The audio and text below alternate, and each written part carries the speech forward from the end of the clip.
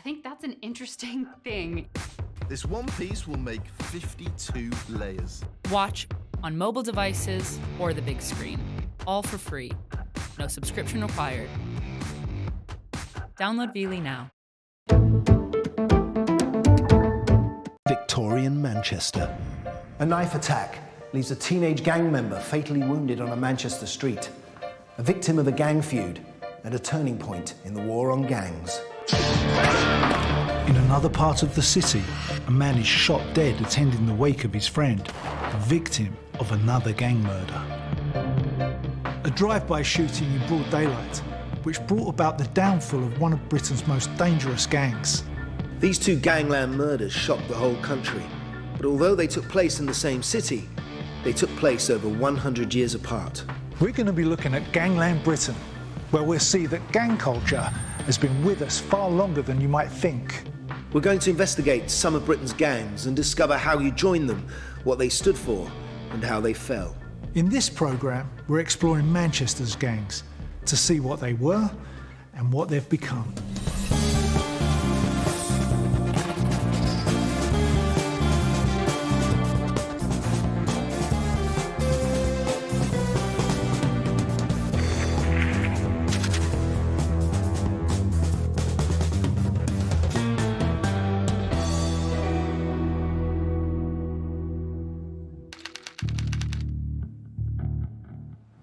For over 100 years, Manchester has had a deep-rooted gang culture.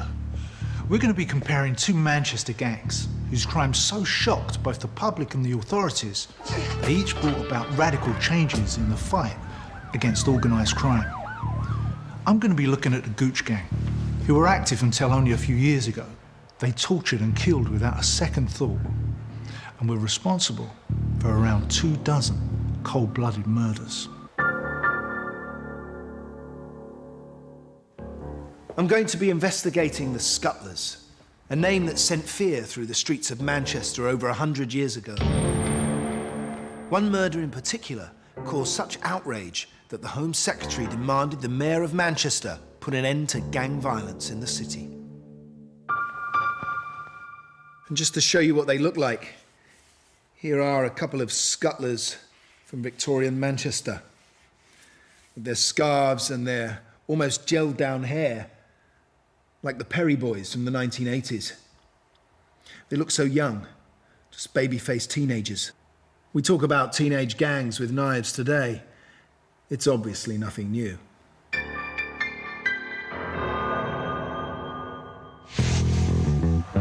Victorian Manchester looks like a labyrinth on the map. So I want to get out there and take a look around to get a better idea of what went on back then. Long before there were hoodies and scallies, there were the Scuttles, the first youth cult. I'm about to meet a man who I hope can tell me a little bit about them. Andrew Davis is a historian and author who has researched the gangs of Manchester. So Andrew, tell me about the Scuttles. What were the Scuttles? Scuttles were gang members. They were young lads, working class lads, aged in their teens, more or less from the age of leaving school up to sort of 20, 21, and Scuttler was a very specific term. It meant you were a gang member, it meant you had a certain look. It's a slang term with its origins on the streets. So what would they do? Would they be stealing, or were they running gambling, or...? Scuttling gangs really are territorial gangs. They're neighbourhood or street gangs, and really they're fighting gangs rather than criminal gangs. They're usually named after the street, maybe the thoroughfare where they would gather on the corners. So it would be an area-based name. So you might have a gang from Hope Street, Salford.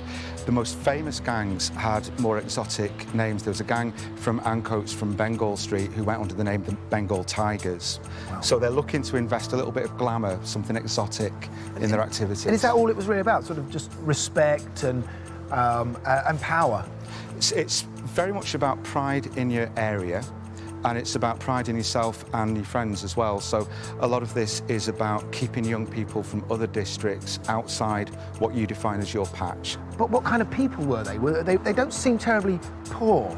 They tended to be in work, but they're in pretty humdrum work. There's not a lot of educational prospects for them. There's no great employment prospect. But to be a scuttler, to be a Bengal tiger, that's to be somebody. Scuttlers became the first youth cult. They had a distinctive look. Short hair, but with a long fringe. Worn in a parting and plastered down with soap on the forehead over the left eye. The dress signalled to everyone that a scuttler was no ordinary working-class lad, but a street fighter. It was one thing to look dandy and impressive, but some of their dress had other, more vicious functions.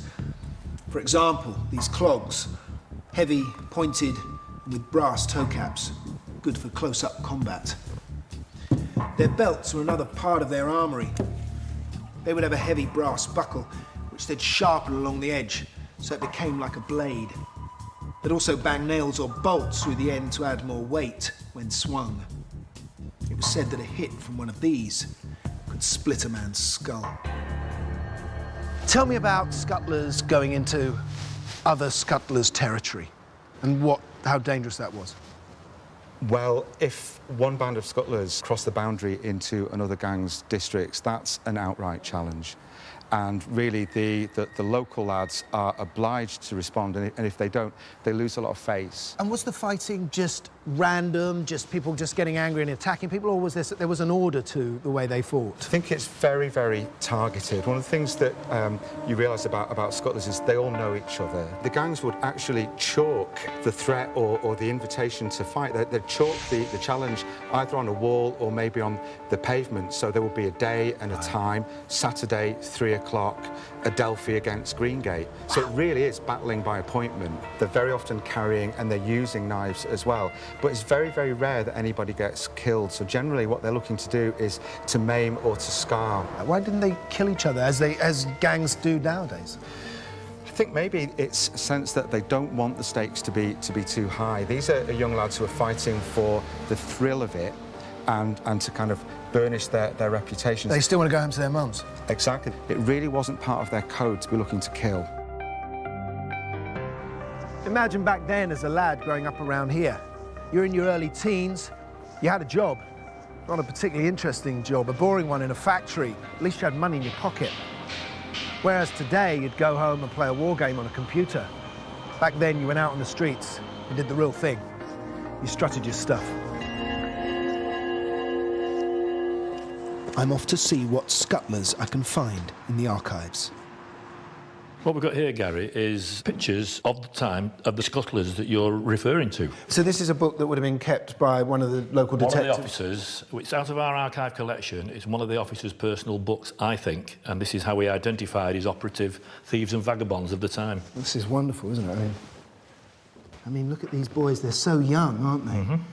And well, they've got this particular scuttlers look, haven't they, with the silk pattern scarves and the soap down fringes. It's like hair gel of the day. But I mean, what I can see, I mean, this boy here is 18, but he looks so young. Mm-hmm. I mean, they went down to about 14, didn't they? You could go to work at 14 at that age. You left school at 12. You left school at 12. Mm-hmm. I mean, it tells a sad story, but this is probably the earliest photographs of a British youth cult that predates everything like the Teds and the Rockers. Rockers. Right. And the... Well, before the Teddy Boys, that's just about my era. You could see their fascination with clothes and look was very important to them. The look, it was a uniform. They are in uniform, in effect. All the men dressed more or less the same, with the same sort of hairstyle, easily identifiable to themselves and to the other gangs. It's wonderful, but also very sad. Very sad. That's the scuttlers. There was the Bengal Tigers, 400 yards up the road. You had to live in Bengal Street in Ancoats to be a member of the Bengal Tigers. And they just fought each other. I wonder what gang these guys were in. Well, these are the scuttlers from Greengate, I think. Greengate? Oh, this is the Greengate scuttlers, of course. Oh, and this is William Brooks, who apparently was an amazing fighter. Famous. I mean, he looks like it. He looks like he's taken a few blows as well. Yeah. Not a sort of kid you'd like to come up against. He's a bit older than the others. He's 20. And so small, 5'6", 5'4", 5'5". Good material for the SAS today. Good street fighters. Inside the Manchester Police Museum, photographs of some of the city's scuttlers have been preserved. This is like a national portrait gallery of rogues and villains and probably innocent people as well. A lot of sadness in their eyes, and some of them have bravado, fear. And I think most of all there's a story of a life behind every one of these pictures that maybe we forget, and it's very evocative. It's very moving, actually.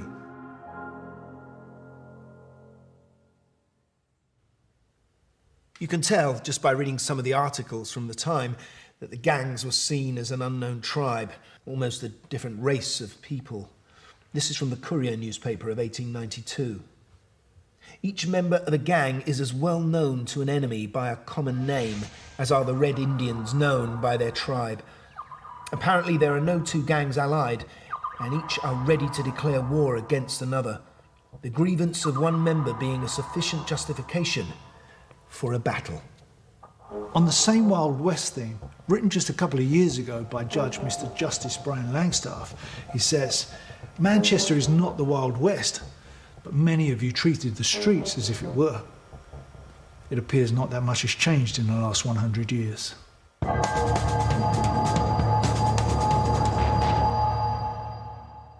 I'm going to be looking at the Gooch Gang.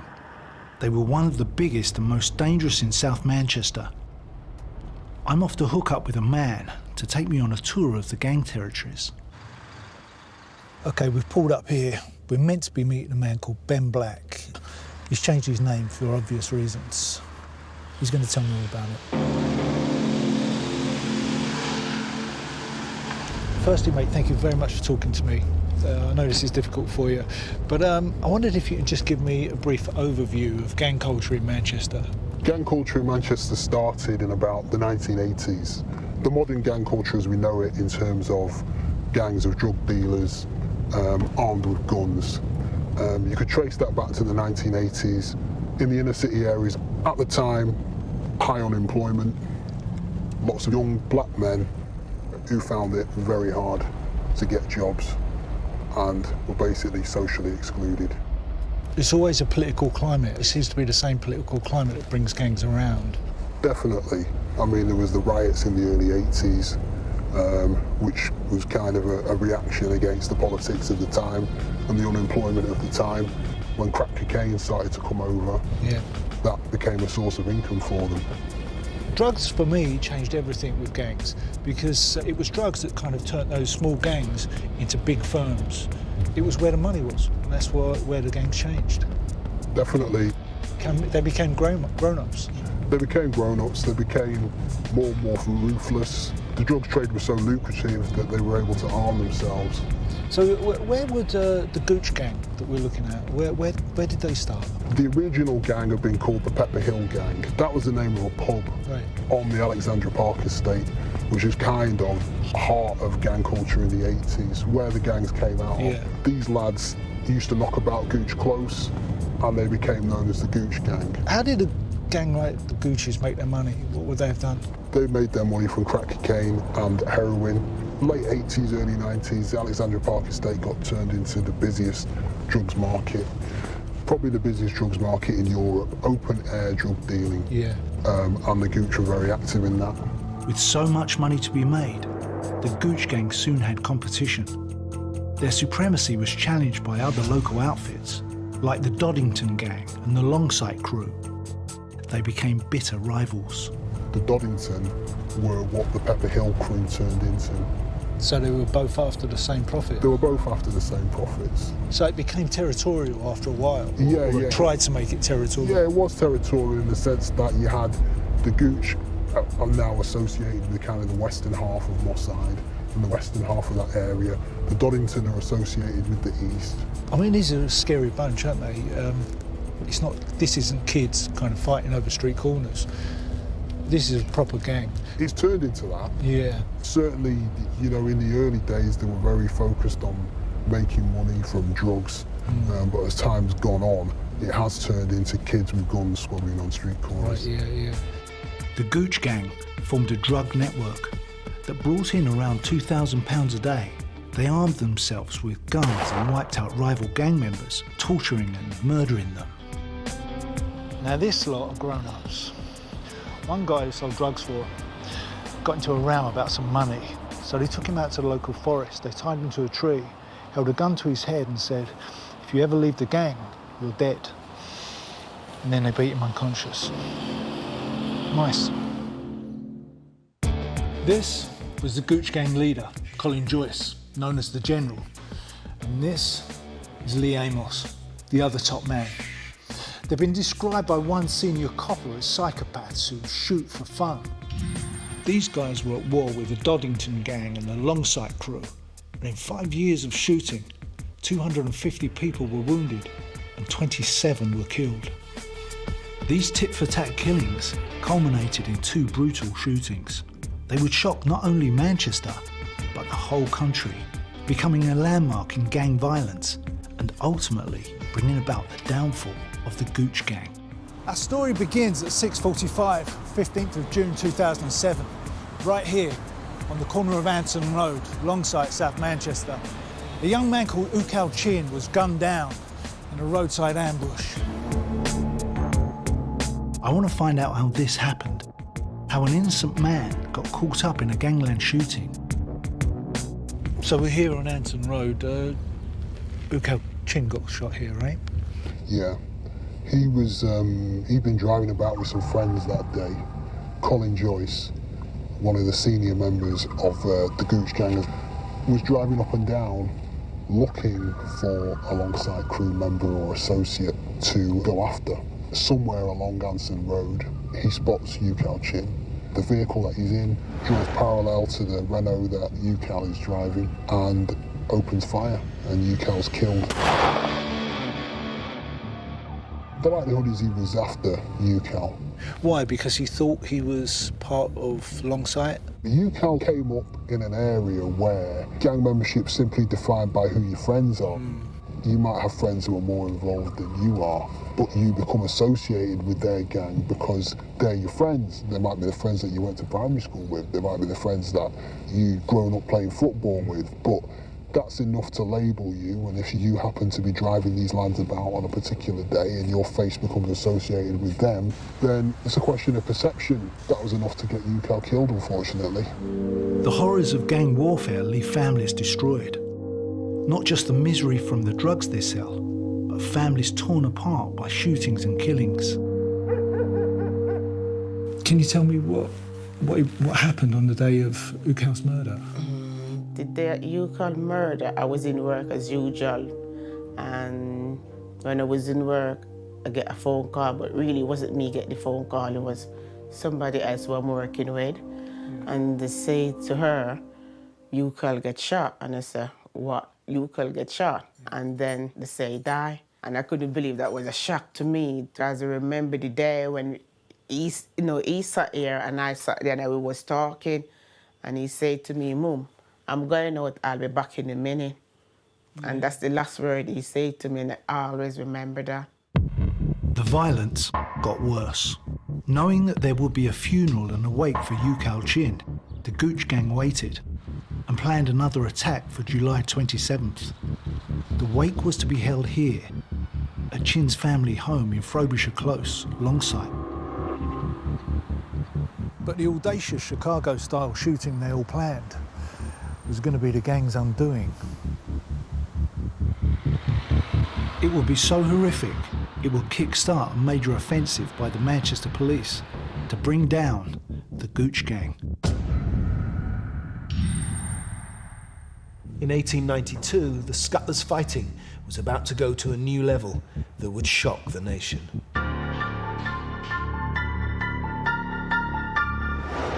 The tension centred around Peter Kennedy, a young factory worker from the Lime Street gang of Scuttles.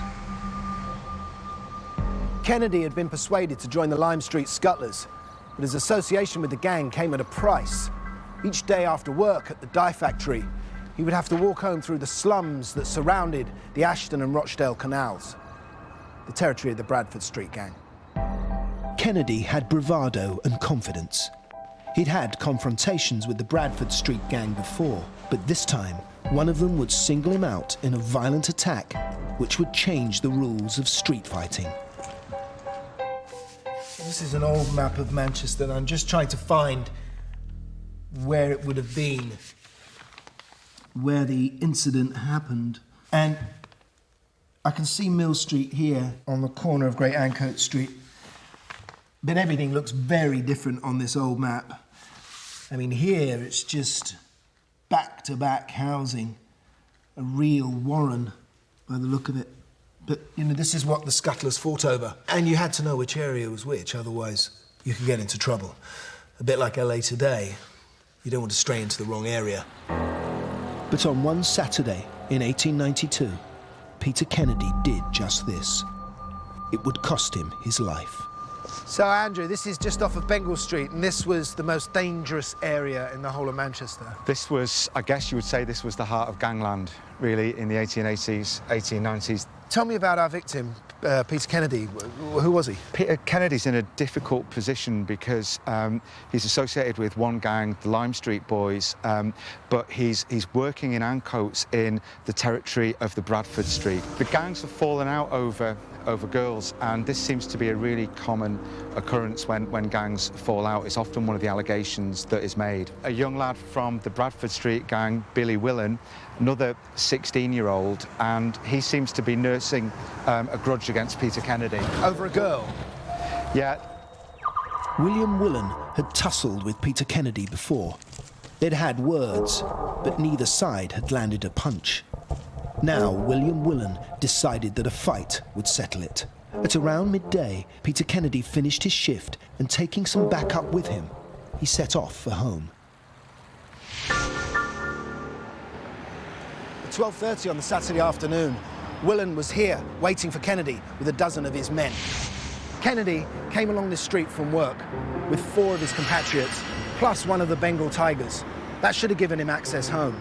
But when he got to this corner, he was surrounded by the Bradford Street gang. Kennedy said, "What's it to be then?" That was the prelude to any scuttle, meaning what weapons, how many men to fight how many men. Willen held out an open-clasp knife and said, "Anything you like." Immediately, the Bradford Street gang attacked with their belts, and Kennedy ran back up the street, chased by Willen. And Willen stabbed him in the side with his knife. Up until now, the Scuttlers had followed a code with their fights. They'd always been organised and scheduled. They would chalk up on a wall when the next fight was due and agree the sides and even the weapons. But not this time. This was an unexpected and fatal attack. Talking about rules and codes, 100 years on, there aren't any rules. Now violence can erupt even in broad daylight on an ordinary street like Canton Road. 23-year-old father, Ukal Chin, was shot dead by the Gooch Gang's leader, Colin Joyce, and his number 2, Lee Amos. Ukal's car was peppered with 9mm bullets. Ukal was killed because Amos and Joyce believed he was a member of a rival gang, the Longsight Crew. After Ukal Chin's funeral, a wake was held at his family home in Longsight. It was there on the 27th of July 2007 the Gooch Gang decided to strike again. They knew that there would be a number of Longsight Gang members at the wake. We're at Frobisher Close. Just talk me through what happened here. About 6 weeks after Ukal Chin was killed, his friends and family came together for a funeral. Afterwards, there was a wake at his mother's address. Probably about 80 or 90 people were milling about the house, many of them women and children. 3 cars head down Markfield Avenue to the junction with Frobisher Close and opened fire on people at the scene. Tyrone Gilbert was hit by a bullet from a handgun and ran a short distance to an alleyway before slumping to his death. It's likely that Tyrone Gilbert was actually the person who they were after that night, even though they opened fire indiscriminately. Why were they looking for him? Lee Amos, his brother Stephen, gets killed. They probably suspected that Tyrone had been there. They just had a score to settle. Having buried her son and returned home to hold the wake, Ukal Chin's mother, Vivian, now witnessed another horror. I mean, you had something really terrible happen, right? Yeah. Ukal's wake. It was the wake after the funeral. Been to the hall, came to the house, was in here cooking. I heard like people dashing in, and I was saying, oh, what's going on, what's going on? And I said, everywhere running upstairs. I said, no, you can't go upstairs. And they said, they're shooting outside. My daughter and my small son was out there. And the guy come out and in the car, point the gun out and call like your whatever name he called and start firing the shot. Yeah. And you know, people came to the house just to still play their respect. I was there like eating and like playing music and things like that, and they just came and shoot up the street. There was genuine fear and outrage at the shooting, but the gunmen made a bad mistake. They came here to Firethorn Avenue to pick up the getaway cars. But what they didn't realise is they left a piece of evidence on here that would prove vital in the case against them and give the police a much-needed lead to bring them to justice. In 1892, a 16-year-old boy called Peter Kennedy is knifed without warning and left lying in a Manchester street. While Kennedy lay fatally wounded on the road, his attacker William Willan flees. Willan soon meets up with a mate of his called Jimmy Hands. Willan then gives him his wage packet on condition that Hands stashes the murder weapon for him. He gives him only one instruction: if you get copped, don't tell on me. But things wouldn't work out quite as Willan had hoped. What happens the next day? Billy Willan, who's a very young lad, he's got no criminal record, he's probably not taken part in many of these fights. He's broken the rules, before. hasn't he? That's it, he's broken the code, so there's a real danger now that a 16-year-old boy is going to die. This is going to bring a lot of police attention down on the gangs. The Bradford Street Scuttles will be getting very nervous about this, and they clearly decide amongst themselves that Billy Willan's gone too far. Instead of keeping quiet, the following day at 3 p.m, Jimmy Hands walked into Canal Street Police Station in Ancoats and handed in a clasp knife. He told the desk sergeant that the weapon had been used by William Willan to stab Peter Kennedy. What happens to Willan? Does he get arrested straight away? Yeah, he's arrested on the Monday morning, and Peter Kennedy rallies for a few days, but then his condition deteriorates. He dies a couple of weeks after the incident on Great Ancoat Street. And of course, what that then means is that Billy Willan and two of his friends are on trial for murder. The incident awakened everyone to the dangers of gang fighting. Even the gangs themselves thought that a line had been crossed and that Willan had gone too far. In the Scuttles pubs across the neighbourhood, the Willan and Kennedy incident became a hot topic. So this place would have been full of gossip of the incident?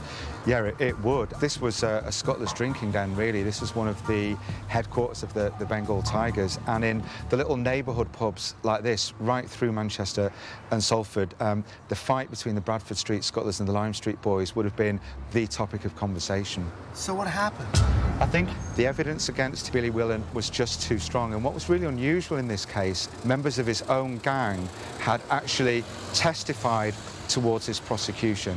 This was a really rare thing. You'd hardly ever find a scuttler willing to give evidence against a rival, never mind against one of his friends. And I think what that really tells us is that the scuttlers themselves felt that something had gone wrong here, that Billy Willan had gone too far, that he'd done something that even a scuttler shouldn't have done. The case against Willan hinged on the testimony of his own gang. Along with two others, he was accused of murder. So these three guys were facing the death sentence at the age of 16. What was the QC for the prosecution asking for? He's trying to persuade the jury to convict for murder. He wants the most severe penalty of the law. Now, this trial was very emotional, wasn't it? It was. Billy Willan in particular was absolutely terrified. We've got to remember that Billy Willan's very young. He's not been in trouble with the police before. He's never been in court prior to this incident. And now he stood there literally trembling with his life at stake. There were a lot of tears, I understand. There were. I think he was on the verge of breaking down. And when the jury returned their verdict was that William Willan was guilty of murder. And he panicked, he began pleading with the judge, and he was actually held down by two police officers while the judge donned the black cap to pass the death sentence. His girlfriend thought that was the lot for Willan, didn't she? She did, and a week after he'd been condemned at the assizes, his sweetheart, Hannah Robin, was in court herself with 3 of her girlfriends. They'd been arrested for scuttling with belts. So probably this is yet another of the tit-for-tat incidents between the 2 gangs. But Hannah caused quite a stir in court because as she's in the dock and the police are giving an account of her arrest, a police inspector demands that she pull up the sleeve of her blouse to show the court. She's obliged to do that, and when she pulls the sleeve up, it shows a tattoo in loving remembrance of William Willan. Wow, that's love. South Manchester 2007, with Tyrone Gilbert left sprawled on the ground and others lying injured, Hugh Cowchin's funeral wake had been turned into a gangland target. The Gooch Gang got away in 3 vehicles. One of them was found abandoned a couple of miles away. As the men made their escape, a balaclava became snagged on some barbed wire in Firethorn Avenue.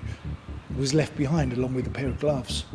That balaclava provided a DNA match that linked one of the gang, Aaron Campbell, into the shooting.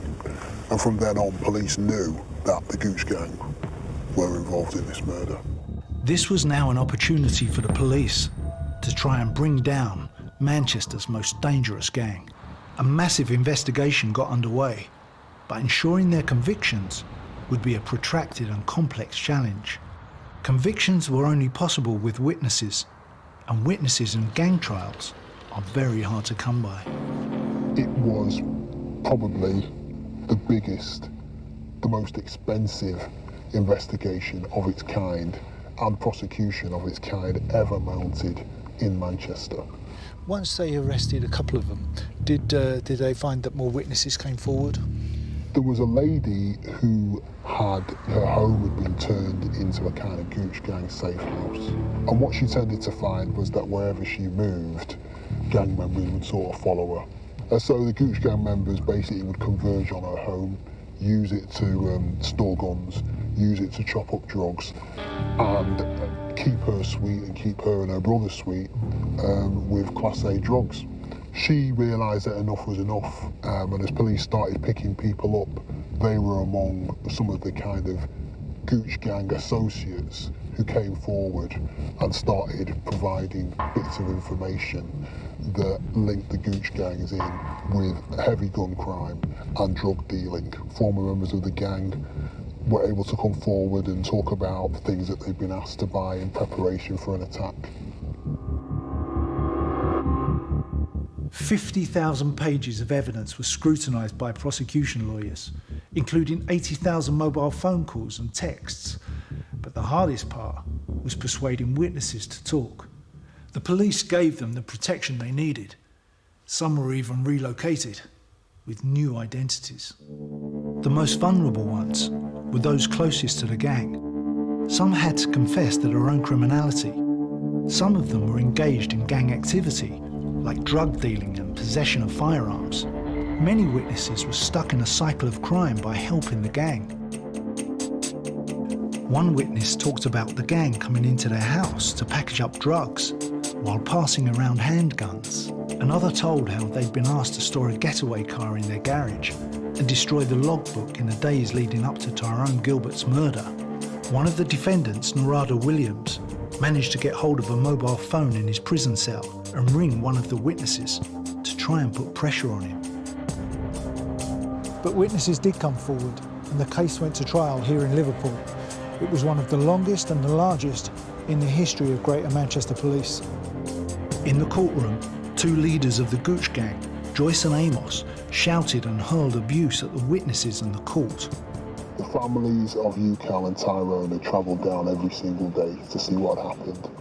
The people in the dock, Colin Joyce, Lee Amos and their cohorts knew that they were looking at 30 years or more if they were convicted. And obviously Tyrone's family and Cal's family were anxious for justice. So there was a massive sense of anticipation when the jury came back with their verdicts. The police had gone to extraordinary lengths to persuade the witnesses to come forward and give evidence. Now, it will be down to the judge and jury to determine the fate of Manchester's most notorious gang. We're looking at two Manchester gangs separated by over 100 years. The big difference in our two stories comes about during the trial. 100 years ago, the law was harsher. Willan, just 16 years old, was sentenced to death. But then there was an extraordinary turn of events. While Willan was in prison, a petition was signed by thousands of people begging for his reprieve. What happened to Willan? There was a huge campaign in Manchester for Billy Willan to be reprieved. It's actually very rare by the late 19th century for an offender as young as 16 to hang. So there was probably some expectation that Willan's life would be spared, but no one could take this for granted. And his family, especially his mother, worked very, very hard to try and rally public support.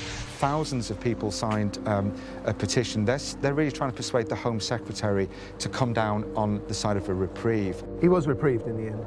He was reprieved by order of the Home Secretary, and his sentence was commuted from death by hanging to penal servitude for life.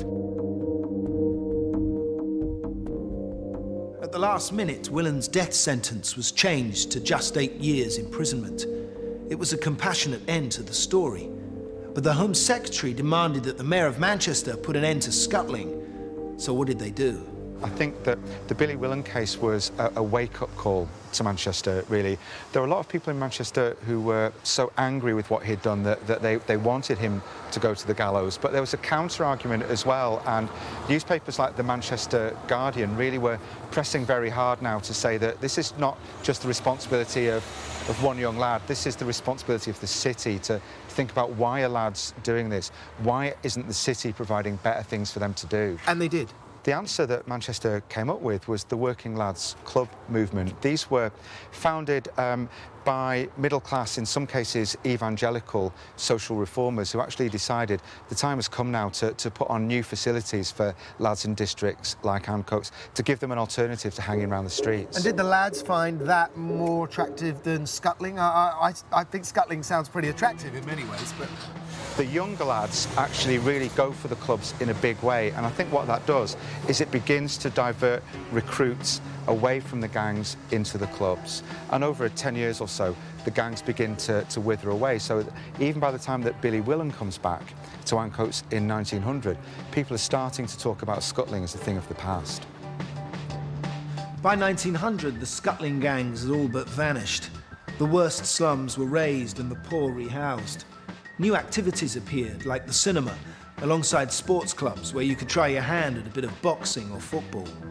One of these schemes resulted in the formation of St Mark's Football Club, now known as Manchester City FC.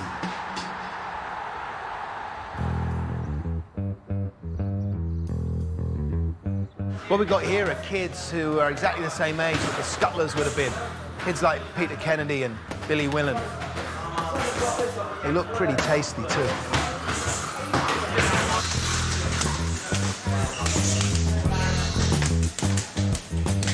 So Taggy, tell me about this club. How long has it been here? It's been here almost, I'd say about 18 years.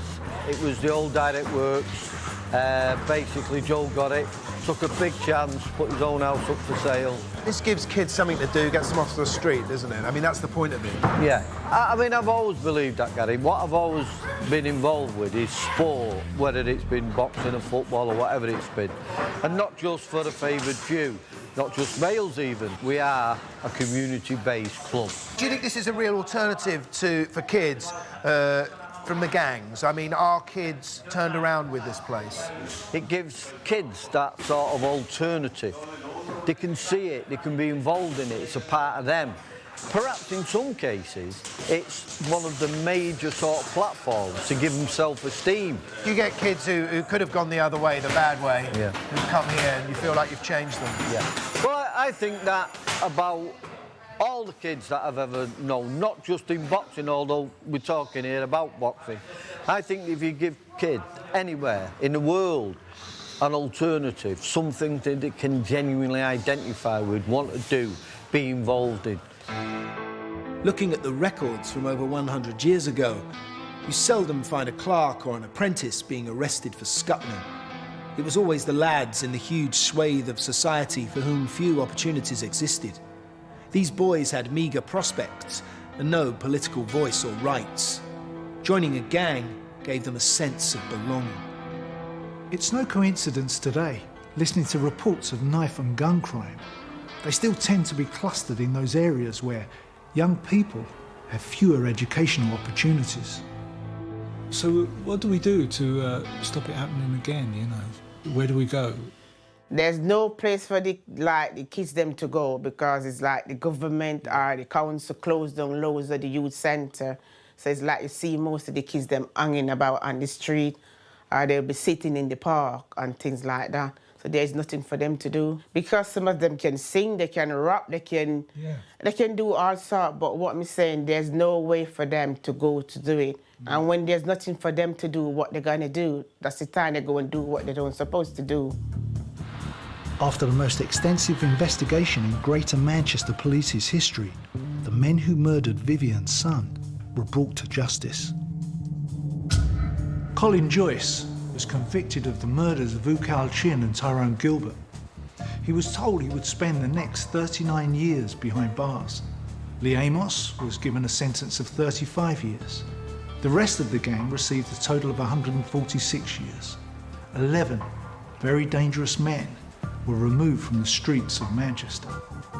Posters aging the faces of Joyce and Amos were put up around the city, making it clear to other young gang members the reality of a 30-year stretch in prison. With the Gooch Gang now broken, gun crime in the city fell by almost 60% over the next 2 years. But what's been done to prevent offshoots of the gang, or even another gang entirely, from filling the void? One solution is a movement called Mothers Against Violence. They help build relationships and gain the genuine trust of young people to strengthen their community. I'm going to meet Patsy, who helps run this charity. Mothers Against Violence started in 1999 when a friend of my son came to me and told me about it because I wouldn't have known about it. And he said, I think you should be there. So I thought, okay. That was like a week after my son was shot and killed. How long ago was that? He was killed in 1999, yeah. And within that 10-day period, there was 3 young men who were shot in different parts of Manchester and were killed, and my son was the second one out of the 3. And what happened then, the community started thinking, what's happening? And so a group of mothers decided we needed to do something about it. We started the group and then we started looking at how we can deal with the situation and make our community a better place to live in. We go into prison, we talk to young men who are in prison, we talk to some gang members, we talk to previous gang members. So we're hearing things on the ground all the time. The solution to the problem really is to actually find out what your children are doing.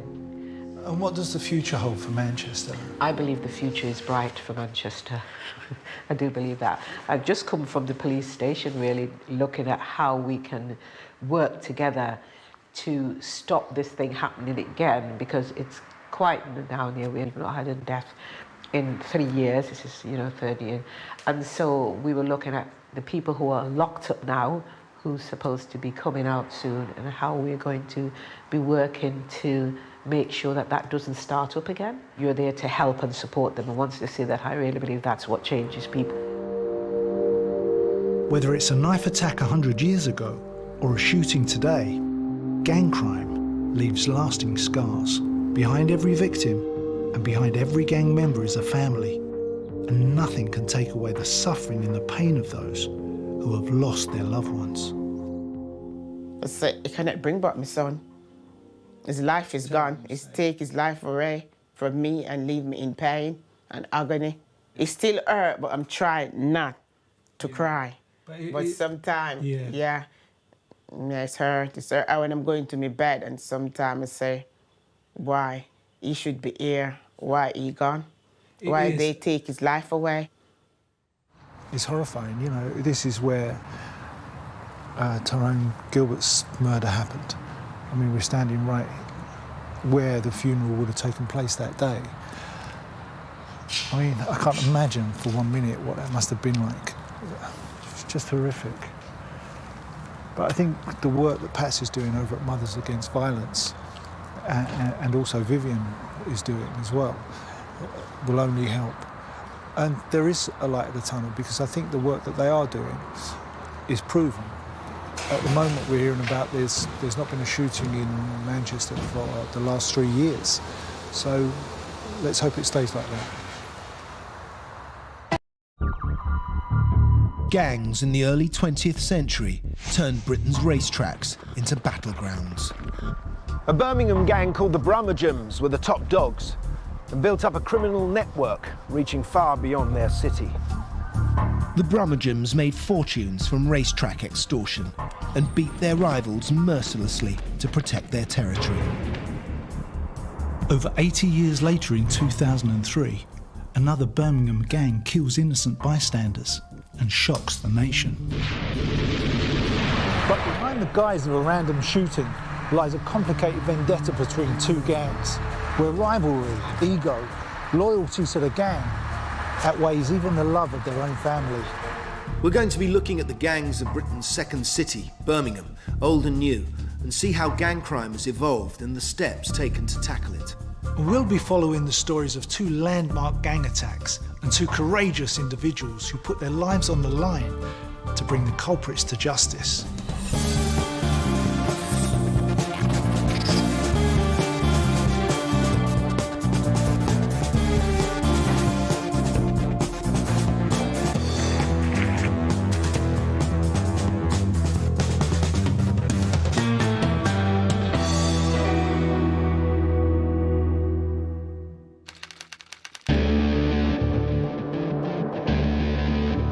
In the 19th century, Birmingham was known as the city of 1,000 trades. Unlike Manchester, based solely around cotton goods, Birmingham had a wide variety of specialised skills, producing anything metal, from buttons and buckles to jewellery, steam engines and guns. Like most cities in the UK, Birmingham's gangs were territorial, often being named after the areas they came from. I'm walking in what was once the Gun Quarter. In the 19th century, that was the name of a gang from here. Others were called the White House Gang from Aston, the Garrison's Lane, 10 Archers, Bishop Riders, and then there were the Peaky Blinders.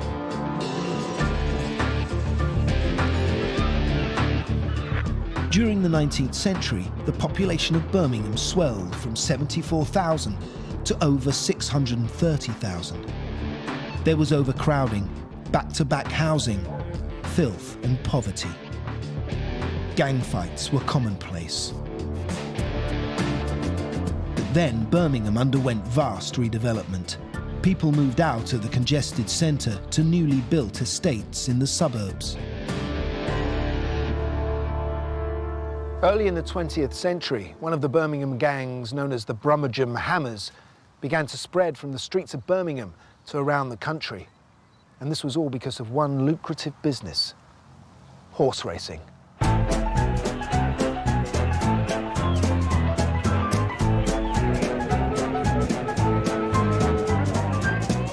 The English have always had a passion for the sport. Only the wealthy could afford to buy racehorses, to breed them and to race them. But anyone could afford to bet on them. After the First World War, racecourses were the only legal gambling places, with an annual turnover approaching £500 million. They became the playgrounds of choice for a liberated generation.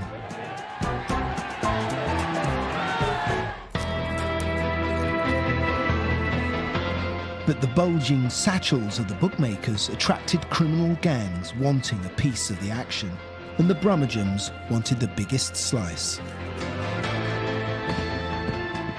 I've come to meet a former member of the Met's flying squad, police historian Dick Kirby. Dick. Gary, delighted to meet you. Yeah, good to meet you.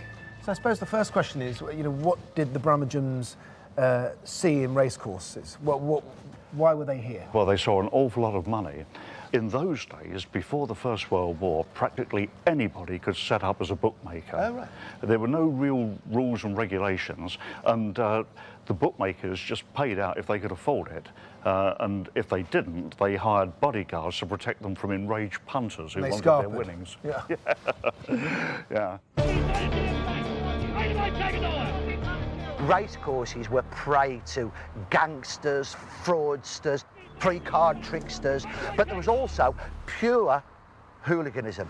Local historian Carl Chin has made a study of the racetrack gangs. Blokes would go up to somebody and say, hey, to a bookie, you're the bookie. Oh, give us 10 bob for poor old Fred, he's just come out of nick.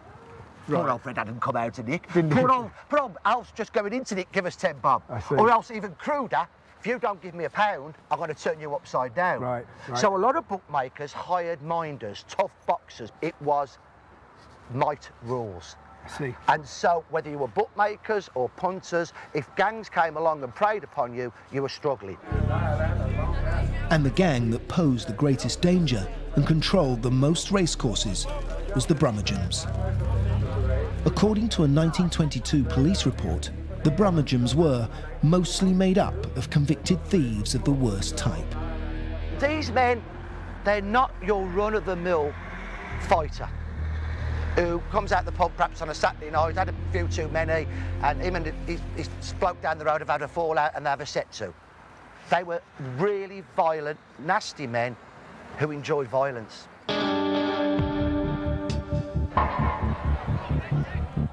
The gang charged bookmakers as much as 50% of their profits for the privilege of being left unmolested.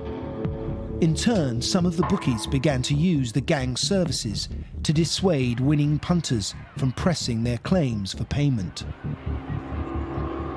Like many of these early gangs, the group centred around one strong individual. And for the Brummagem Hammers, that man was Billy Kimber, and he carried a fearsome reputation. Billy Kimber was born in 1892 in Aston, the son of a brass founder. Handsome, well-built and charismatic, he became the teenage member of the Peaky Blinders, known for their sharp dress. Kimber soon graduated to the Brummagems, the largest gang throughout the 1920s and 30s. He was a lion of a man. He was fearless. He said, but he wouldn't fight with knives, he'd only fight with his fists. Right. So he was a violent man. I'm not excusing that, but he must have had charisma to control all this lot. When he was 18, he had a conviction for assault and served time in Birmingham's Winson Green prison. It was here that Kimber met fellow gangman George Brummy Sage, who introduced Kimber to the idea of racetrack extortion. This union would transform the fortunes of Billy Kimber and the Brummagems, turning the gang from a group of ruffians into an organised money-making enterprise. George Brummy Sage was one of his principal lieutenants, and between them had formed alliances with the Leeds mob and the Uttoxeter boys. So they became very, very strong, and what's more, Kimber became very wealthy. The expanding railway network enabled Kimber's Brummagems to travel to race meetings across the country.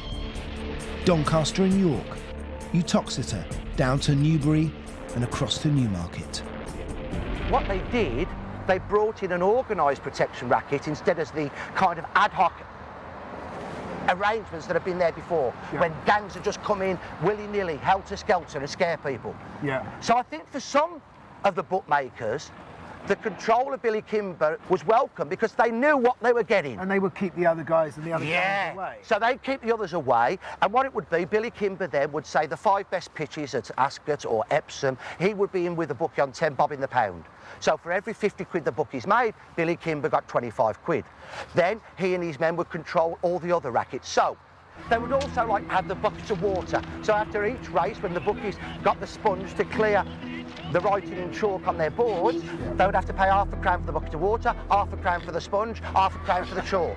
So you add it up, there might be a bookie who is paying perhaps for each race 10 bob a race, 6, 7, 8 races, between £3 and £4 a day. If there's 30 or 40 bookies at a course, it's a good few bob coming in. But despite these huge profits, the Brummagems set their sights on even more. Now their goal was to expand their territory and take over the most lucrative racecourses of all, the ones in the south.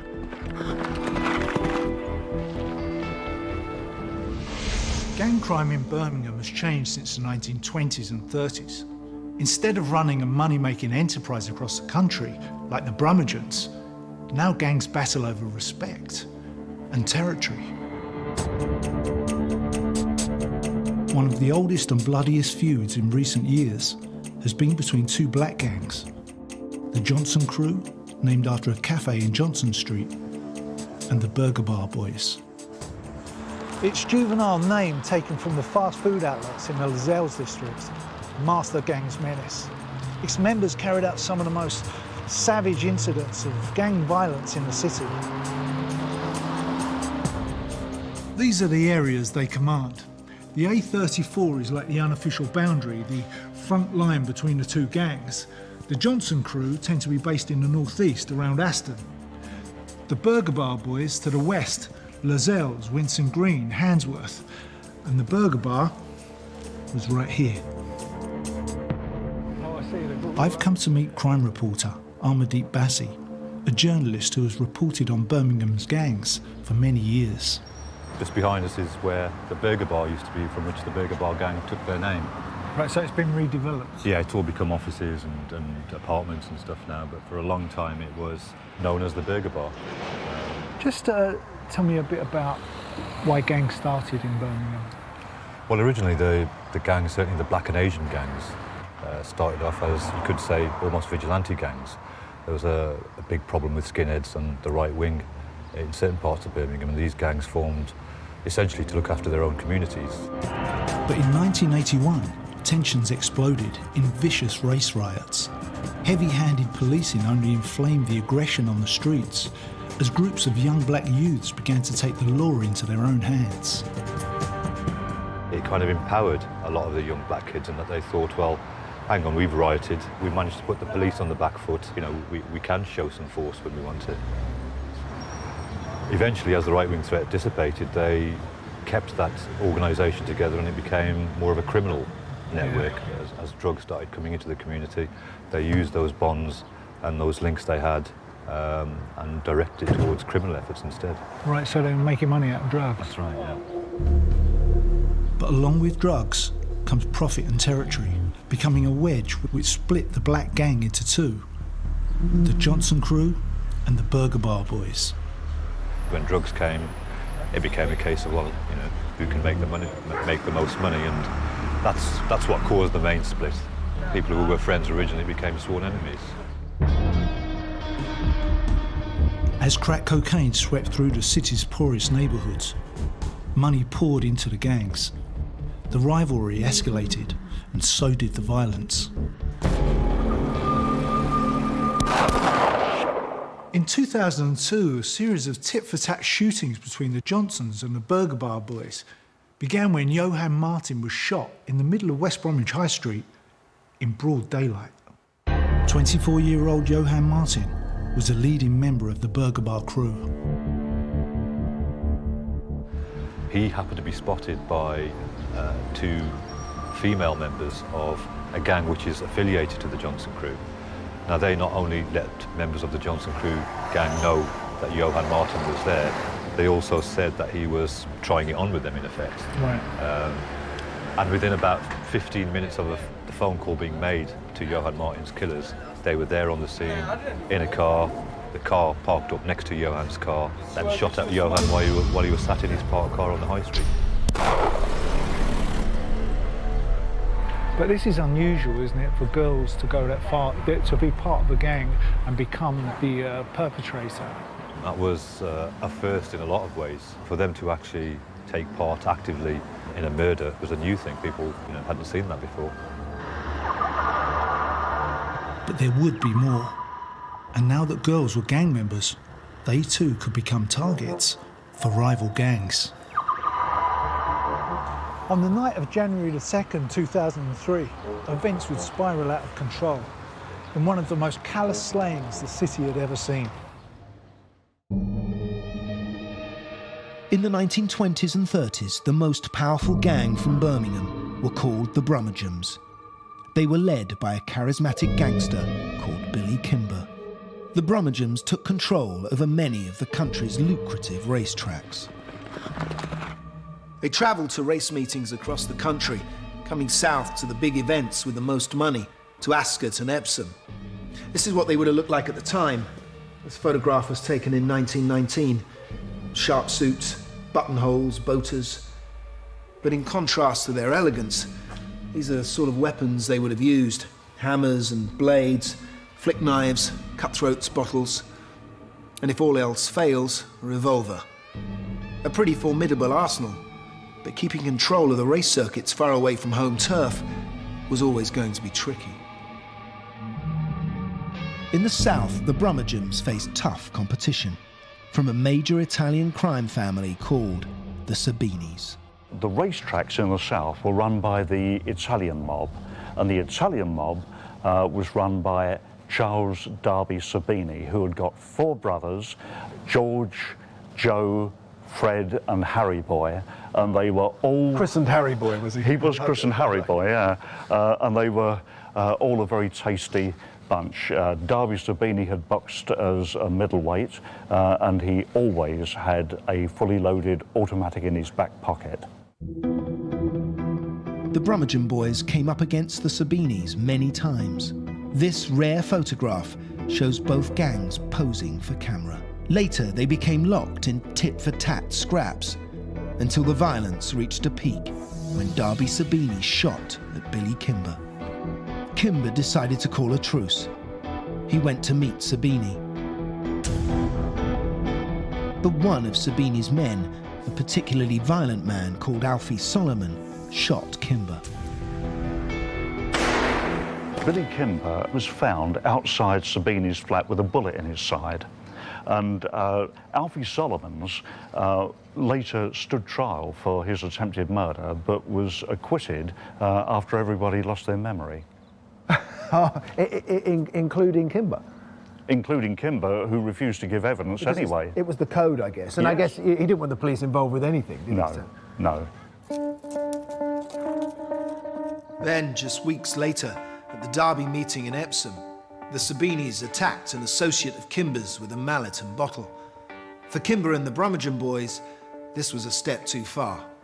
Their retaliation would be brutal. On the first day of the Epsom Derby in 1921, the Birmingham boys decided to ambush the Sabinis. They left the race meeting early in a char-a-banc and hid in wait for them at Ewell, a few miles from Epsom. And this is where the attack took place. All right, so this is the London Road. Yes. And our mob would have parked up here because they would have, anyone coming from Epsom would have had to go back that way to London. Correct. Right. What happened was a car was parked in this turning here, anticipating the arrival of the Italian mob. And as soon as the car shot out to block the way, the Birmingham boys jumped out and went to work. That attack was incredibly vicious, wasn't it? It was a scene of carnage. The people in the houses round here were apparently screaming with terror because the Birmingham boys were equipped with guns, with hatchets, house bricks, iron bars, knives, and they really went to work. The whole of the road here was littered with bodies. There was no one who was left standing. One of them had 3 fingers cut off on the gang that they thought were their adversaries, the Italian mob. But then they discovered, all too late, that it wasn't the Italian mob at all. It was their own associates from the north, the Leeds Gang. One of the Leeds men heard somebody running behind him, and this was one of the Birmingham boys holding a hammer, and he looked to see if the Birmingham boy was gaining on him, and suddenly realised that he was one of their allies. And he said to this chap, "You've made a bloomer. We're from Leeds." And strangely enough, the Birmingham boy replied, "My God, I hope not. Anyway, if you are, get into the bushes, because there's no holding this lot and they'll be murdered on the day." And it was just by a gracious dispensation of Providence that there wasn't.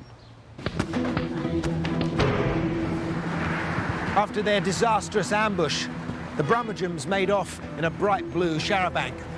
Not the most inconspicuous of vehicles if you've got the police after you. And it wasn't long before Police Sergeant Joseph Dawson spotted it parked up outside here, which was then a pub known as the George and Dragon. Why the Gang of 28, after committing such a terrible crime and knowing that the police were after them, decided to come in and have a drink here, I have no idea. I can only assume they were thirsty. The attack at Ewell had been so violent and bloody that the police first thought it had been a Sinn Féin operation and issued firearms to their officers. So, following the attack, it was here to the George and Dragon that the Birmingham boys came, and it was in this garden that they sat down to refresh themselves after their exertions. Celebrating? Absolutely. And it was Sergeant Dawson who came walking in here, and upon having heard that they had come from Birmingham and seeing the state of their clothing, which was absolutely splattered with blood, Sergeant Dawson courteously asked the members of the Birmingham boys to consider themselves under arrest. What did they think? They rose as one, all 28 of them, and the plucky Sergeant Dawson drew out his revolver and said, "I shall shoot the first man who tries to escape." Right. And immediately they calmed down. So how long did Dawson hold them before he had reinforcements? I should think it was quite quick, but it must have seemed like an eternity to him. Dawson was able to hold them at gunpoint until the flying squad arrived and arrested them.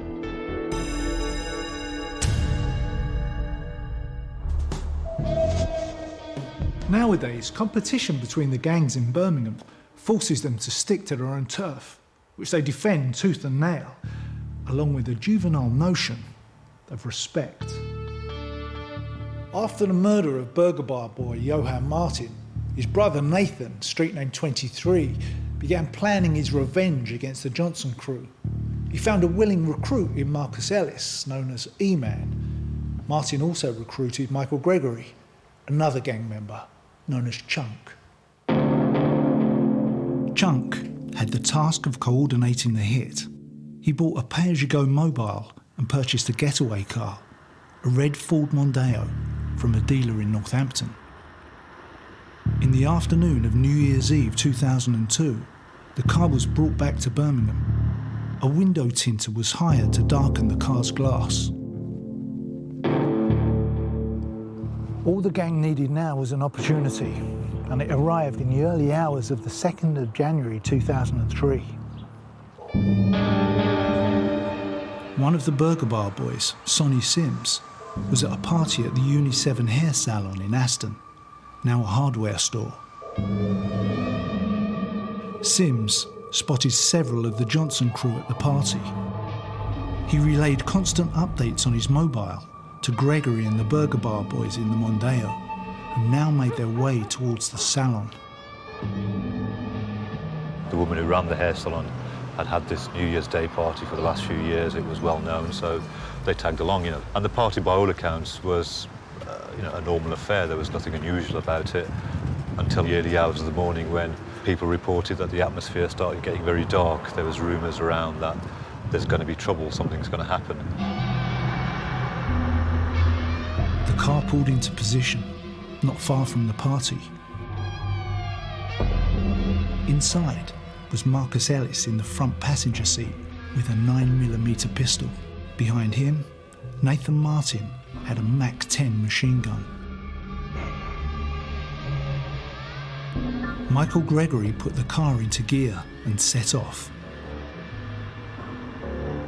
Sims guided the attackers into position. It was about 4 o'clock in the morning. Yeah. The place was winding up. People were piling out the back and basically just getting some fresh air. So the party spills out onto the street. The red Mondeo comes around the back here and stops just over there by this salon. Nathan Martin pulls out a Mac-10 and opens fire.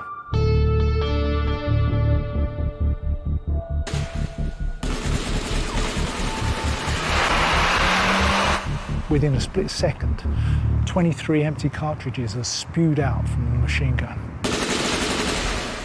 Charlene Ellis was the first to die, hit 3 times. Letitia Shakespeare, 4 times. Charlene's twin sister Sophie, their cousin Cheryl Shaw, and friend Leon Harris were all injured. You know what hits me here, right? He must have been, 4 foot away? That's right. Yeah. When he opened up with the Mac? He was so close that witnesses actually could point, in court, they actually said the shape of the gun. They saw his finger on the trigger, it was that close. They could make out. I can see it, there's not much space here. The car comes through here, the girls must have stood there. There would have been people, milling around here. There would have been, only a little bit of space for that car to come through. And on both sides there would have been people. And it was literally a case of sticking the gun out the window and pressing the trigger. And then they put their foot down and straight out that way, which then gets them onto the sort of main routes in and out of Birmingham. And then you're onto the motorway junction. So, they seem to have made a clean getaway. I mean, as far as they were concerned, it was a job done, Yeah. The police traced the car within 2 hours. They found it 4 miles away, burnt out. Much of the DNA and forensic evidence destroyed. But at the scene of the crime, the police found 37 cartridge cases, 5 from 3 weapons: the Mac-10, a Spanish Llama pistol, and another weapon never recovered. What at first appeared to be an indiscriminate slaughter would unfold into one of the largest criminal investigations that the West Midlands Police Force had ever undertaken. The bodies of 2 young girls lay motionless on the ground. Innocent targets gunned down in a never-ending tit-for-tat war between Birmingham's 2 major gangs. The Burger Bar boys toasted the success of their attack with champagne. To them, it had been a huge success, as it had been carried out on their rival gang's turf.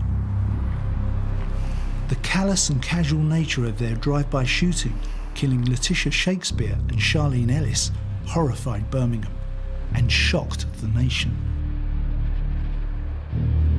I went to see Letitia's mother, Marcia, who had to go and identify her daughter only hours after the shooting. As soon as I went into the room, I could see Letitia, she had a hairpiece on that day. And I could see that was like cinched to one side. I thought, well, this is Letitia. So I came round to have a look, and she was there on the bed, but her eyes were wide open. Really? I've never seen her eyes that wide open. Yeah. And I still couldn't absorb that she was dead. I still thought she was alive. I said, no, she's alive. Her eyes are open. She's got to be alive. And when I was walking around and looking, and when I looked, because her eyes were so open, you could see like where like the blood shot, like the shock initially just killed her. She didn't have time to even close her eyes. That horror stopped with me for about 4 weeks. I kept having nightmares, panic attacks. Just couldn't. Thought, nah, that hasn't happened.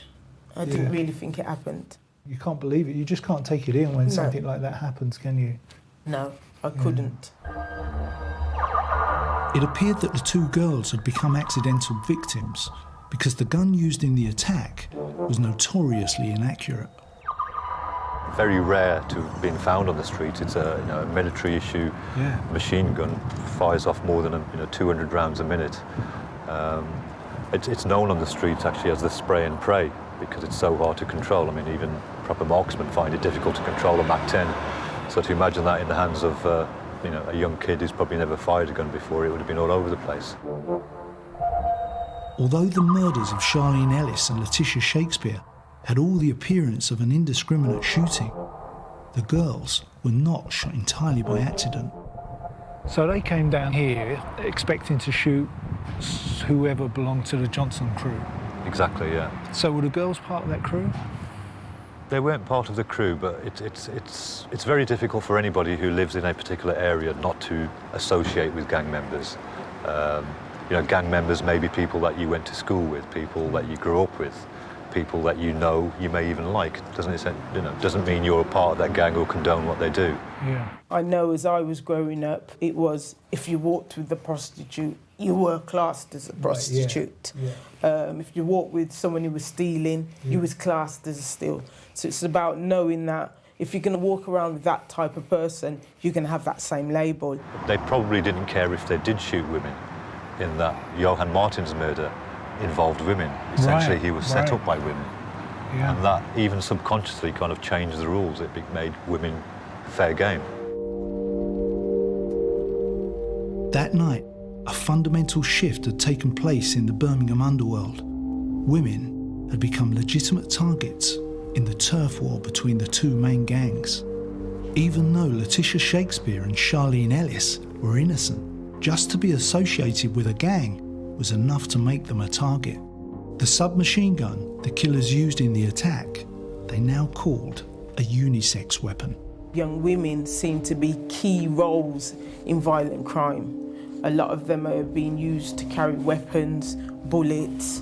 A lot of gang members are using them as debts for other gangs, drugs, rape. A lot of women are being involved. The murder of the innocent girl shocked everyone. Witnesses could point the finger of guilt, but no one would talk. It didn't take too long to identify the culprits. Yeah. They must have had an idea who was They would have had a very fair idea, and the word on the street, it was such a outrageous murder, you know, of girls, innocent girls, that people who wouldn't maybe talk to the police, wouldn't go to the police, but would find a channel to let the police know. You know, as a journalist, people were telling me who was there, and within about 48 hours, people like myself had a fair idea who the killers were.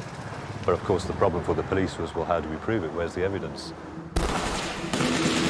The inquiry into the New Year's Day party shootings would be one of the biggest the West Midlands police ever launched. They had to penetrate a wall of silence. Witnesses were just too scared to come forward. It would take some extraordinary courage from some extraordinary individuals to bring it down.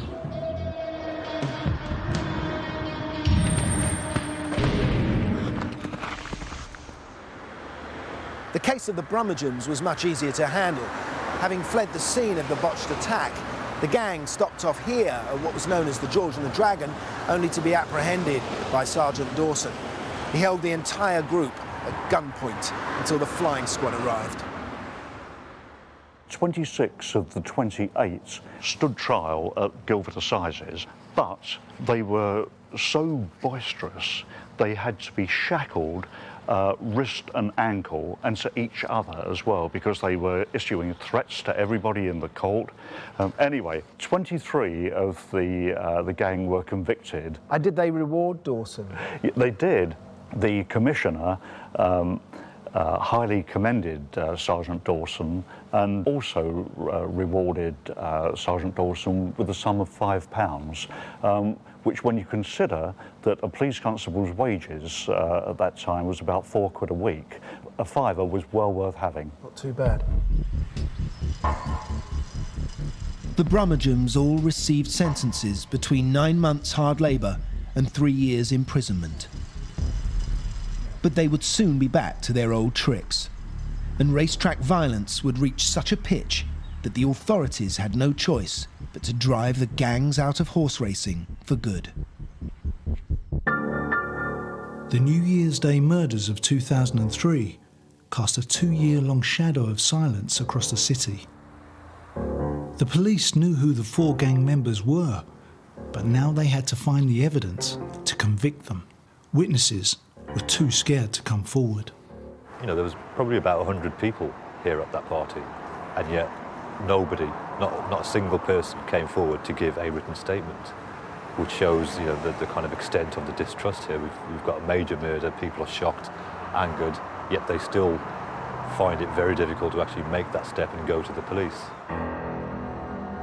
After tens of thousands of man-hours, having collected 1,300 statements, and recovered 40 vehicles for forensic analysis, the police managed to find enough evidence to bring the 4 gang members to court. What happened in the trial? What was the atmosphere like in the courtroom? It was a very tense atmosphere and a very intimidating atmosphere. Gang members, particularly from the Burger Bar, whose members were in the dock, would turn up at court and quite blatantly and brazenly intimidate witnesses. I mean, it got to the point where people would shout things out while a witness was giving evidence. And you could see the visible effect on the witness. Yeah. You know, the witness would clam up after being spoken to. People, in fact, were prepared to be sent down for contempt of court rather than talk to to the jury. Yeah. People were being followed as they left the courtroom, including myself. And you were followed? I was followed a couple of times back to my car. I mean, by that stage, I'd written so much about the gangs that they were probably aware that there's a reporter in there who seems to know a lot about us. And it got to the stage where I was being escorted back to my car with a police officer. But there was one witness who had the courage to speak out. His name wasn't given, he gave his evidence behind a curtain, his voice was electronically distorted, and there was a bit of a delay from what he said to it being relayed out to the courtroom. I mean, the whole courtroom was cleared, nobody was allowed in there, the defendants couldn't see who this witness was. They went to unprecedented lengths to protect this witness. I think that a lot of the measures they introduced had never been seen in a British court before. Right. And it was on this witness's testimony, really, that the whole case hinged, because he was the only guy who named names, as in he said, I saw him in the car, I saw him in the car, I saw him shoot the gun, and I saw him in the car. Not only did the witness give a detailed description of the killers, he also saw Sims outside on his mobile. But would he be believed? One of the unique things about this witness was he was a gangster himself, and he made no bones about it. He told the court, I am a member, or have been a member of the Johnson crew. I am a criminal. He was currently in jail when he was giving evidence, which brought up all kind of legal problems. The defence were claiming, well, how can we believe the words of a gangster? But the CPS and the police, I suppose, were desperate. This was all they had. Yeah. His testimony was strong, albeit it came from the mouth of a convicted gangster. Yeah. Clearly the jury believed him. Mr. Justice Goldring convicted Marcus Ellis, Nathan Martin and Michael Gregory of killing Charlene Ellis and Letitia Shakespeare. They were jailed for 35 years. Rodrigo Sims was given 27 years.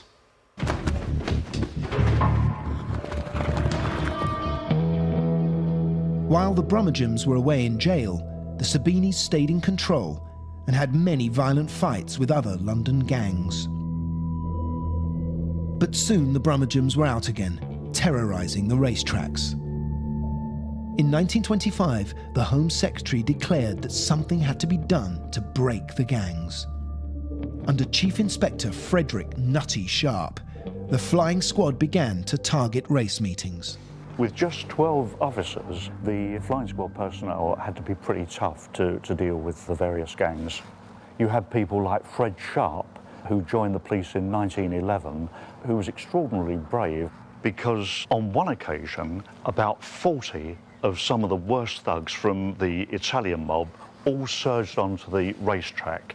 And Sharp walked onto the racetrack completely single-handedly and said, clear off. And just one of them demurred and collected a right-hander from Sharp, put him on his back, and the rest of them fled. And that was happening all the time.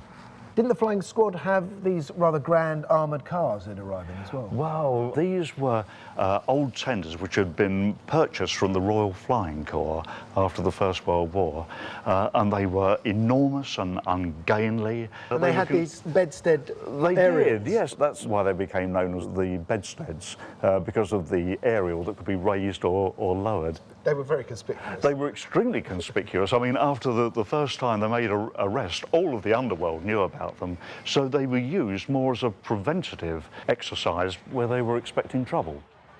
In 1932, the National Bookmakers Protection Association was set up to make pitch allocation fairer and to finally eradicate the intimidation of bookmakers. Only a bookmaker approved by the BPA locally and by the Jockey Club can have a pitch. And that pitch cannot be sold, it has to be passed on. That cuts out people like Kimber coming in and saying, that's my pitch. The Brummagem were once the greatest gang of their era. But after the Flying Squad clamped down on racetrack gangs, they moved off into more lucrative scams, like nightclubs and casinos. The now aging Brummagem were past their prime and losing their appetite for violence. Billy Kimber, their charismatic leader, took one last shot at the Sabini gang before fleeing to America. Gang violence at racecourses has never returned.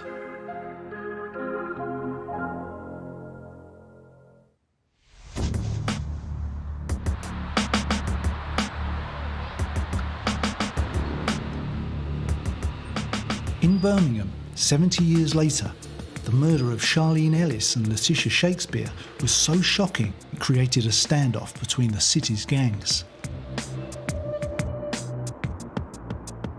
So this was the tipping point between the two gangs? You could say so. It certainly awakened a lot of people in both gangs to think, well, hang on, where is this going? What's this leading to? We're killing innocent girls. We're exposing ourselves to the whole country, to the whole world. One of the most alarming aspects the case highlighted was the close interrelationships between the victims and the gangsters who had shot them. One of them was Marcus Ellis, who was actually the half-brother of Charlene Ellis. So they were related? They were related. They were estranged, you could say. They weren't, they hadn't been brought up together, but they were certainly aware of each other. In fact, Charlene had bumped into Marcus literally 2 or 3 weeks earlier, after about 10 years, having not seen each other. And they exchanged phone numbers. But despite this, Marcus Ellis shot his half-sister Charlene at point-blank range. Perhaps he was unable to see who she was, or perhaps his loyalty to the gang far outweighed any feelings of love he had for a member of his own family. How can we disentangle young lives from the gangland culture? One way is education. Since the death of her daughter, Marcia visits schools to teach young children that they can choose to walk away from gangs. So what is your approach with the kids? Well, my approach to the kids is basically, I'm here to give you as much information around violent crime. So once I've given you the information, it's down to you as an individual to make the right choice because you've got the information. Okay, we might have all went to the same school, but that doesn't mean that, oh, let's all go out and get a Mac-10 machine gun and start going shooting who we want to. So it's about moving yourself away and, making the right choices in where you actually go. Yeah. So what I do is basically have an education strategy in place to help young women to exit out of gangs, because a lot of people get caught up in the crossfire because it's the mums, the dads or brothers who are Because in there. once you're in, it's difficult to get out. Very hard, because... For the boys and the girls. Both. Yeah. It's like, the thing what's hard is that there's consequences. Once you've joined, obviously you've seen a lot of things. Of course.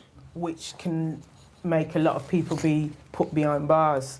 Yeah, so of knowing that you can't just walk away and say, okay, I'm going to live a normal life, you're a threat to them. A lot of people who I know have been injured in actually trying to exit out of gangs. And if you look behind us, this is the presentation what we did today.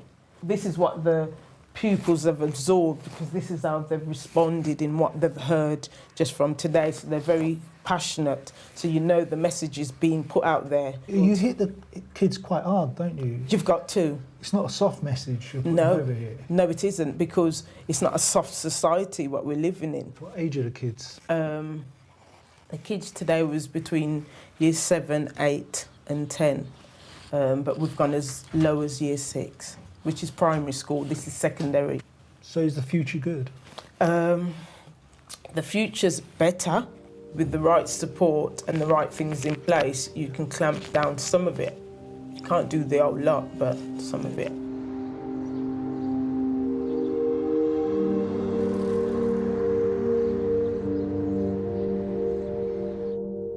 Since 2005, there's been a fall in the number of murders and firearm offences amongst gangs in Birmingham. The deaths of Charlene Ellis and Letitia Shakespeare brought it home to everyone in Britain the problems caused by gang feuds and the danger they pose when this level of violence spills out into everyday life.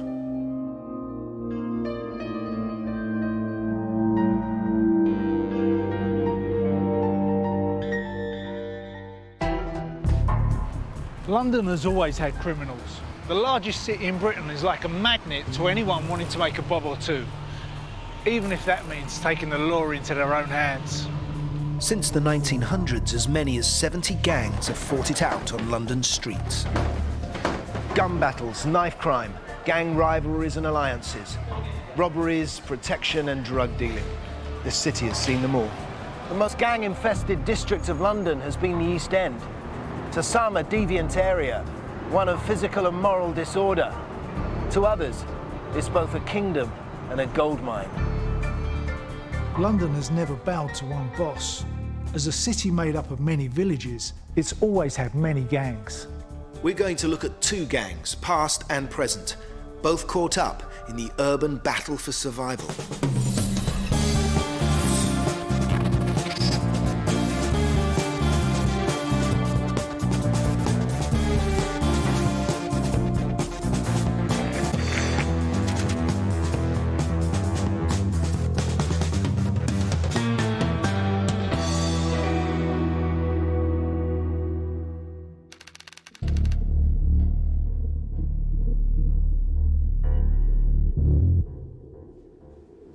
Gangs have come and gone in London, the Second World War putting pay to many of them. The Sabinis from Clerkenwell, a mob not unlike the Mafia, flourished for almost 20 years, but by the 40s they were gone. The Elephant and Castle mob in the south endured into the 50s.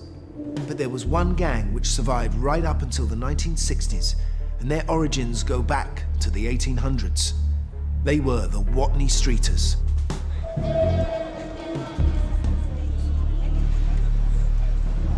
Originally an Irish fighting gang, the Watney Streeters owed their success and survival to one thing: the river. It enabled them to make a good living from the docks, which sprung up beside its banks. To find out about the Watney Streeters, I've come to meet author and historian James Morton. So James, I think we should talk about the history of the docks first. Well, the docks, of course, have been here since people started importing stuff into England. But I mean, one of the principal times was the 18th century, when really sort of the pool of London between London Bridge and Tower Bridge was taking something like 1,500 ships at a time, when it was really only designed for 600. And there were tremendous opportunities for theft from those ships which were not properly guarded, not policed. The cargoes which were coming in were ivory, furs, tea, coffee, anything, and anything could be stolen and was. And what sort of people were working on the docks? Well, generally speaking, an awful lot were Irish immigrants who'd come over, certainly in the 18th century and also in the 19th century, particularly after the potato famines of the 1840s. The Irish immigrants really settled around Wapping.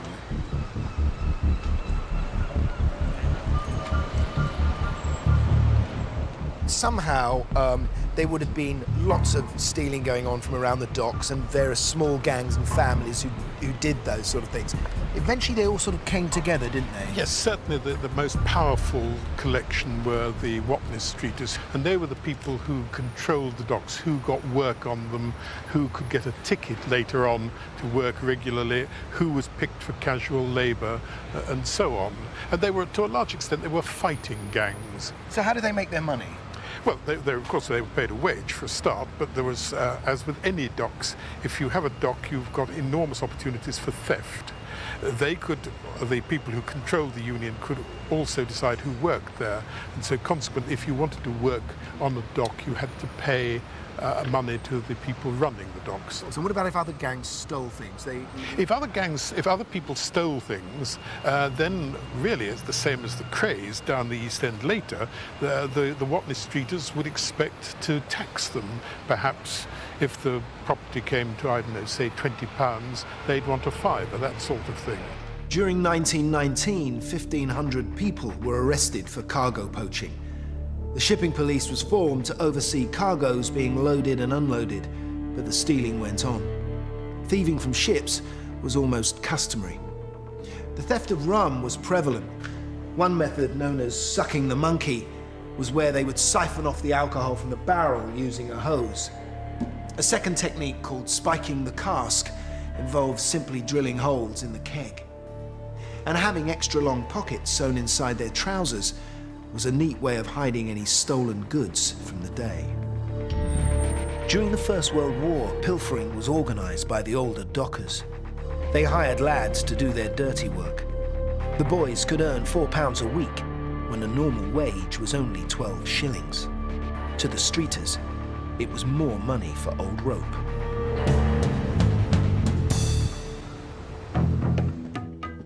While the Irish immigrants settled down by the docks, 100 years later, a new wave of Asian immigrants were arriving in London. This is Southall in West London. In the 1950s, Indian and Pakistani immigrants came here to find jobs in the factories and at the airport. Now, 85% of the residents here are Asian. The influx of Asians gave rise to the likes of the Teddy Boys and the much more powerful groups like the National Front. The Asians had to defend themselves, so they formed gangs. Now, one of these gangs was called the Tootie Nung. I'm meeting up with a man who has done a lot of research into this, journalist and crime writer Tony Thompson. First of all, tell me about, when did gangs first emerge in this area? Well, around the Southall area, they really started around the late 60s, early 70s, which was around the same time that we started to get a large population of people from the Indian subcontinent coming to this part of London and setting up shop here. In the early days when they were being here, there was a lot of racism, a lot of people being attacked by sort of people like the National Front and so on. And they started to defend themselves by gathering together in vigilante gangs to defend themselves against the racists. But what happened was once the threat from the racists started to fade a little bit, those gangs stayed around, started attacking each other and started preying on the local community themselves. What happened a lot of the time was that they would go to shop owners and local businesses and demand protection money, saying that they would help them to prevent being attacked by racists and so on and guard their properties. Yeah. So they were attacking their own community, really? Yeah, I mean, they started off defending them, but then they went into attacking them once the actual problem disappeared because they still wanted to be around. And they thought, well, we might as well make some money out of this, and slowly moved into organised crime. It's actually exactly what happened with the mafia in Sicily as well. They started off the same way, being a group of vigilantes who, once the threat had gone, ended up becoming an organised crime group. Initially, the gang was known as the Holy Smokes, but caste divisions within it created a rift. So the Holy Smokes in the 70s, they were the big gang, the big Asian gang, and they split at one point, didn't they? Yeah, what happened is that the whole Indian community has a big problem with caste. If you're the wrong caste, you can't sort of associate with people of a different caste. And within the Holy Smokes, they had several different castes, and some of the people in the lower caste felt they weren't being treated properly by those in the higher caste, so they ended up going off and forming their own gang, which they called the Tootie Nungs. They saw themselves as being from the lowest caste. Tootie Nung means the worthless ones. Where there had been unity, there was now bitterness and rivalry between the Tootie Nung and the Holy Smokes. To find out about the consequences of this rift, I'm going along to see Dr. Avtar Lit, founder of Sunrise Radio, which has been here in Southall since the 80s. The radio station is kind of it's really a centre of a community, right? So when was the first time you heard about the Tootie Nung and the Holy Smokes? Well, we used to run a radio station from the marketplace, which is about, in the sort of early 80s, right from the heart of the town. And we used to play dedications and songs to Tootie Nungs and Holy Smokes, young girls to call up to say, this is this next song for so-and-so. We didn't know who they were. I came from outside Southall, and it was just a normal broadcast. It's like a daughter sending a dedication to an auntie or something. And it's only later on we found out that Tootie Nungs and Holy Smokes were really local sort of mini gangsters, so to speak. The Holy Smokes, for example, they were made of youngsters. And one would like to think that the pillars of the community would be there to give guidance and disperse. But in this particular case, they actually fostered those gangs. Unlike most outfits that grow from the street upwards, this gang was formed and nurtured by the elders from the top down. The local community actually had a legitimate way of making money. There were community organizations at the time. Control of those community organizations became very important. Yeah. And this is how gang culture was actually encouraged by the members of the community, older members of the community, the pillars of society, the kind of people who would sit at the local superintendent, police superintendent's office to sort out the community problems. So it was ingrained quite deep, the whole gang absolutely. culture. It was actually encouraged by the community elders. They did it not because they want lawlessness in the community or in the country or in the town. They did it because that was their muscle, effectively, yes, you know, in order to control an organization. Yeah.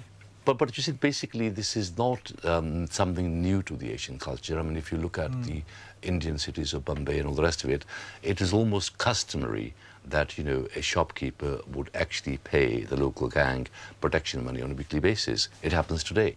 And you can't even escape from it, you know. Most members of the public didn't know anything about it, but I think, you know, in the early 80s, it's, you know, people starting to fear if somebody would say, well, you know, I'm a so-and-so gang member, so-and-so, people would shy away from challenging that person. So if you were a kid, would you choose to be either one or the other, or were you born into it almost? I think they were actively recruiting people from schools and other things. And I think that, you know, it was almost fashionable to be part of one or the other. Sunrise.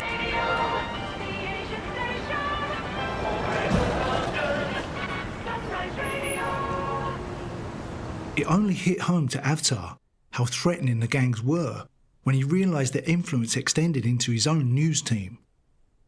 With the journalists so intimidated, they felt unable to even mention the gangs in their reporting. There was one supposed to be head of gang who was sent to prison, and he was he went inside, and my news team actually refused to carry the story because the news team actually, they're all very famous journalists now, but 20 years ago they were beginners. They worked for local newspapers, they came to work for the local radio station, and I threatened to sack the entire news team simply because they had gone to school, local schools. They knew how the setup was far more than I did, and they said they weren't prepared to carry the news, although the man had been convicted, sent to prison. And they said they value their face a lot more than actually their jobs. Yeah. So they were really controlling the community with fear, in a way. Yes, it was. I think the fear. I think they probably did a lot less, but you know, the fear was far greater. But by the 1980s, the fighting between the two gangs became so violent and so public that everyone in Southall became aware of a serious gang problem. I want to know why it got so out of control.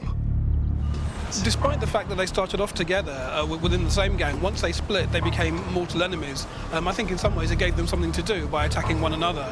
They'd be vicious battles, I mean, sort of like nothing that had ever been seen in the area before. But they'd be involving machetes and hammers and screwdrivers and all sorts of knives, and people would be often very badly hurt. But these were seen as a great source of pride for the gangs as to who would come off better. It was a bit like sort of the worst kind of football hooliganism, you know, these two mass gangs coming together in public and just brawling together. And it would happen on a regular basis. Were they out to kill each other, or...? I think the idea was never specifically to kill, it was always just to sort of win the fight. But some people did die occasionally. But it was more about people getting really badly injured and badly hurt as a result of the activities that were going on. The horrors of the street battles prompted ordinary residents to start coming forward, and gradually information began to seep out. The police set up a special squad to investigate. It was called Operation Shampoo. It would reveal an international organisation of more than 2,000 soldiers with interests in illegal immigration, extortion, fraud, violence, heroin dealing and armed robberies. Operation Shampoo was about to lift the lid off of organised crime in Southall. In the early part of the 20th century, London's East End was a patchwork of gangs.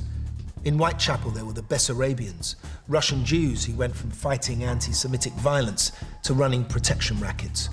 To counter them, there were the Jewish vigilantes called the Odessians. The Blind Beggar Gang was a team of pickpockets from Bethnal Green. street thugs formed into groups and called themselves the Titanics, the Hoxton Mob, or the Vendetta Mob. There were the Jamaican Eddie Mannings and a Japanese outfit called Ses Miyakawa running drug rings.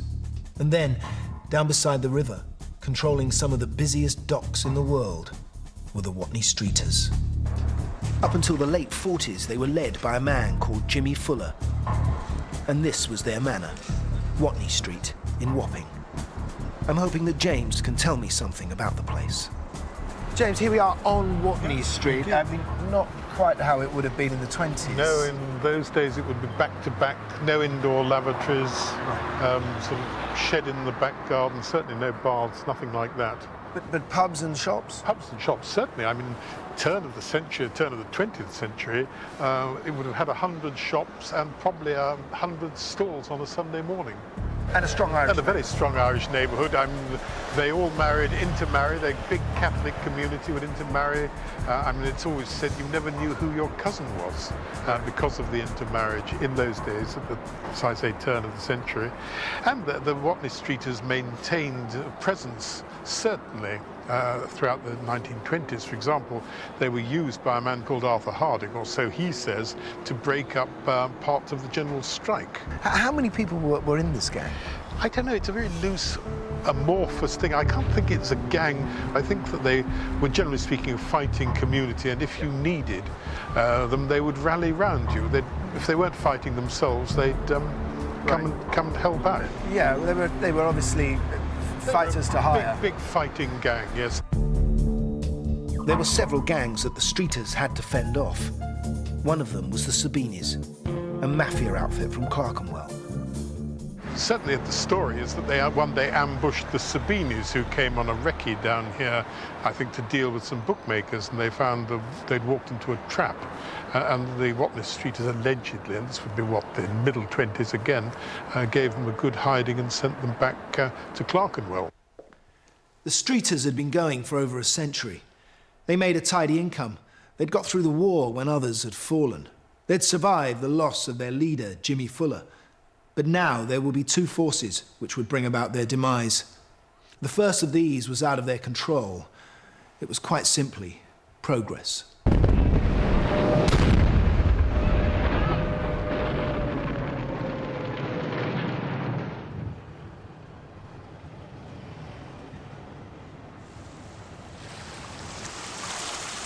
The docks in Wapping suffered heavy bombing during the war. It wasn't worth rebuilding them, and the ships were now getting much larger. They needed deeper water. Trade was moved downriver to Tilbury. By the 1950s, the London docks were closing. And this street was the heart of it. How did it change once the docks started to... Well, of course, you've got terrible deprivations in the war. I mean, you've got sort of Surrey docks, for example, in the war. One night, 380,000 tons of timber was destroyed. So you can think of the terrible deprivation that the East End suffered. Yes. After the war, there's a sort of regrouping, but by the 1960s, you're getting container ships, and the London docks can't cope with them. They haven't got the depth to cope with them. And so the docks move down to Tilbury. Right. And consequently, the Watney Streeters then, or the people on the docks, start to lose their power. The Streeters began to diversify. They worked with the Jewish gangs in Aldgate, who run the clubs, the brothels, and the gambling joints. They provided protection for them. They'd always had a tough reputation, and they liked to fight.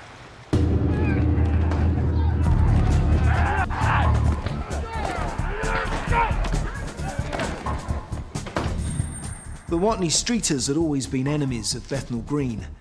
They'd crossed the Sabinis a few times when they were in power there, but the Streeters had always managed to deal with them. Now they faced a new threat, which would eventually lead to their destruction: the Krays.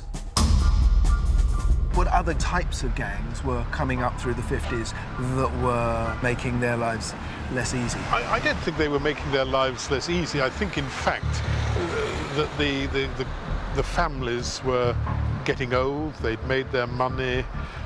Some were moving out. For example, George Cornell, who was killed by Ronnie Cray, he married a girl from South London, went over South London. It just sort of generally drifted away.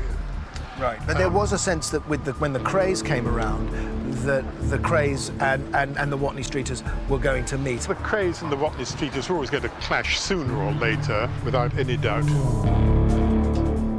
By 1956, the twins were making serious money. They controlled an area from Bethnal Green, east to Mile End, Stepney and Bow, and north to Hackney and Walthamstow. Within this area of 14 square miles, every gambling den, most of the pubs and many businesses, down to petty thieves, all paid their dues to the Crays. They were already known as the most dangerous mob in London. They would always be a threat to any surviving streeter. And it wasn't long before one of them, called Charlie, attracted their attention. Streeter Charlie would encounter the Crays on several occasions. He had a scam going with local post office drivers who would readdress parcels to places where he could collect them. Ronnie Cray, hearing of the potential of the post office scam, demanded 50% of the profits. Charlie was not forthcoming with any money. He became listed by Ronnie as someone he would soon have to deal with severely. Ronnie's violent hatred towards anyone coming into his manor would lead him in the autumn of 1956 to use a gun and shoot someone for the first time. One of the Watney Streeters, a friend of his, has a run-in with a garage who sold him a dud car, and he creates a bit of difficulty with the vendor of the car, putting it absolutely neutrally. Ronnie won't have this, and he shot the man in the leg. He shot the docker in the leg.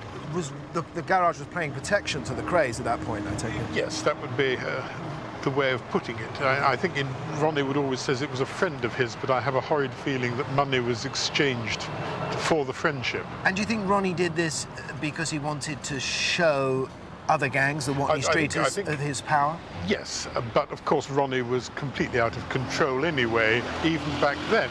And whereas another person would have just given him a bad beating or perhaps a cutting, Ronnie took it that one stage further. But it was these moments in Ronnie's career. These are defining moments. Where yes. he never had to be violent again. Once he fired those guns in those first few years of his career, he could live off that. That's right. And anyway, eventually, just to show his power, he has a whip round in the East End, and the docker is bought a pub or a share in a pub.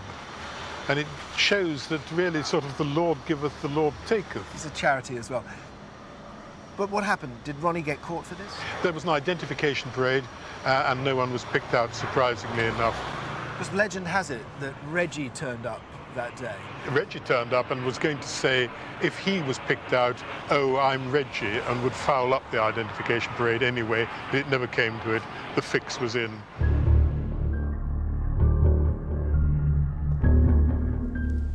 To the Watney Streeters, this was just a foretaste of what was to come.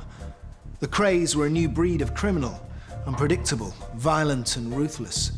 Their hunger for power knew no bounds, and they were about to unleash violence of a type never before seen in the city.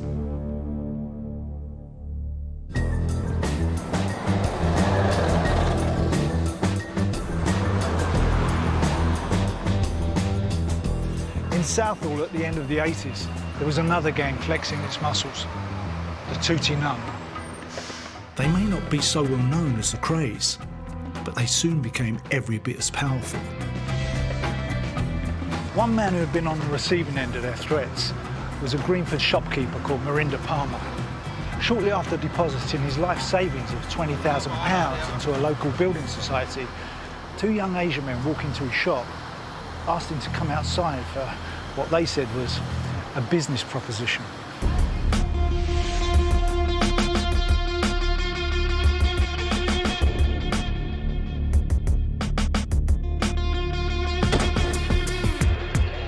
He was directed into the backseat of a car and a gun was pointed to his head.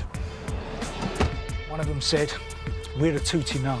You know how important we are. and we want £20,000. It's a simple choice. You either pay us the money or we kill you and we feed you to our dog. Mahinda Palmer withdrew the £20,000 and handed it over 1 week later. Worried that the gang knew exactly how much he had in his account and terrified that they would return, he phoned the police.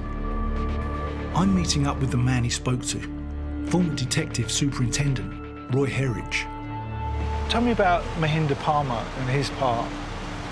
Well, I understand that Mr. Palmer was being put under a number of threats in his shop, and it appeared to be protection. Now, I know my officers investigated that, and in the end, the case finished up at the Crown Court, where people were prosecuted and dealt with. That was one of the first people that came over and gave us information as what was going on. And I think after we dealt with the individuals who were dealing with Palmer, then the public had confidence in the team that were investigating matters. And from that time onwards, a lot more information stemmed from that one inquiry. The courage of Mr. Palmer going to the police opened a tiny crack in a vast criminal organisation. But this hadn't brought the Tootinung down, because the structure of the gang meant it was almost impossible to penetrate. It's actually a very similar way to the way that terrorist cells work, and that you have an inner organisation and you have these independent cells, and if you bust one of the cells, you haven't broken up the organisation at all, you've just taken out that one cell.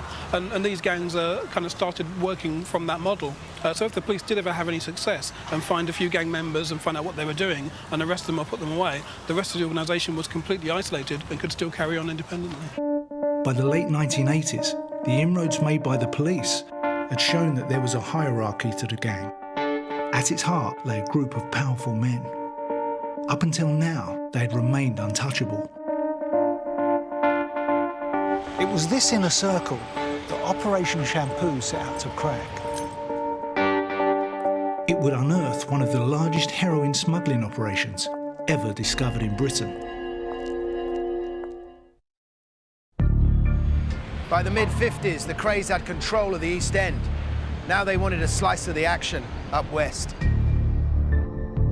But the Watney streeter called Charlie, who'd crossed them before, would jeopardise their plans.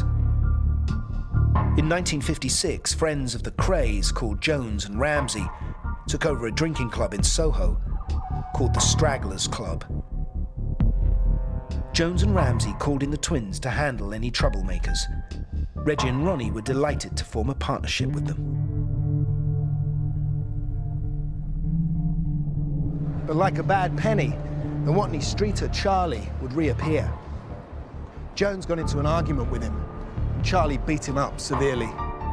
Now his business partner Ramsey, together with the Kray twins, would retaliate with a merciless attack.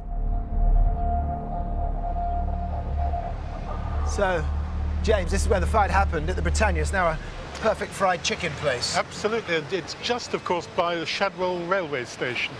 And this is where Reggie, Ronnie, Billy Jones and Bobby Ramsey came looking for the Watney streeters who had done up Ramsey.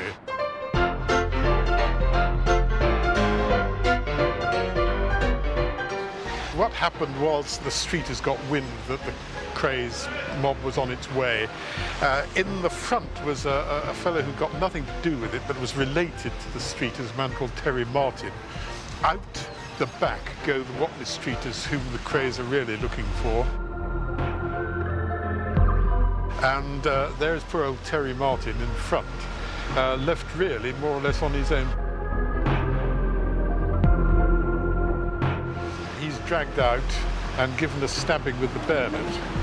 By who? By know? Ronnie, and possibly Bobby Ramsey. It's difficult to know who really does what, but they all give him a terrible hammering. Just here on this Just pavement? here on this pavement, yeah. And where the Watney streeters have decamped, yes, very sensibly. Interesting, but it sent out quite a big signal to the Watney streeters. It did, and instead of having taken their revenge on Terry Martin, they then went looking for these cowardly Watney streeters to give them a lesson. I think Bobby Ramsey runs a traffic light, and in those days you might find police on the street, and they're pulled over and there's a blood-stained bayonet and various other ammunition and equipment in the car. There's some blood on Reggie's tie, which he explains to the court when they go to the Old Bailey, that it had come from a nosebleed while he was watching a boxing match. It was somebody else's blood that had leant out of the ring, and the jury wore it, and there was no DNA in those days. Ronnie gets 3 years, Jones and Ramsey get 5 and 3 years. The Cray twins were tried for assault on Terry Martin. Their attempt to bribe him had failed.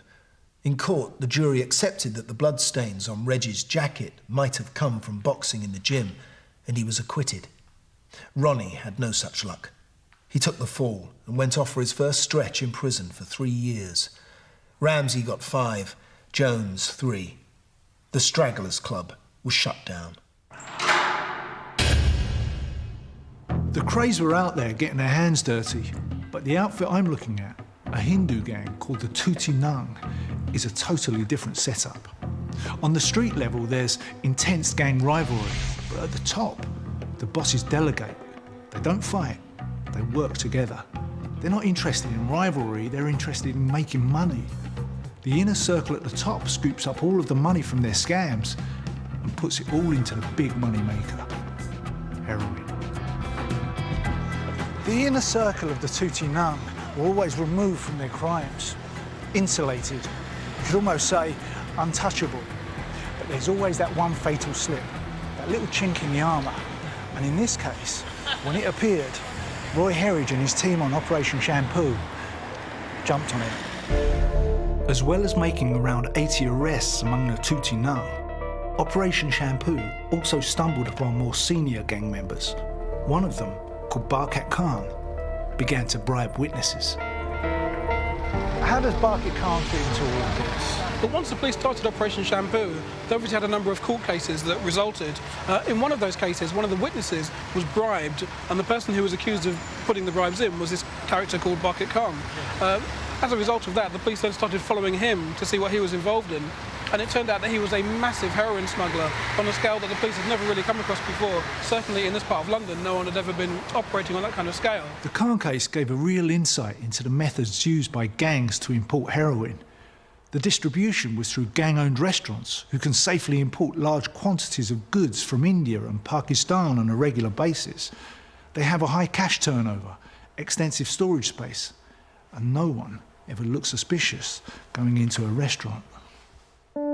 Barkat Khan ran a highly sophisticated, well-planned and lucrative operation.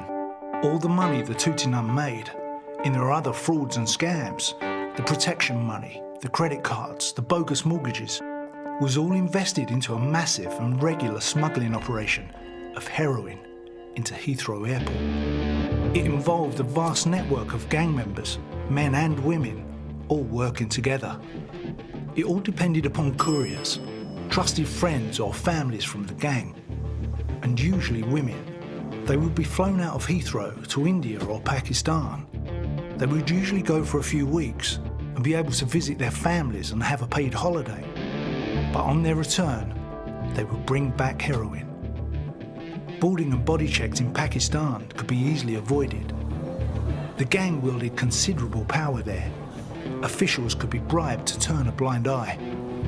But it was the return trip to Heathrow where the gang's ingenuity and planning would be critical. With vigilant customs officials and the latest scanning devices, it would be risky trying to smuggle the drugs through customs. But the Tutti Nung had a simple, undetectable and foolproof solution. When the couriers entered the baggage reclaim area, they would slip off to the ladies' toilets.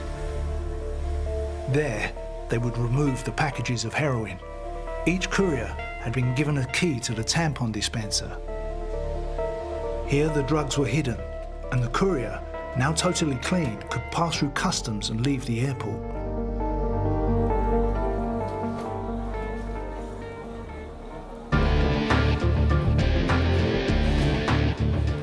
Now, there was just one more link in the operation. The gang had people employed at the airport as cleaners. As soon as the couriers had cleared, their job was now to move and pick up the drugs.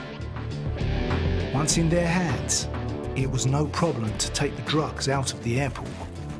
With so many people regularly going back and forth, nothing looked out of the ordinary. This operation didn't raise any suspicions.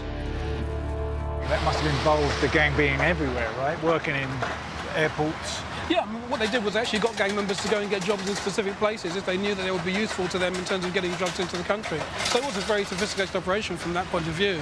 And police believe that he was bringing in about 10 kilos of heroin a day. How much is that? It was about £100,000 a day, but they reckon it was operating for about 10 years before they discovered it. So we're talking millions and millions of pounds that his gang was making, all of which was coming into the UK as heroin and being spread out within this community and within the rest of London as well.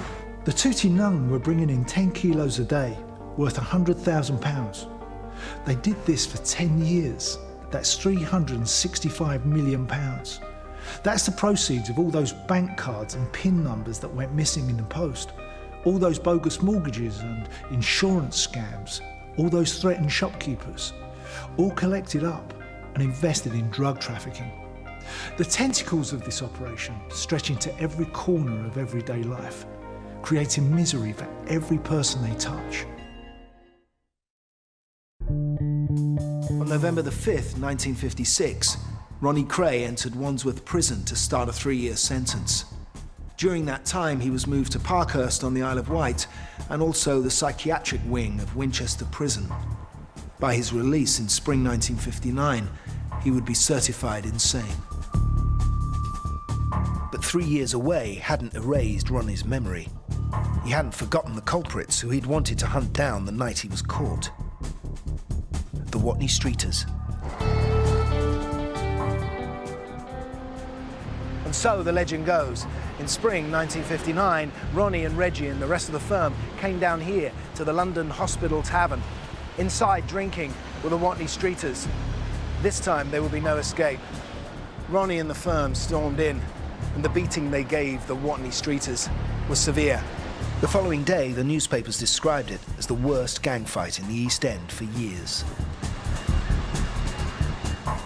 Not long after that, the leader of the Streeters asked Reggie for a job. It was the end of the Watney Streeters. But they lived on as individuals, many of them joining rival gangs. And I think that the Maltese who are coming into the area at the time, sort of the commercial road and so on, running clubs and spielers and indeed running girls, they are starting to pay money to what's left of the Watney Streeters, who in turn are paying it to the Crays. And they're all moving out now of the area. The docks Yes. are diminishing. The docks are now... And they're older. The 60s are gone, yes. They've made their money, they're going respectable. They're moving out of Dockland, out to Essex, to Basildon, Romford, places like that. But there would be one more murder. The final nail to be hammered into the Watney Streeters' coffin.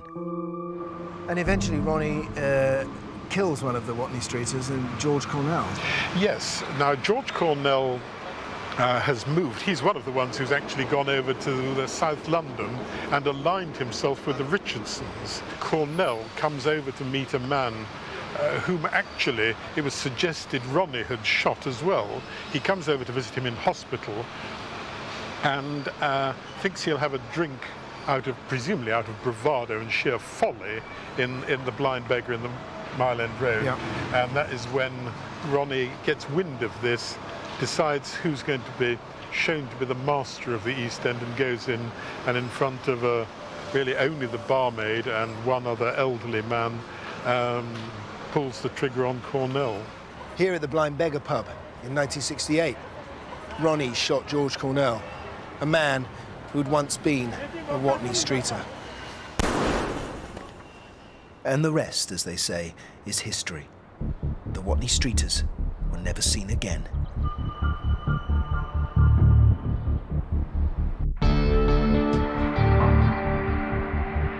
In Southall, Operation Shampoo had unearthed a massive smuggling operation, bringing £100,000 of heroin into Heathrow Airport every day.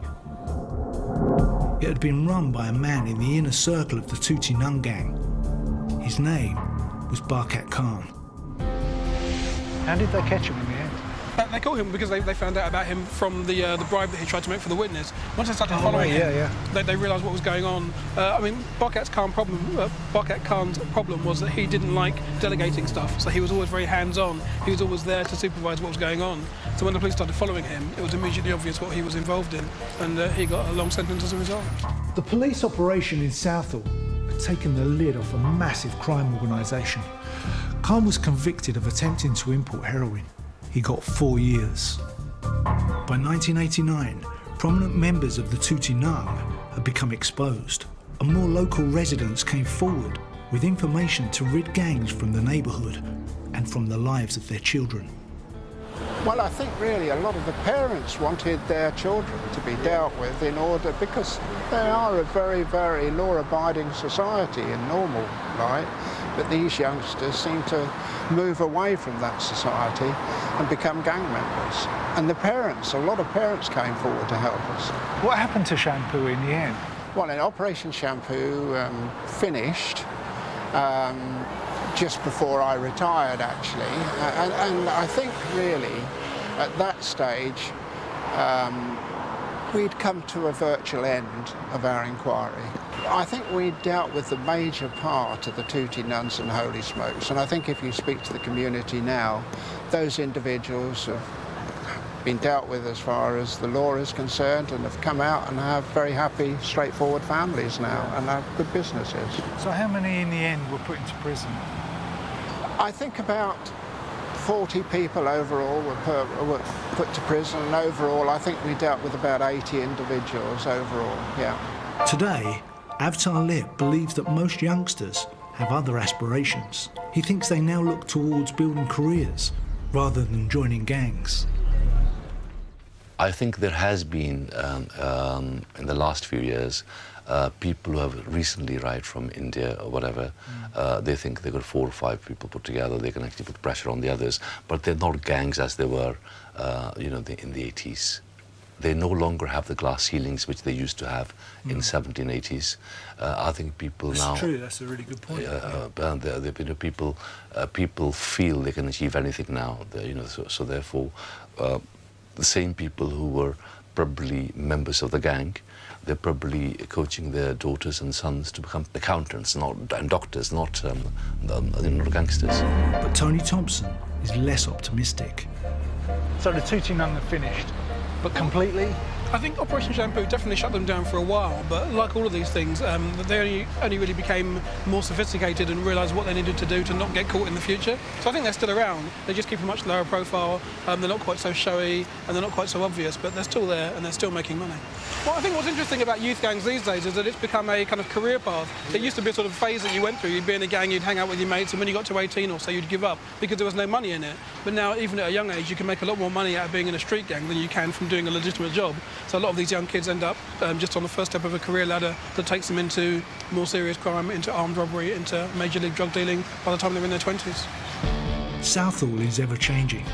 Just as the British and the Irish moved further out in the 1950s, so now the Sikh population followed them.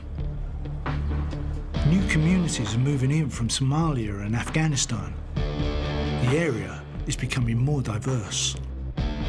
Heroin still plagues the Southall community and the country at large. Because of gangs like the Tuti Nung, the price of a gram of heroin has dropped from £100 to £40, while the purity has doubled. Since the millennium, a new generation of gangs have developed. They're fragmented, less organised, and nothing on the same scale as the Tuti Nung. But perhaps that's just appearances. Perhaps we can't see what's really there. All we know is that drugs are still on the street, cheaper than ever. So someone's still bringing them in.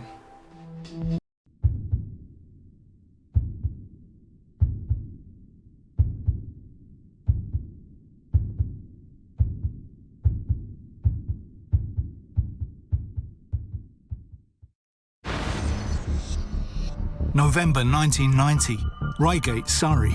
Like a scene from a movie, gunmen ambush a Securicorps van carrying large amounts of money. But the police are one step ahead and about to crack the biggest South London crime family since the Richardsons. In the 20s, a different family was controlling the streets of South London. One of them, the so-called Queen, Alice Diamond, was about to lose control and bring about her downfall. Her gang of 40 thieves was the biggest shoplifting network Britain had ever seen. In this programme, we're going to be looking at two gangs, both from different eras, but both fighting over the same piece of South London turf. We'll be looking at one of the oldest and longest running gangs of all time to see why they were so successful. And what happened to that same South London turf after the 60s, and how the gangs there have remained in competition ever since.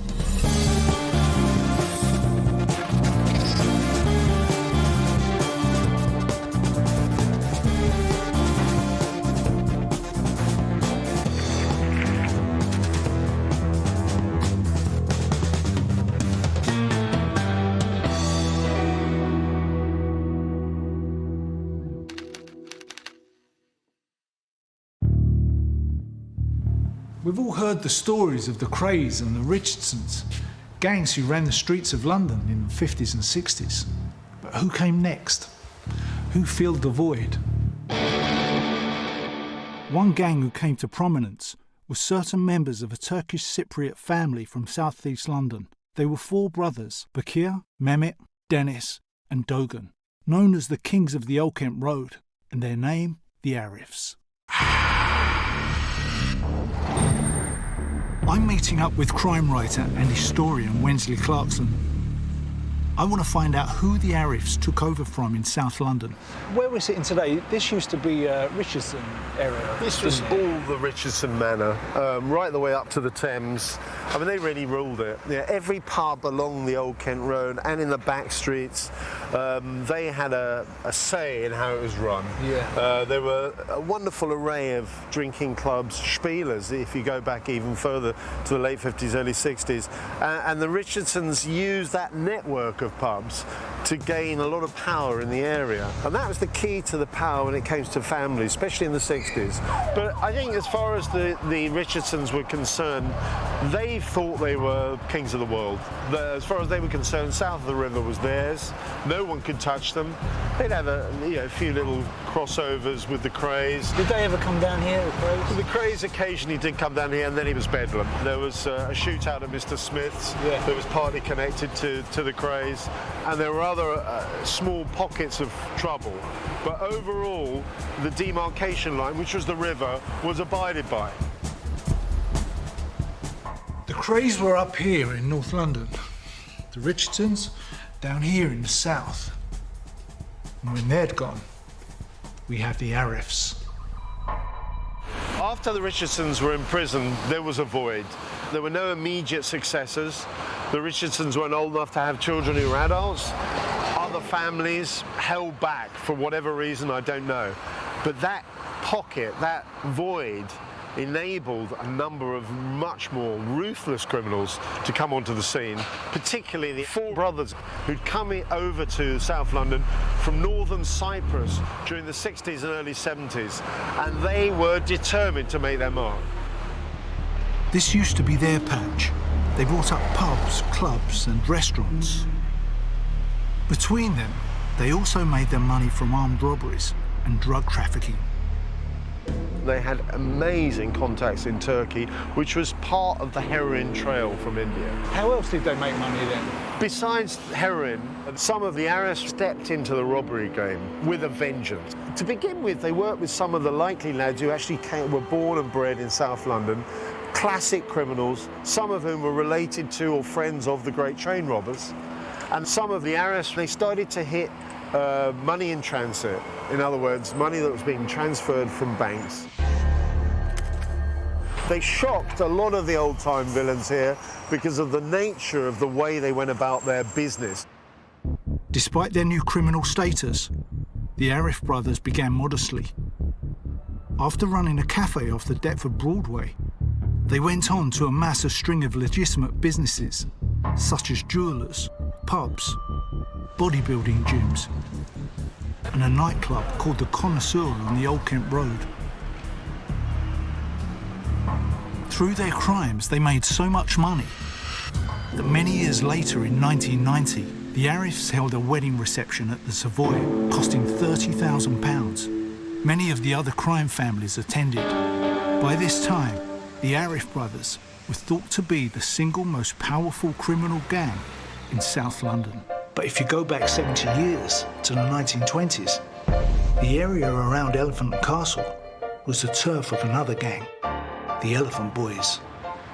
By the 1920s, the Elephant and Castle gang, the Elephant Boys, or just the Elephant, were already 100 years old. Their members were smash and grab artists, burglars, fences and thugs. They were dapper and intelligent and regarded with a grudging respect by the police. I've come to meet Brian MacDonald, historian and author of Elephant Boys. So, Brian, you got a personal connection with the Elephant and Castle gang? Yes, I mean, through my uncles, who were sort of leaders of the Elephant and Castle leading up to World War I. They were bookmakers and sort of tough guys and villains and smart Alex, that sort of family. My uncle Wag, who was the leader of the Elephant Boys, had a string of bookmakers' pitches, which were illegal in those days. And if you wanted to be a bookmaker in South East London, you had to rent a pitch from him. It was a close-knit thing. And membership was handed down from family to family so that, you know, children followed their fathers into the community.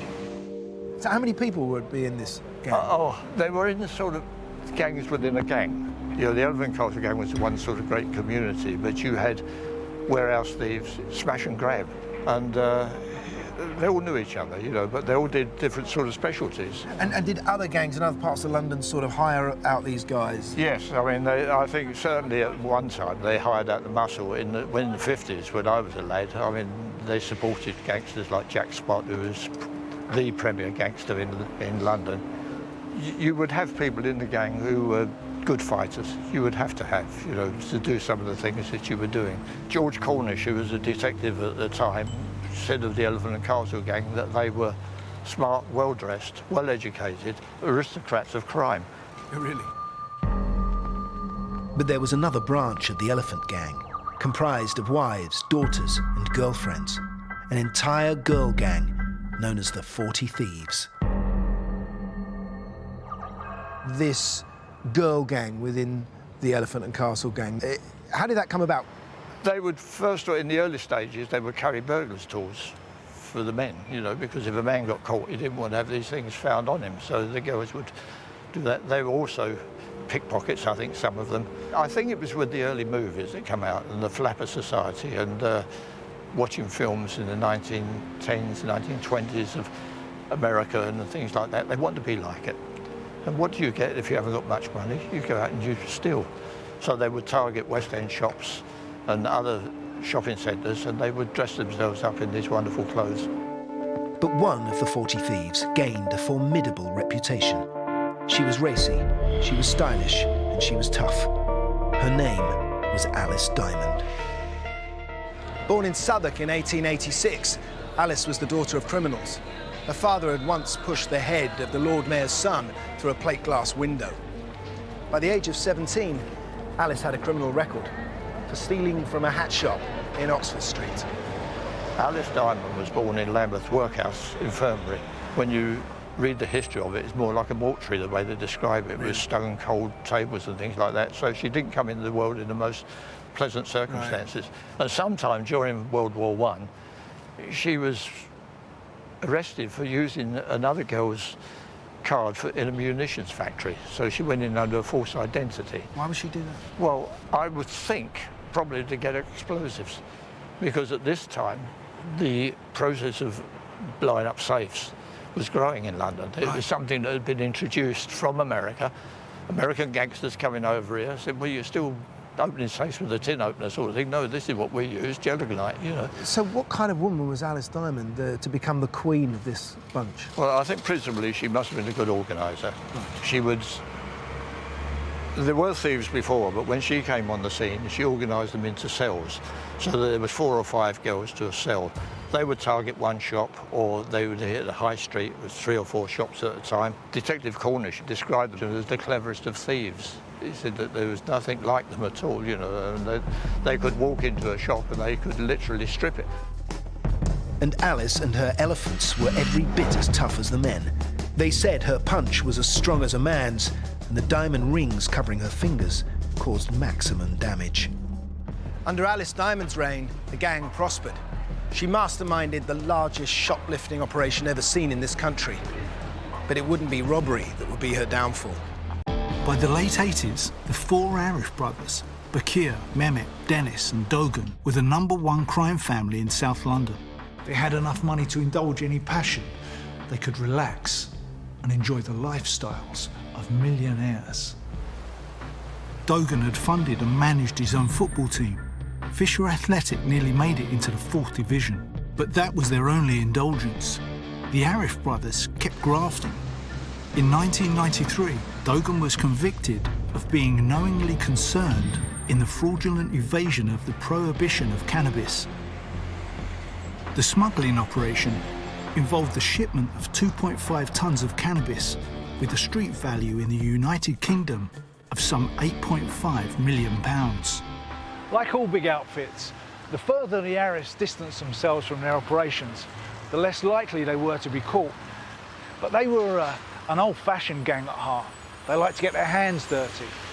It was more of a matter of honour, and it told everyone else on the manor just who was in charge. The police didn't want another powerful crime family taking root in South London. So they set up a special squad with the sole purpose of targeting the Arifs. It was only a matter of time. In the 80s, the Arifs were kings. They were running everything. They seemed to be getting away with everything. Even when they got nicked, they got off. Yeah, they really were becoming legendary figures. But then in late 1990, everything started to unravel. They decided to hold up a security van in Reigate in Surrey. What they didn't realise was that one of their associates had tipped off the police, who in fact encouraged the entire robbery to still go ahead. On the 27th of November, 2 of the gang set off. They tracked the Securicorps van on its way to Reigate. The van was carrying large amounts of money to branches of Barclays Bank. Mehmet and Dennis Arif were on the job themselves, along with Dennis's brother-in-law and a hardened armed robber called Kenny Baker. They all tooled up with an assortment of guns. But unknown to them, the police were all on red alert. The Securicorps van had become the bait, and the Arifs the catch. In the centre of Reigate, the Securicorps van pulled over and came to a halt. The security van has stopped. The man and woman security guard have got out to go and get a coffee, and the Arifs and their friends swoop, and they swoop with a vengeance.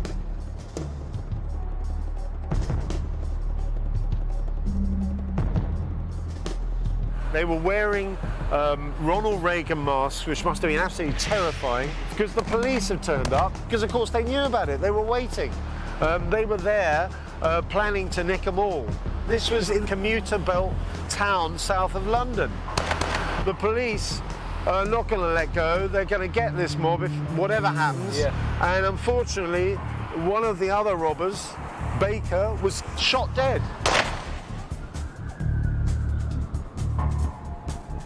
The Arifs were nicked, and this was a pivotal moment for them. It was a pivotal moment because it was the beginning of the decline of the Arifs, because it broke the family up in a way they'd never been broken up before. Mehmet and Dennis, together with their brother-in-law, Anthony Downer, were arrested. Kenny Baker lay dead.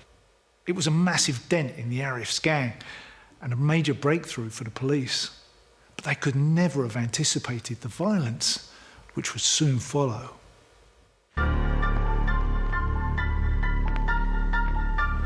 Alice Diamond was no stranger to violence. Standing at 5'8", she was tall for the 1920s, and her diamond-studded fist could punch harder than a man's. Her all-girl gang, the 40 Thieves, were the most successful shoplifting operation ever.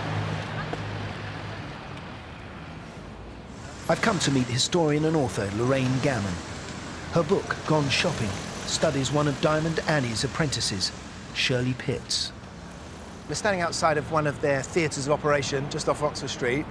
How did you get to find out about the 40 Thieves? Well, what happened, I took down the life story of a professional thief, and I used to meet her here to take down, you know, chapters of in her life. And it turns out that she was trained, if you can use that word, by Alice Diamond.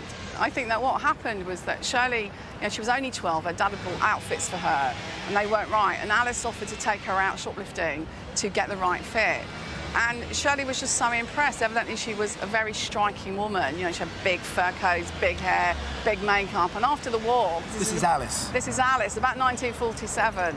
You know, things were very dull. So I think Shirley was, you know, thrilled to be taken out by Alice and taught the trade.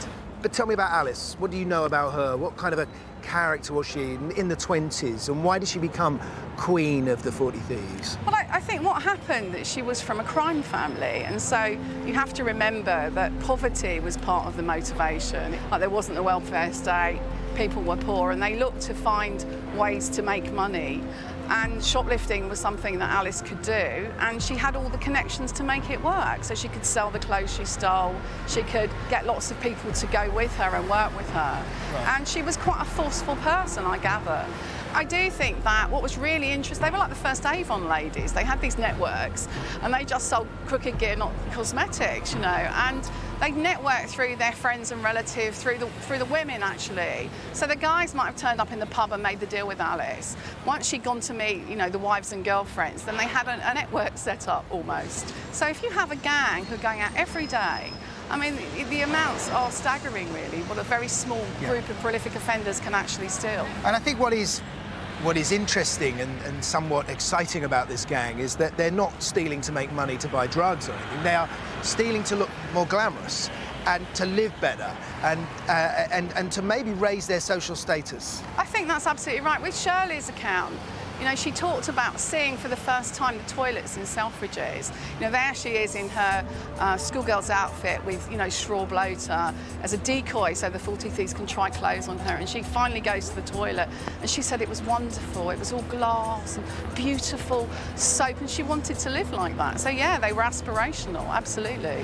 Just like Fagin, you know, corrupted a network, Alice was able to do that too, but she was very organised. And I think that we shouldn't underestimate the way she managed to mobilise them, almost like a female general, sort of getting them on time, getting them in the car, making sure the boot was packed to sufficient amounts. Right. The Elephant Boys saw her as the perfect candidate to lead their female army of shoplifters. In 1916, aged 20, Alice Diamond became queen of the 40 Thieves and would transform them. Dressed in specially tailored clothes complete with hidden pockets, Diamond and her crew raided some of the West End's biggest stores: Debenhams, D.H. Evans, Selfridges and Whiteley's. Diamond's girls dressed smart. They never wore any stolen goods, and they gave the impression they were cut from finer cloth. But underneath their glamorous outfits were hidden surprises. Their jackets had deep inside pockets to contain plundered goods. Tailored cummerbunds, muffs, skirts, and even hats sewn with hidden pockets. One key innovation was to wear extra voluminous knickers to hide their ill-gotten gains. And they had a name for the knickers, didn't Yeah, they were called hoisting knickers, like from to hoist. And so that's how they got the name the Oysters. But that's what I like, because hoister becomes oyster if you drop the H. The oyster knickers is great. I love that. I'm sure we could make them now. They like to steal small, exclusive things. Then there was lingerie, silk, designer clothes, furs, leather goods. It all just vanished. How would they do a raid on, say, one of the shops here? Well, what would happen? They'd arrive probably by car and park somewhere sneaky. And the car was very important. It needed a big boot so they could go backwards and forwards and load up. And they would all carry identical type bags and gradually go in the shops one by one. The first two would start loading the gear. the next person to come in would swap the bag and take the others out. And so there's only one chance of one person being arrested, while the others gradually moved around them, and sometimes they'd create a distraction, so they'd pretend to faint, or if they were taken ill, and then cause a big havoc in the store, and so people were looking at the wrong thing. But actually, a lot of the technique was about rolling the stuff very small and packing it in. And you have to remember, nowadays we have very different types of technology. We have CCTV, we have all sorts of detection networks. Then it was a free-for-all. And so the women were very good at, you know, in smaller places, crowding the play. So if it was the bag section of Selfridges, if you've got 14 people in there and only 2 are stealing, that's quite a nice distraction. That's why they were called the 40 Thieves, because there was a lot of them. But it wasn't robbery that would be Alice's downfall. In 1925, she took her gang to carry out a brutal attack on a male gang member she'd fallen out with. And this time, events would overtake her. 27th of November 1990, a gang, including Dennis and Mehmet Arif, had ambushed a Securicor van that had pulled up on a garage forecourt in Reigate, Surrey. But the police had ambushed them, arresting 3 of the gang and leaving one of them, Kenny Baker, dead. Mehmet Arif pleaded guilty. Dennis and Mehmet were jailed for many years. The Arifs looked weakened, but then fractions between other rival gangs, the Brindles and the Dailies, and involving another member of the Arif family, began. The first incident kicked off in August 1990, when 2 associates of the Brindles threatened rival John Daly in the Queen Elizabeth pub in Walworth. Now the Arifs joined in. They now set upon the Brindles. Cousin of Dogan Arif, drug dealer known as Turkish Abbey, lured a friend of the Brindles into a club basement and shot him. The tit-for-tat killings went on. Turkish Abbey became the next target. In March 1991, he walked with his bull terrier into the William Hill betting shop in Walworth. A gunman was waiting for him. The gunman then squeezed off 2 rounds from his 9mm Browning. Abbey pleaded with him not to kill him. He then grabbed the man from the shop, using him as a human shield, dragged him outside. He was shot again, this time in the back. Turkish Abbey staggered 400 yards to a friend's house on the Kings Lake estate, where he's alleged to have whispered the names of his killers. He died shortly afterwards in hospital. Abbey was like a son to the head of the Arif family. Revenge would be swift. Shortly afterwards, a well-known face was shot at the Arif's Connoisseur Club. He refused to say who had shot him, and apparently, even while he was in hospital, as he spewed up the bullet that had grounded him, he re-swallowed it to prevent any forensic tests. Such was the fear that the Arifs spread across the manor. The police now moved in on Bakir Arif, the Duke. They believed Bakir's business was a front to supply heroin, and at last they had the evidence. In 1999, tape conversations and photographs from their surveillance brought about a conviction of conspiracy to supply heroin worth £12 million. Bakir Arif, then 46 years old, was given 23 years.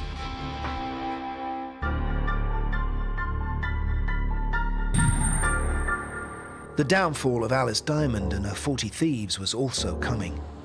Fractures began to open in the gang, and a squabble between 2 girls would escalate into a full-scale fight, spelling disaster for them. On the evening of the 19th of December 1925, here at the site of the old Canterbury Social Club, 2 of Alice Diamond's 40 Thieves, Mari Jackson and Bertha Tappenden, started to drunkenly throw insults at one another. Mari Jackson attacked Tappenden with a broken wine glass. It cut her face. And then Jackson's father, Bill Britton, joined in. He punched Bertha. So, Brian, we're on the cut at the moment where the argument first started. Yes. What started this row? It was between 2 girls, Mari Jackson and Bertha Tappenden. Did it happen in the street or...? No, inside the club. Inside the club? They got a row, and there's Bertha Tubman said at one stage, Mari called me a bad name. Her father threw a glass of stout over me, and she was hit in the face with a flying glass. And Mari bit her finger. So there was quite a brawl going on. But this doesn't seem the sort of split or brawl that would lead to such a riot. There must have been something else going on. There must be something else there. I mean, the girls all knew each other, and they all had, where they'd had convictions, many of them were linked together through their convictions, so they were all part of the same group. Because what made the Elephant Gang so strong was the fact that there were so many of them, and they were such a tight-knitted group. That's right. It was fairly unusual, that sort of trouble amongst themselves. They usually would have fights with other people in other communities, but not amongst themselves. But this certainly led to Alice's downfall, really, didn't it? Well, it did, because the things simmered, and it was a few nights later, back in the same club, when the girls were drinking all night, up till about midnight. And then they left. And then when they left with some of the men, they gathered up bottles and glasses and anything they could lay their hands on, and started to march along the cut towards where Mari Jackson and her family lived. Alice Diamond led the drunken rabble to attack Mari Jackson's house, where she lived with her mother, Mary, and her father, Bill Britton. So just talk me through it, Brian. What happened when they got here? Well, the house was about here. 30, 40, maybe more people crowded in this narrow street, all armed with bottles, bricks, all well bevied, but there would have been a lot of hangers-on as well at the same time. But the house disintegrated in a way. All of the windows were smashed. Mari Jackson was asleep upstairs and said she was awoken by gunshots. Oh. She heard pistol shots. Just her family living in this house? Just her family living on the 2 stories. The gang broke open the door, and Bill Britton and his wife Mary were on the other side of the door trying to keep it shut. And who led the gang? Was it Alice? Alice Diamond and Maggie Hughes and Gertrude Scully, yes. And I think it was the men that were trying to force the door open. And Britton was the other side and his wife trying to keep it shut. Well, they couldn't. I mean, the crowd just barged in and got inside. Bill Britton ran upstairs. I mean, he was chased from room to room, and he was being slashed at with knives and maybe razors. His face was badly cut. His son, who was only 15 years of age, intervened, and he was knocked down. And they had life preservers, didn't they? They had life preservers. I mean, so called, of course, because they knocked somebody out without killing them, so it was called a life preserver. Could be a rubber cosh, it could be anything. It was usually a chair leg or something like that. It could be anything, or something they'd taken from the pub. The target seems to have been Bill Britton. That's who they were after. Mari tried to rescue her father, one of the men, which was George Hughes, who was the brother-in-law of Maggie Hughes, had a gun, and he pointed it in her face and she collapsed. How did it come to an end? Well, the police were beginning to arrive. Bill Britton apparently had come out of the house or been led out of the house. His face was a mass of blood. It required 25 stitches or more to repair the damage. What about Alice? Alice got away. They all got away, but Mari Jackson gave names of people who were involved to the police. And was there a sense with this that the 40 thieves had been brought down? Yes, I mean, the police believed that they had cracked the gang at that time. They'd arrested Alice Diamond, who was definitely the queen of the 40 thieves at that time, and Maggie Hughes, who was a prolific thief and one of the leaders of the gang, and others. Alice Diamond, 28, of 99 Hales Buildings, Elephant and Castle, along with 8 others, appeared in court. The prosecution stated that only the intervention of the police prevented the 9 accused from being charged with murder. The future of the 40 thieves now hung in the balance. By the year 2000, 3 of the Arif gang were in jail. Berkir the Duke, for 23 years, for trying to flood the streets with heroin. Mehmet and Dennis, only halfway through their sentences for the security van raid in 1990. But even inside Parkhurst, the Arif brothers still wielded their power. So we've got Dennis and Mehmet both went to Parkhurst, and also Duggan was put away. What was life like for them in there? Well, Dennis and Mehmet, when they got to Parkhurst, a new world opened up for them, in a sense. They were treated with great trepidation initially, and of course in Parkhurst were some of the real criminal legends of that time, including the great train robbers, and later the Brinksmat robbers, etc. And they were running everything through a combination of the fear factor and money, because one mustn't forget the Arifs had a lot of money. You know, most of the money that they stole was never recovered, and it was being reinvested all the time. So they used all of their resources, and they took it inside prison. One of the fallacies of prison is that for some reason you can't get hold of your money. Of course you can get hold of your money, or people can be paid outside on your behalf for services you obtain or render inside prison. And both the Arifs who were in Parkhurst were revelling in this. I'm not saying that any of these staff members at Parkhurst were doing anything wrong, but the power and influence of the Arifs spread its tentacles across the whole block and probably throughout the whole of Parkhurst. Everyone knew they had money.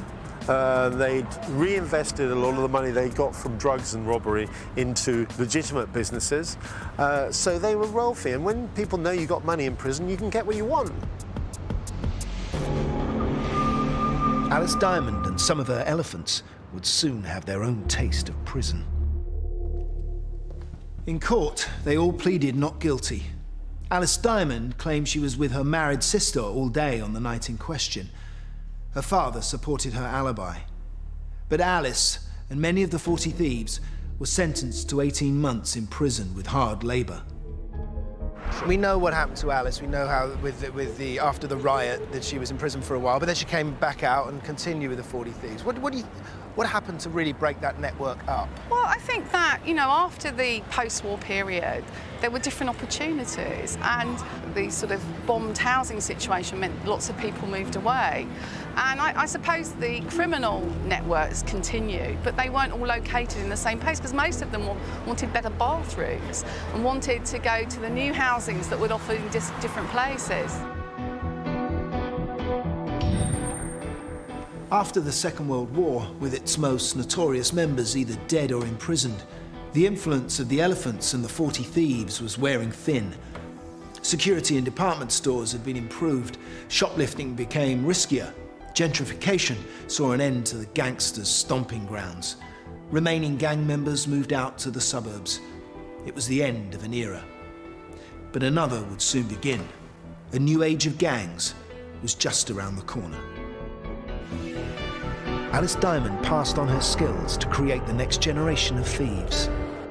Alice Diamond tutored Shirley Pitts, the up-and-coming future queen of the 40 Thieves, who was the queen in the 1950s. Shirley Pitts? Shirley Pitts, who was a descendant from the Pitts family, who were one of the sort of gangs involved around the Elephant Castle. What happened to Alice? Alice died in about 1952. Respectively? Yes, she died in Lambeth, but according to one of her family, she'd lost the use of both arms. Her sister died from multiple sclerosis. I don't know if that runs in families, but it's quite possible that Alice had that at that time. What a thing for a shoplifter to lose. It's ironic, yeah. Yeah. So although Alice Diamond had gone, her skills lived on, with the new leader of the gang, Shirley Pitts. She started off by playing the part of an innocent schoolgirl. They told her not to speak, but they get her in a perfect, you know, private schoolgirl's uniform with straw bloater.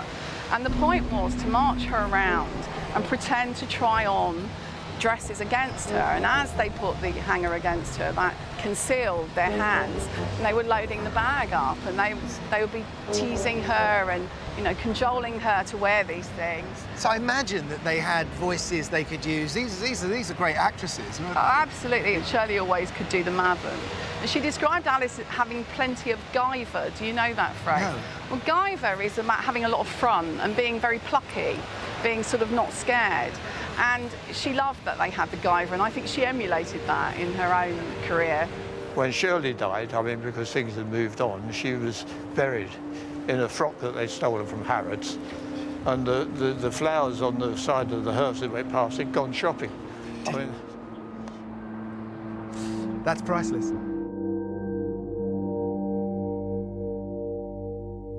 Times moved on also for the Arifs. Some of them had a stab at going straight. When I came here 12 years ago to meet Doug and Arif, this particular building was a slot machine factory. I mean, they're not called one-armed bandits for nothing. And it was a thriving business. There were loads of people working here when I came in here. Doug took me into his office. It was beautifully furnished. He was smoking a cigar. He seemed like a man without a problem in the world. But what's interesting is that it's still here, the building. But more interesting than all of that was Duggan was very proud of the fact there was no cul-de-sac sign at the end of the road telling you it was a dead end. I noticed that as we drove in. Yeah, he loved that. He used to say people would drive down here and they didn't even realise it was a dead end, and that was the way he liked it, because it meant he had them trapped. So what about now? Are they around still, or has it all gone quiet? They're all out of prison now. It hasn't gone quiet in the real sense, but they've reinvested a lot of their funds into other businesses. Two of them at least are now based back in northern Cyprus, where the family came from originally, and they've even dipped their toes into things such as timeshare resorts in northern Cyprus, and they have very strong connections still and businesses on the mainland of Turkey. There's no doubt that beneath the surface, just round here, they have some influence, but it's nowhere near the level it used to be. It's incredible to think that just 30 to 40 years ago, there were vast areas of London controlled by 4 brothers. And now we're talking about little satellite criminal gangs operating in streets, just streets alone, not even boroughs. And they are not likely to ever spread their wings in the same way that the Arifs or any of the others, like the Richardsons and the Crays, did before them. Violent, armed and dangerous. The Arifs would take on an armed robbery as well as running a massive drugs importation business. Unlike today's gangland, fractured by postcode territories and paranoia and division, the Arifs were the last of the old-style London gangsters. They aimed big, they worked as a group, people knew who they were, and they feared them.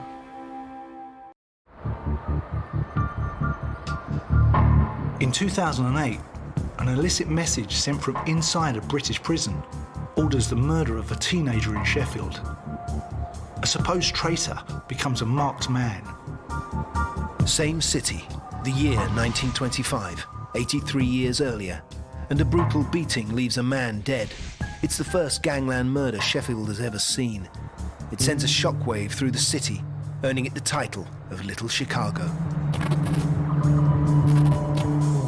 We'll be looking at 2 murders, both shocking, both caused by violent gang feuds. We'll see how a giant gambling empire split to create Sheffield's gangland. And how that continues to this day, played out with guns in backstreet turf wars.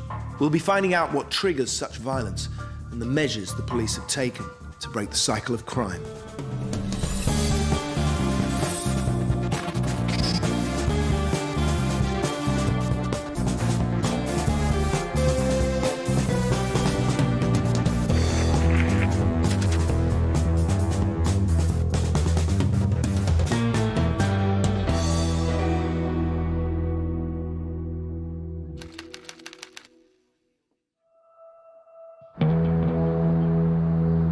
Sheffield may not be the first city that comes to mind when you think of gang crime, but like many parts of the UK, the city has a history of gangs stretching back generations.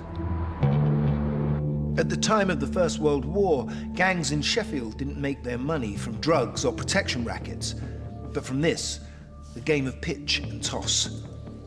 You place 3 coins on the ends of your fingers and then toss them. Tails, tails, heads. Believe it or not, betting on this became big business for the gangs of Sheffield, beginning a turf war which continues today. But what allowed a simple game of chance to take such a firm hold of the city?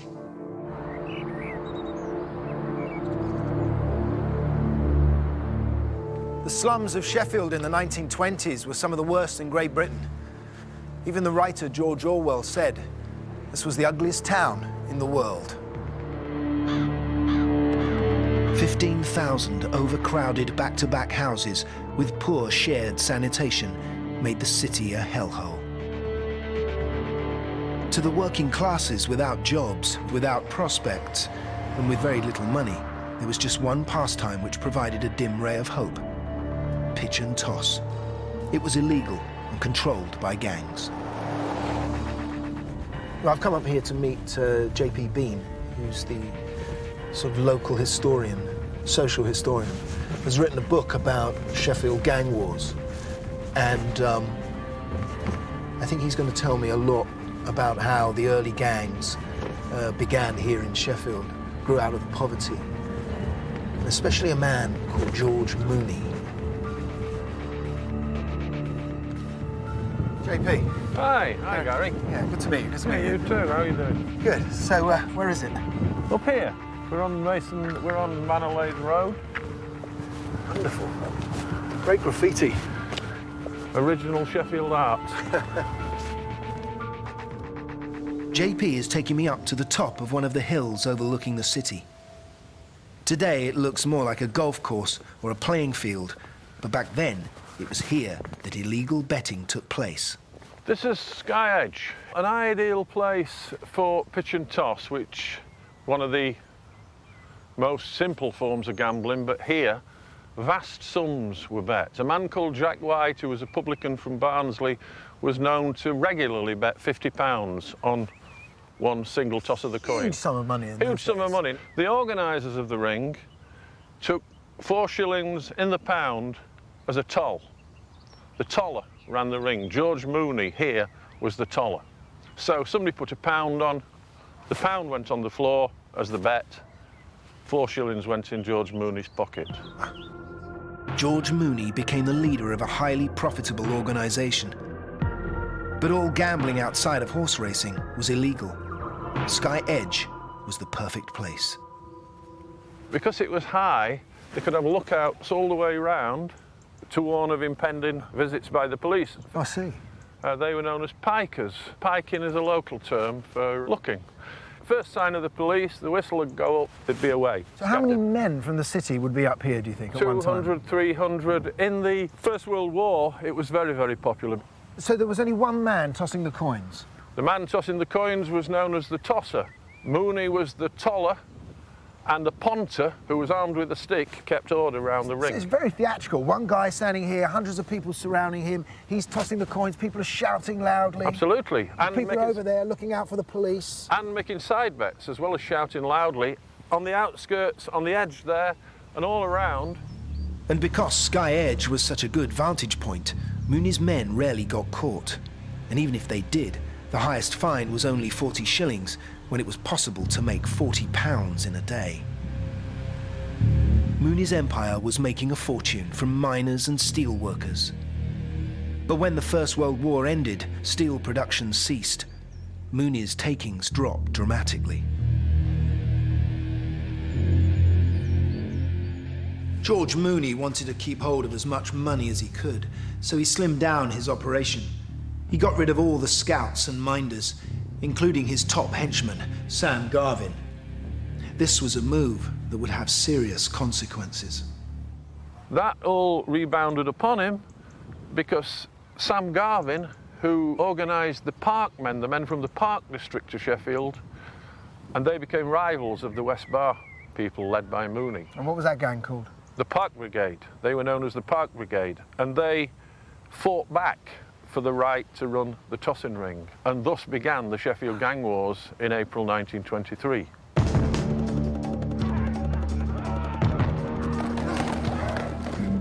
The feuds between the Mooneys and the Park Brigade would push gang warfare in Sheffield to a new level of violence, earning the city the name of Little Chicago. It became the forerunner of the turf wars, which threaten the city today.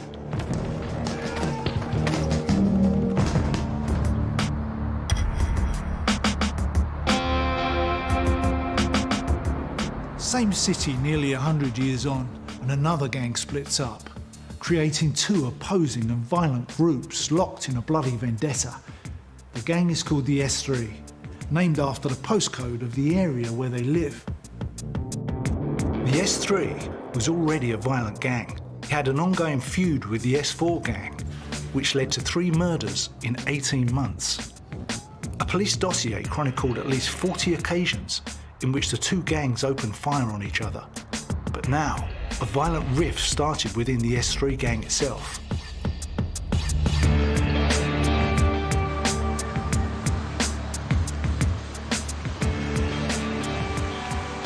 So the S3 area covers 2 districts, Pittsmoor and Burngreave, splitting the S3 gang into 2 separate factions.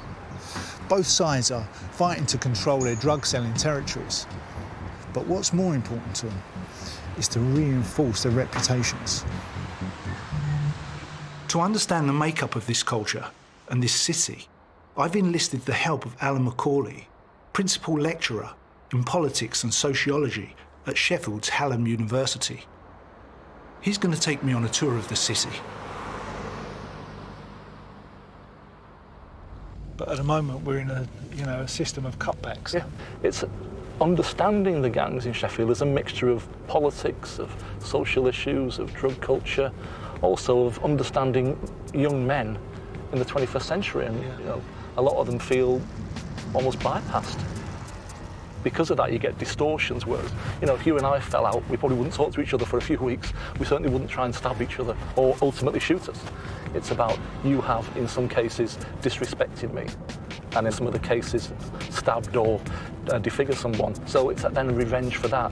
And it's about a reputation that's built up both by word of mouth, but now particularly through social media, through Facebook and all the rest of it. And that is increasingly playing a role in keeping these feuds going on longer. So even in a kind of modern society, they've become isolated and have become outside the norms of Britain in the 2000s. A lot of them have friendships going back years. In fact, some of the S3 people were friends from the ages of 4 and 5, apparently then fell out over relatively trivial issues, sometimes over a small amount of drug debts, which can, in some cases, be as small as 50 quid. So they're not making any money, these gangs? No, they're disorganised criminals. They're dealing in relatively small amounts of cannabis, crack cocaine, occasionally heroin, although not very often. Their disorganisation has led to levels of violence that are probably unheard of. A teenager in Sheffield was building his reputation in Pittsmoor S3, but he became targeted by the rival faction. It would be fatal. Around lunchtime, on Friday, July the 11th, 2008, he went into French's Barbers, which stood on the corner of Spittle Street. It was the last haircut he would ever have. Little Chicago was about to show its ugly face.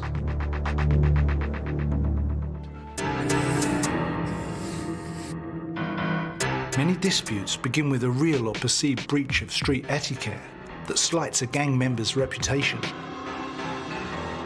Members are expected to defend their reps, their reputations, and the most minor incidents can escalate into feuds.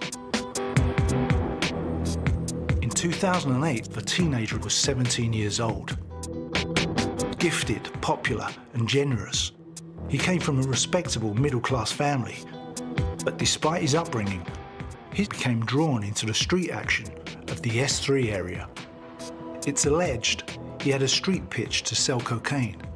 A composer of rap music, he even boasted in one of his raps that, "I can cause more chaos than World War II." But the S3 territory that he liked to be seen in had become divided. Tensions on his turf were running high, and now about to erupt into violence. It all started when one half of the S3 gang accused him of giving away the whereabouts of a cousin of theirs, resulting in him being knifed almost to death. They were now about to teach him a lesson. After following him for 1 week, the gang were ready to strike.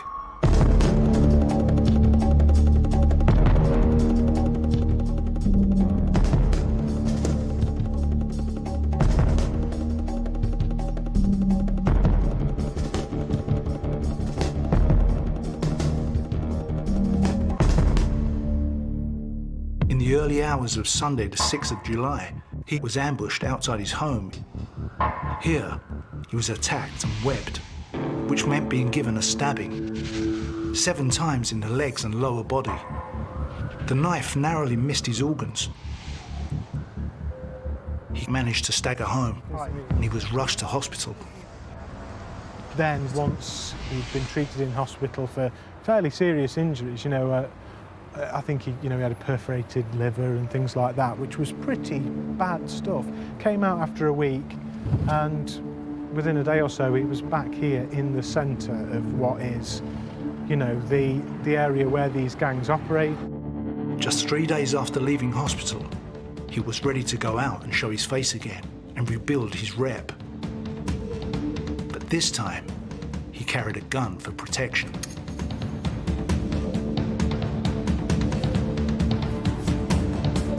He made his way back into S3 territory and headed for Spittle Street in Pittsmore.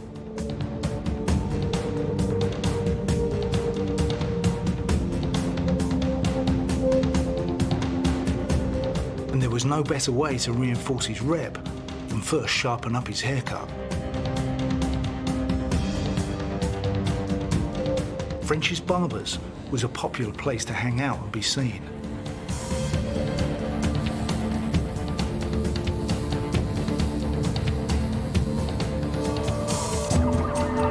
He left the Barbers and was confronted by 3 hooded figures. He took out his black handgun, but raised his arm too late. He was blasted in the back from close range with a sawn-off pump-action Beretta shotgun.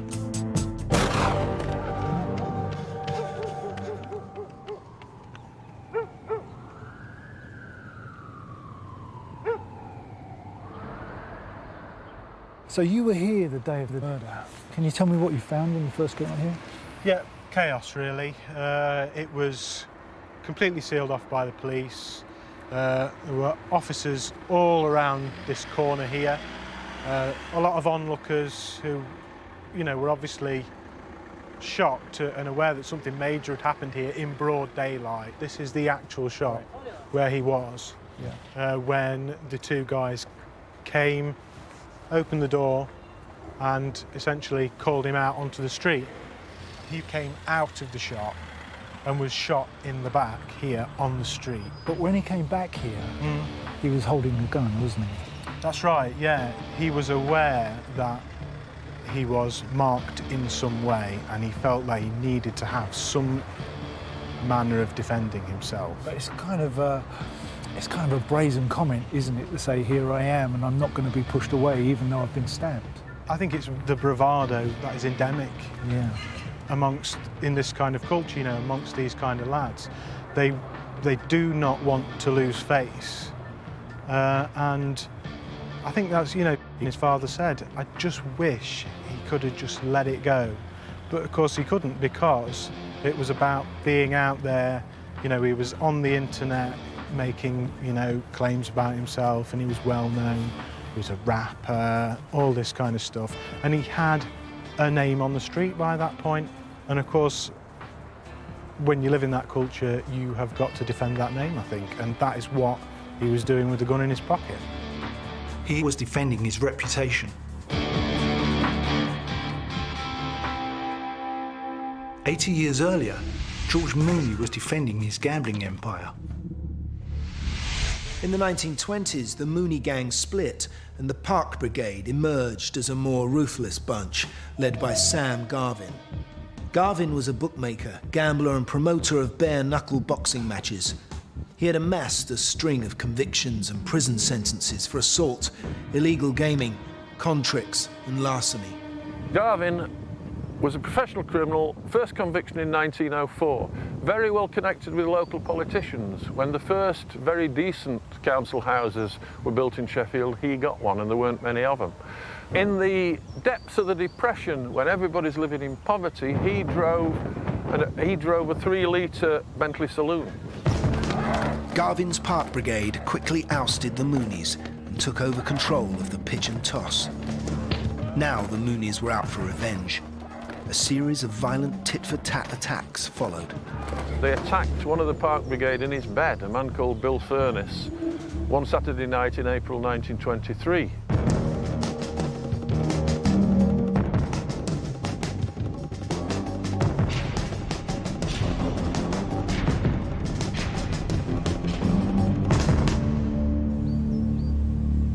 They attacked him with hammers, severely injured him, never reported to the police, but there were reprisals. A few days later, one of the Park Brigade was coming away from here, away from the tossing ring, and was slashed with razors over 100 times. walked down that road there, the road with the graffiti, staggered down there with his head caved in, covered in blood. 100 razor slashes found on him at the infirmary. Wouldn't speak to the police, wouldn't say who'd done it. All he'd say was, I reckon they've spoiled me suit. I reckon they had spoiled his suit. They had spoiled his suit. But the vendetta between the two gangs would culminate in the most violent attack Sheffield had ever seen. It would be an innocent man, a non-gang member called William Plummer, who was going to experience just how ruthless Sam Garvin's Park Brigade could be. So here we are, Princess Street, scene of the murder of William Plummer. So tell me about William Plummer. Who was he? What did he do? William Plummer was a 34-year-old Scotsman. He'd come to Sheffield after the First World War to work in the steelworks. Father of 3 children, he had no connection whatsoever with gangs. Then how did Plummer get involved? The night before he was murdered, there was a fight, an altercation between a man called Liversidge and Wilfred Fowler. Fowler was? Wilfred Fowler was one of Sam Garvin's gang. Plummer and his wife and others went along to ensure fair play in this fight between Liversidge and Fowler. Liversidge knocked Fowler to the ground and generally got the better of him. Fowler was injured. Plummer helped him up, and instead of being grateful for that, Fowler said to him, "Jock, you're going to pay for this," despite the fact that he'd had nothing to do with the fight at all and he'd helped him off the ground. I see. So because one of his lads had been beaten, Sam Garvin was affronted. The old gangster pride or whatever, control. And Garvin rounded up a group of men. They came down here the following night, the end of April 1925, to look for Plummer. They were breathing fire, they talked of murder, they talked of blood flowing down the streets. It was clear that there was going to be trouble, serious trouble, and indeed there was trouble. Plummer came out of his house down there at number 42, walked down here to the corner, and he said, "I'll fight you one by one." They didn't want to know about that. Gangs don't work like that, do they? They all jumped upon him.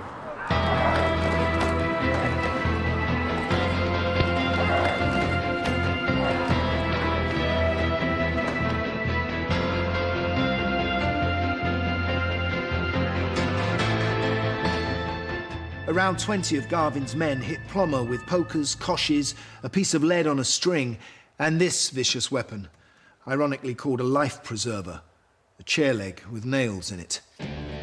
Although being badly beaten, Plummer managed to crawl back to the house, but as he struggled towards the door, he was then pounded repeatedly with a child's scooter. Plummer had severe head injuries and 2 great wounds resembling bayonet thrusts through his stomach and side. He was taken to the Royal Infirmary, where he died within minutes. There'd been slashings, there'd been shootings, there'd been bludgeonings, but he was the first man to be killed. It was the first murder of the Sheffield gang wars. But it wouldn't be the last. The attack on William Plummer in 1925 was one of the most vicious Sheffield had ever seen. Garvin's gang of up to 20 men, including Wilfred and Lawrence Fowler, had beaten Plummer and killed him. But what of these perpetrators? The gang dispersed. The Fowler brothers, Wilfred and Lawrence Fowler, both members of the Park Brigade of Sam Garvin's gang, they lingered. When the first police officer arrived, the Fowler brothers were sitting on the chip shop steps. Lawrence Fowler, the police officer said, "What's happened?" Lawrence Fowler said, "I hit him on the head." He admitted it? Well, he said, "I hit him on the head." The police officer said, "Be careful, it looks like being serious," as they were going to the police station. And Fowler said, "All right, then I didn't hit him on the head." These were not the brightest of men. But the leader of the gang, Sam Garvin, was much sharper. What he'd done, he'd stirred up all the violence here, and then just before it happened, just before the assault on Plummer, on the corner there, he'd hopped on a tram, got off in the Wicker in Sheffield, and assaulted the first man he saw, who just happened to be an old pal of Mooney's, so he recognised him. And thereby, effectively, gave Sam Garvin an alibi. But this ploy didn't work. Sam Garvin was rounded up along with 9 other suspects, including the Fowler brothers. They were taken to West Bar police station.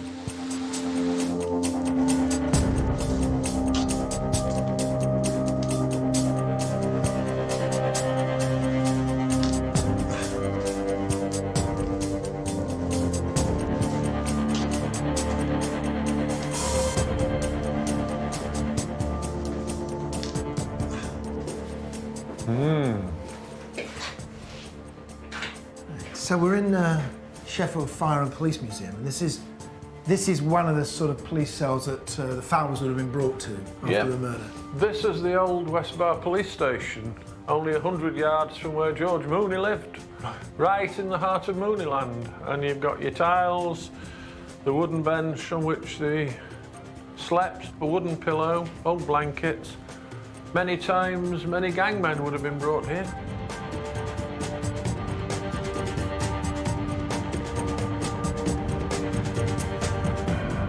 In all, 10 men stood accused of murdering or aiding the murder of William Plummer, including the Fowler brothers, as well as Sam Garvin, the Park Brigade boss.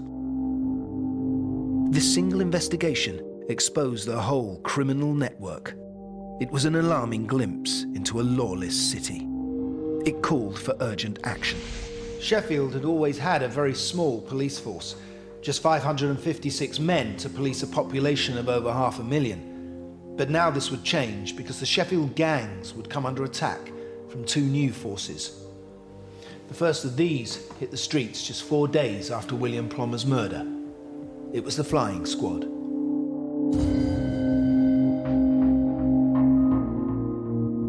The local authorities were under pressure. They'd been ignoring the issues for a couple of years. It became apparent that they were going to have to do something. The police formed a special duties squad, colloquially known as the Flying Squad. There were 4 men, all First World War veterans, all not averse to fighting, not averse to violence, took the war to the gangs. Now Sheffield would take another swipe at the gangs. They appointed a new chief constable. He would become Britain's first gangbuster. His name was Percy Sillitoe. Aged 38, Sillitoe was an unorthodox choice. He'd left England to become a trooper in the African police, working in a tough and brutal regime which kept control over native tribes. Now, back in England, Sillitoe would apply the same methods. He got on with the magistrates. He knew the name of every police officer in the force. He was great for building people's morale up. He backed them up to the hilt. No matter what they did, he supported them. They knew that they could go out and take war to the gangs and that the chief constable would be right behind them. So why was this any different to the police force before? They were bigger guys. They were bigger guys, and they went out, they went to publicans and they told them, don't serve gang members. If you serve gang members, we'll oppose your licence. If they saw gang members in the pubs, they hauled them out and battered them. Really? There were no, there was no human rights. So this was just another gang, really? Effectively, they'd be fire with fire, steel with steel. Yeah. So do we know any of these characters? There was 6'4" Walter Loxley. Now Walter Loxley was a bit of a local legend all his life, really, because of what happened in the gang troubles. There was a famous occasion where a defendant was in court accused of assaulting Loxley, but the defendant was far smaller than him and covered in blood and bandages and whatever. And his solicitor said to the magistrates, Your Worships, this should not be a case of assaulting the police, it should be a case of attempted suicide. Sillitoe brought in men like PC Pat Geraghty, who stood 6'5" and could hold 7 tennis balls in one hand. Sillitoe also introduced the European Jiu-Jitsu champion Harry Hunter to train the force in self-defence. After 7 weeks, each man could deal with 60 methods of attack. The Flying Squad threw people through windows, they threw them through doors without opening them first. They battered people in public view. They took them around the back occasionally, but they didn't take any prisoners if they didn't need to. On one occasion, they battered a guy in a pub and the landlady fainted. This is what Sheffield Police were presented with on the afternoon of July the 11th, 2008. A hooded teenager lying in a pool of blood outside a barber's shop. A handgun lying nearby. As if to emphasise the scale of the problem, police in Sheffield said this afternoon that a 17-year-old shot dead at a barber shop yesterday was probably himself carrying a firearm. Did the police pick up any leads or, It was very difficult for the police. People just do not want to assist them with their inquiries. You know, they just find themselves up against a brick wall, essentially, a lot of the time. Things just close down, you know. But then the police got a break, which changed the momentum of their inquiry. The investigation began to make progress. A shotgun was found near the barber's shop hidden in Oscarthorpe Park. It was later proved to be the murder weapon. Eventually, witnesses came forward and named the gang members. But the real breakthrough came when they discovered that one of the gang had a cousin in East Yorkshire, in the Wolds prison. The police realised that, you know, there was some communication between this guy in prison and the guys on the outside. how did they establish that? I think it was essentially they started to look at cell site analysis, which is where the police check where a phone has been at a certain time, and they can then check which phone that phone is calling. So they were able to check the phones of the guys on the outside and realise there was a pattern of calls to this particular number. Who were the guys that were speaking? There was a guy inside, Nigel Ramsey, who was known on the street before he was convicted and sent to prison as the General. He had a cousin outside, Denzel Ramsey. They were exchanging phone calls. Nigel Ramsey had a mobile phone inside his cell at the Wolds prison. It's been estimated that there's a mobile phone, SIM card and phone charger for every 10 inmates across Britain. In one survey conducted in 2009, around 4,000 mobile phones and SIM cards were found. They're smuggled inside in numerous ways, in the soles of trainers like these, in milk cartons, in books, washing powder, even in food. You name it, it's been done. How would he have got that? It's thought that it was smuggled in on somebody or thrown over a wall and picked up. So Nigel Ramsey, the General, sanctioned the killing? That's right. It's thought that he decided that because of his treachery, he would have to be killed. Issued the order over his mobile phone from prison, and that was that. In 2008, one cell at Wolds prison in East Yorkshire was occupied by Nigel Ramsey, known as the General. He was one of the leaders of the rival S3 gang in Sheffield. Ramsey had been sent to prison for armed robbery and holding up a post office. But this didn't prevent him from organising the murder of a teenager in Sheffield. Just over 1 year after the case came to trial at Sheffield Crown Court. What was the atmosphere like around the trial? It was very tense. You can feel the emotion and the animosity there. These were guys who had been part of the same gang, who had then split apart. So the tension there was palpable, really, between the two groups. There were armed police stationed outside this court building because of concerns. After 5 days of deliberations on August the 7th, 2009, a jury found 4 men guilty of murder. The judge sentenced 23-year-old Nigel Ramsey, the General, to a minimum of 35 years in prison for instigating the murder. 21-year-old Michael Chatu, who pulled the trigger, was given 30 years. 20-year-old Denzel Ramsey, 25 years. And 17-year-old Levan Menzies, 20 years. Sentencing, Mr. Justice Griffith Williams said, Britain is not broken, although certain communities are being plagued by the lawless activities of the likes of you and gangs such as the S3. I make it clear that to protect them, the full rigour of the law must be brought to bear, and rogues like you must be brought to book. 2 members of the gang laughed and joked with each other as the sentences were handed down. They actually cheered and jeered and kind of shook their fists at the public gallery, and people in the gallery were actually shouting back down at them. It was like it was almost like a triumph. like, well, yeah, I've got 25 years, you know, I'll do it, and like an achievement almost.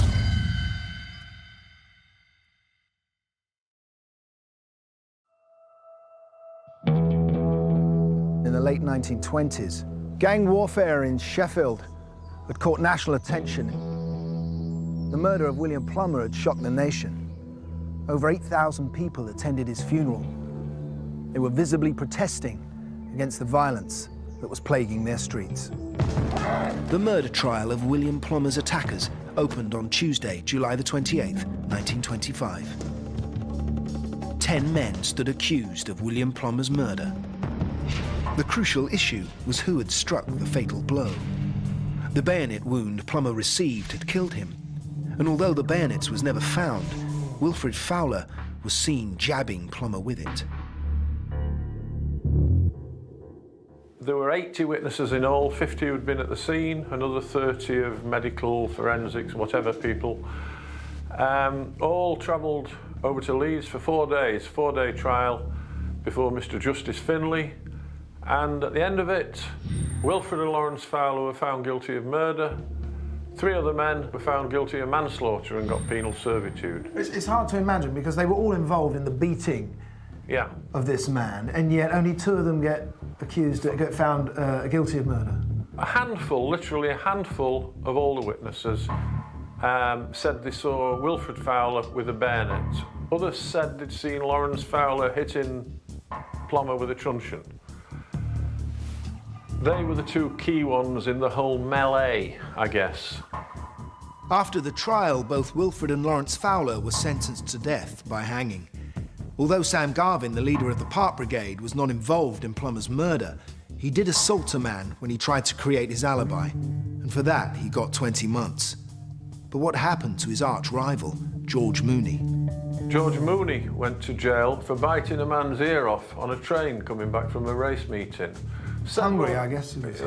Yeah. It's on a ear diet. Several of the other principals in both the old Mooney Gang and the more recent Park Brigade were in jail. So even before the Second World War started, they were all dissipated? It was all done and dusted by 1927.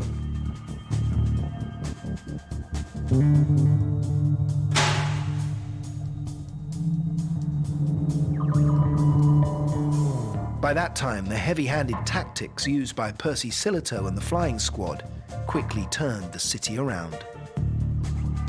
The crimes of the Mooney Gang and the Park Brigade were brought to an end. Soon, newspapers were reporting success after success as Sheffield's gangs were eliminated. Many said that the flying squad were no better than the gangs themselves, but no one doubted their effectiveness. The murder of William Plummer shocked Sheffield and was a wake-up call for all police forces. It highlighted the horrific nature of gang warfare and its irrational, uncontrolled violence.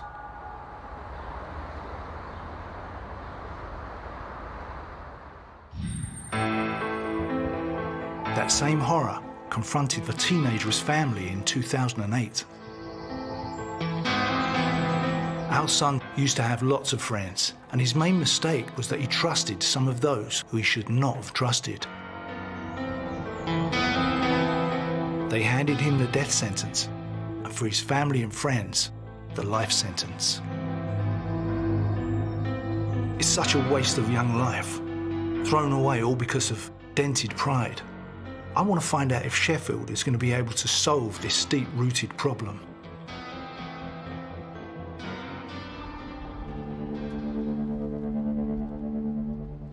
So tell me about the future for Sheffield. We've certainly seen a fall-off in public gang activity since the shootings. The police have been much more high profile. There's been much more investment going on that the City Council has developed with its youth services a gang strategy, which does appear to have made a real difference. But the police have taken a much more interventionist approach. They've now been targeting individuals using warrants to arrest people and basically using much more intelligence-driven policing, I think, which has resulted in a fall-off in activity. And I think also some of the peripheral people involved in the gangs walked away at that point as well. Yeah. You know, the ones who began to think, well, you know, It might be him today, but it could be me tomorrow. Over the last 8 years, 10 lives were lost in gang violence in the city. A long-running police operation targeting drug and gang crime led to more than 50 arrests, with more than 200 police officers taking part in the raids. Today in Sheffield, there's a number of new initiatives to steer young people away from gangs. One of these is called Zest for Sport. Sheffield particularly has problems with the old postcode gangs, as they're sort of referred to, particularly the S3, S6 gangs, gangs within inner city areas of Sheffield. They are present, they do go on, however they tend to be more serious crime, which fortunately our young people are not involved in. We're in what's called the central ward of Sheffield, just outside Sheffield city centre, which is a deprived inner city area of Sheffield. Through some of the activities that we do here at Zest, we've been successful in reducing low levels of antisocial behaviour by 50%. We work closely with the police on that. I've experienced stuff in South Africa that can then benefit these kids. They've asked me a lot about my experiences and tried to compare gang culture, like how kids respond to sport in South Africa, how, you know, how culturally it's different. And I think that, you know, it's important for them to learn about that aspect as well, and to realise, you know, the great opportunity they have at Zest, because I've worked with gangs on the streets, I've worked in South Africa, I've worked in extreme poverty, and I've seen how much things can mean to people. And I think before that time that I told them, it was as though they'd taken off, you know, their tinted glasses and realised, oh, actually. The centre aims to provide a base for young people to come together rather than be divided by race, culture or class. And more importantly in this city, to break down the borders that exist between different areas and territories. We work together to break down the barriers so that young people can feel that they can leave their sort of territory areas and go into other areas and feel safe to do so. Young people like to affiliate with a group, and that can be in a positive way, and it can lead, unfortunately, to in a negative way.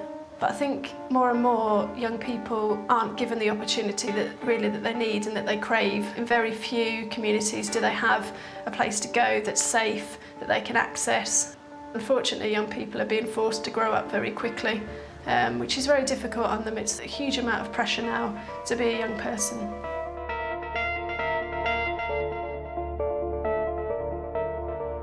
In South Africa, you're dealing with quite high-level gang crime, gang violence on the streets, and a lot of the kids that you work with are involved in that. Whereas here, they see it as something to go out and play around in, whereas there it's something that when you come onto the streets, you're in a gang.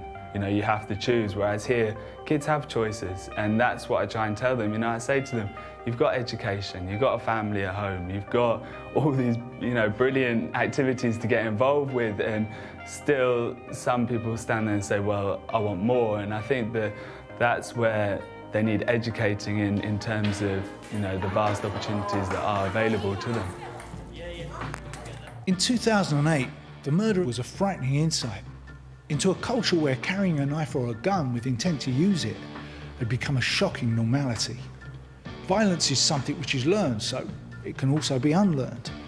The Sheffield Police now work with young offenders to break the cycle of crime by behaviour change, with great success. Violent crime in Sheffield has declined, and gun crime has fallen. Over the course of this series, we've been looking at gangs, old and new, from across some of Britain's cities. Gangs have risen and fallen. They prosper now as they've always done. They continue to find new ways of making money and fending off their rivals. We've seen how you joined gangs, how they operated, what they stood for. We've learned how they've moved from gambling into clubs and protection, and now into drug importation and dealing. But is there a pattern to criminality? Are there similarities between these gangs? Or are they solely products of their era? We're going to look at the reasons why we have gangs, how they make their money, how they hold on to it, and what has been done to try and break them.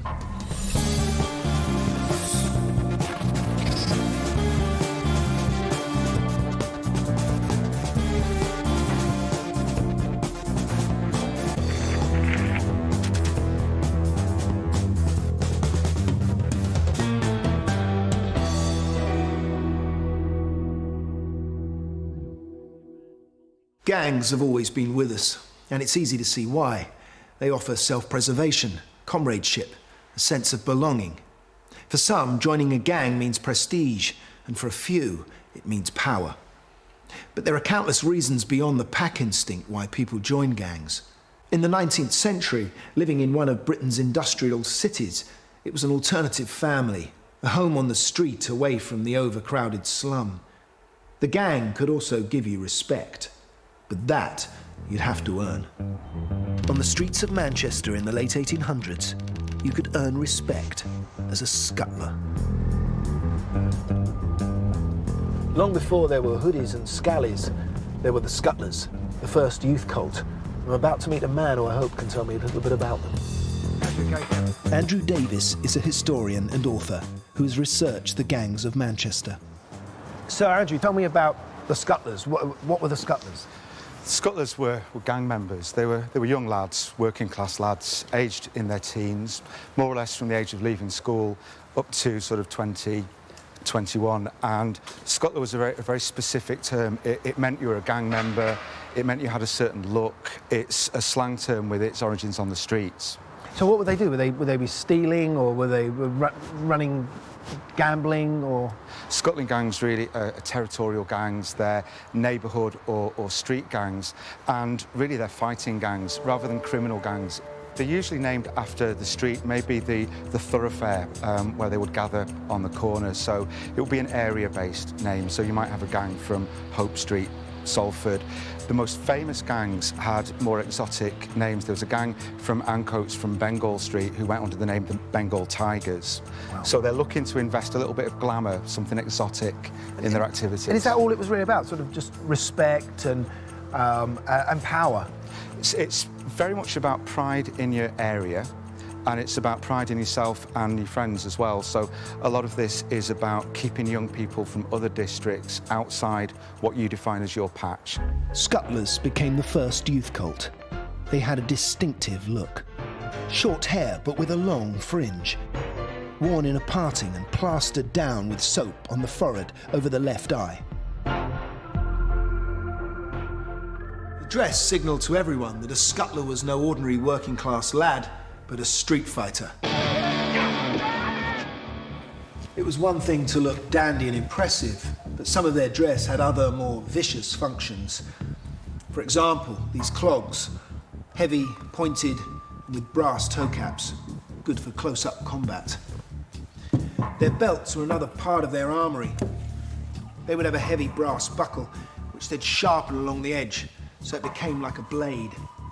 They'd also bang nails or bolts through the end to add more weight when swung. It was said that a hit from one of these could split a man's skull. And was the fighting just random, just people just getting angry and attacking people, or was there was an order to the way they fought? I think it's very, very targeted. One of the things that you realise about Scuttlers is they all know each other. The gangs would actually chalk the threat or the invitation to fight. They'd chalk the challenge either on a wall or maybe on the pavement. So there would be a day and a time, Saturday, 3 o'clock, Adelphi against Greengate. So it really is battling by appointment. They're very often carrying and they're using knives as well. But it's very, very rare that anybody gets killed. So generally what they're looking to do is to maim or to scar. The Scuttlers fought for little but their own respect. They simply liked fighting. They liked proving how tough they were. They didn't make any money out of it. There was no master plan. But in other cities, street gangs could be very different. Glasgow was once the most overcrowded city in Britain, as well as the poorest. In the late 1800s, immigrants from Ireland, fleeing the second wave of the potato famine, came to work on Clydeside. They formed large Catholic neighbourhoods in the Protestant city. For many, their arrival was unwelcome competition and created resentment, hatred, and in some cases, violence. One area which became a flashpoint bordering Catholic districts was called Bridgeton, or Brigton. And this was home to an infamous Protestant gang, the Brigton Boys, soon to be known as the Billy Boys. They took their name from William of Orange, the Dutch-born king who in the 17th century annexed Northern Ireland and installed the Protestant church. The Billy Boys were devotees of King Billy.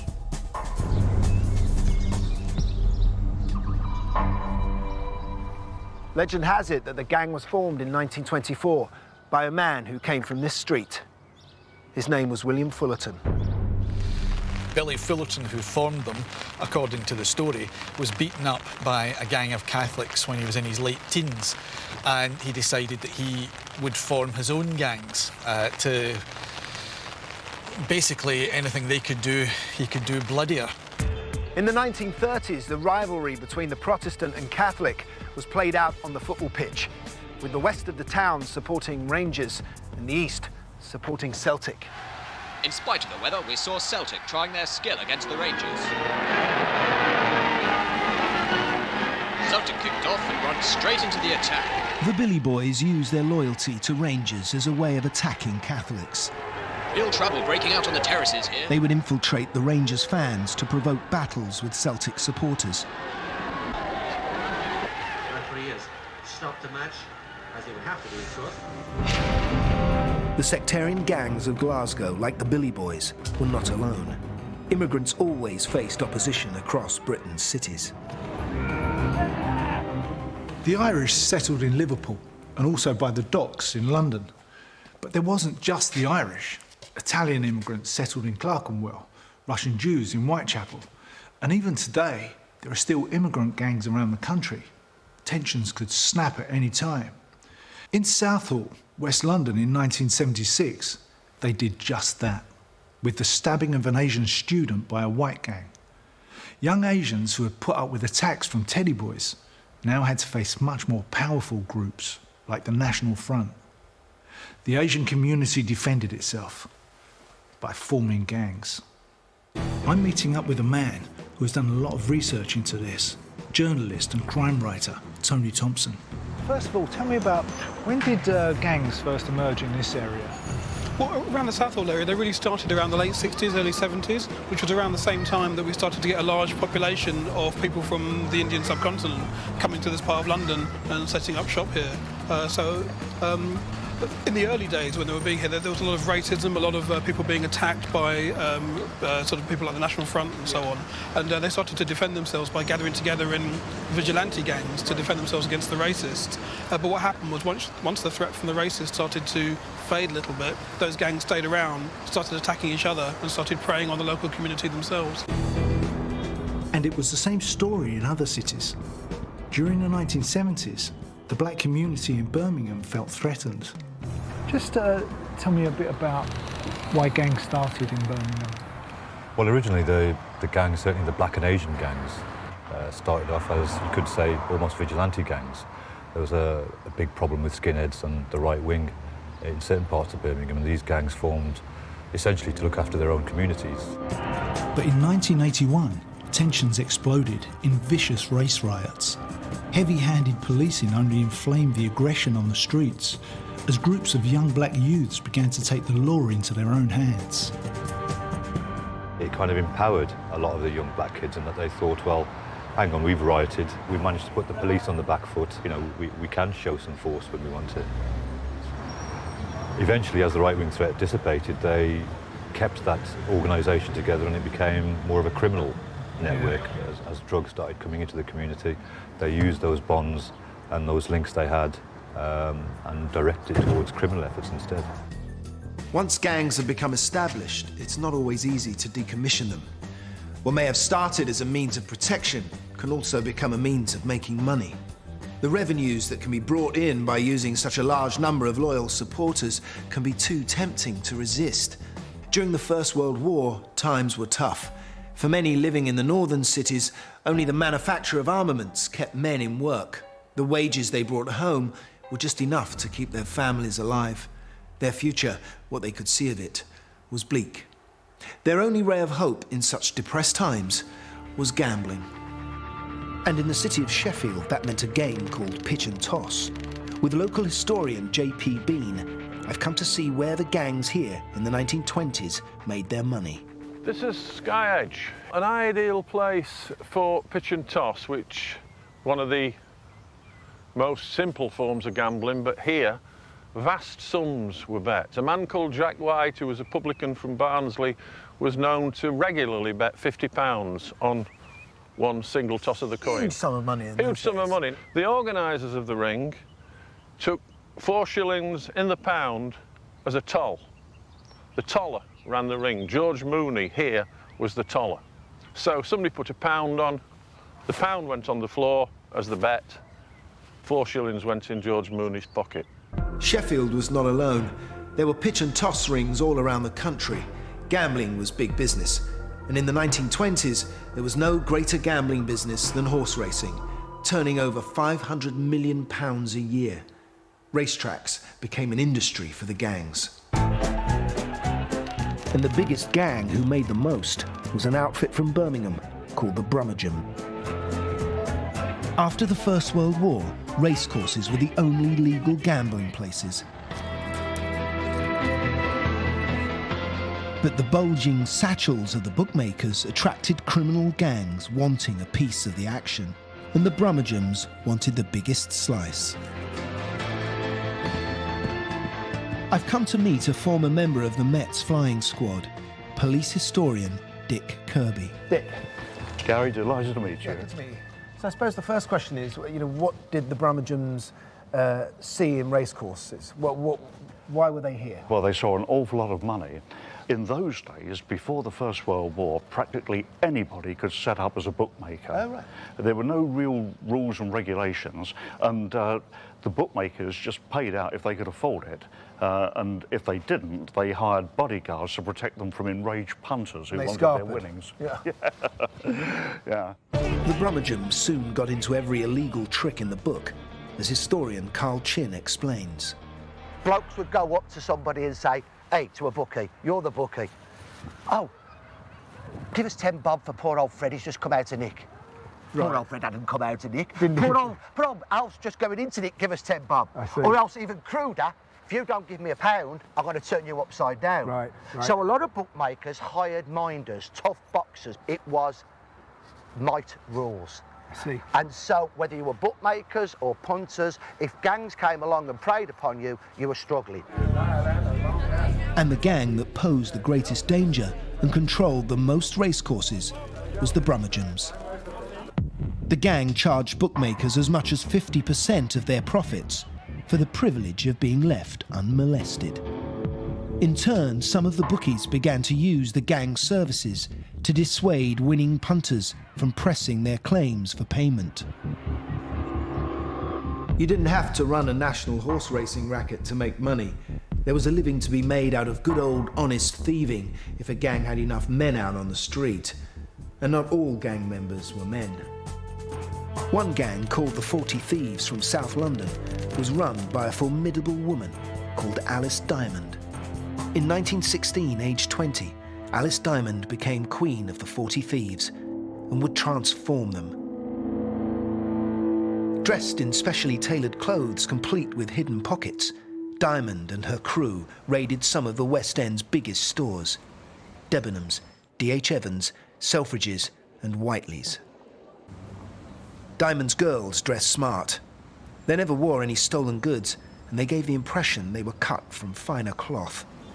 But underneath their glamorous outfits were hidden surprises. Their jackets had deep inside pockets to contain plundered goods. Tailored cummerbunds, muffs, skirts, and even hats sewn with hidden pockets. One key innovation was to wear extra voluminous knickers to hide their ill-gotten gains. They had a name for the knickers, didn't Yeah, they were called hoisting knickers, like from to hoist. And so that's how they got the name the Oysters. But that's what I like, because hoister becomes oyster if you drop the H. The oyster knickers is great. I love that. I'm sure we could make them now. They liked to steal small, exclusive things. Then there was lingerie, silk, designer clothes, furs, leather goods. It all just vanished. How would they do a raid on, say, one of the shops here? Well, what would happen? They'd arrive probably by car and park somewhere sneaky. And the car was very important. It needed a big boot so they could go backwards and forwards and load up. And they would all carry identical type bags and gradually go in the shops one by one. The first two would start loading the gear. the next person to come in would swap the bag and take the others out. And so there's only one chance of one person being arrested, while the others gradually moved around them, and sometimes they'd create a distraction, so they'd pretend to faint or if they were taken ill, and then cause a big havoc in the store, and so people were looking at the wrong thing. But actually, a lot of the technique was about rolling the stuff very small and packing it in. And you have to remember, nowadays we have very different types of technology. We have CCTV, we have all sorts of detection networks. Then it was a free-for-all. Some gangs were not as subtle as the 40 Thieves. One gang who came to prominence was certain members of a Turkish Cypriot family from south-east London. They were four brothers: Bakir, Mehmet, Dennis and Dogan. In the 80s, the Arabs were kings. They were running everything. They seemed to be getting away with everything. Even when they got nicked, they got off. Yeah, they really were becoming legendary figures. But then in late 1990, everything started to unravel. They decided to hold up a security van in Reigate in Surrey. What they didn't realise was that one of their associates had tipped off the police, who in fact encouraged the entire robbery to still go ahead. On the 27th of November, two of the gang set off. They tracked the Securicor van on its way to Reigate. The van was carrying large amounts of money to branches of Barclays Bank. Mehmet and Dennis Arif were on the job themselves, along with Dennis's brother-in-law and a hardened armed robber called Kenny Baker. They all tooled up with an assortment of guns. But unknown to them, the police were all on red alert. The Securicor van had become the bait, and the Arifs the catch. In the centre of Reigate, the Securicor van pulled over and came to a halt. The security van has stopped. The man and woman security guard have got out to go and get a coffee, and the Arifs and their friends swoop, and they swoop with a vengeance.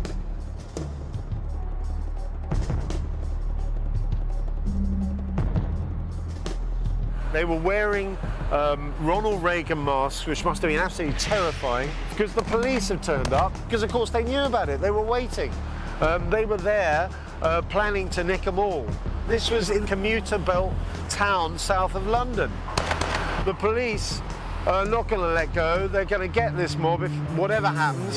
And unfortunately, one of the other robbers, Baker, was shot dead.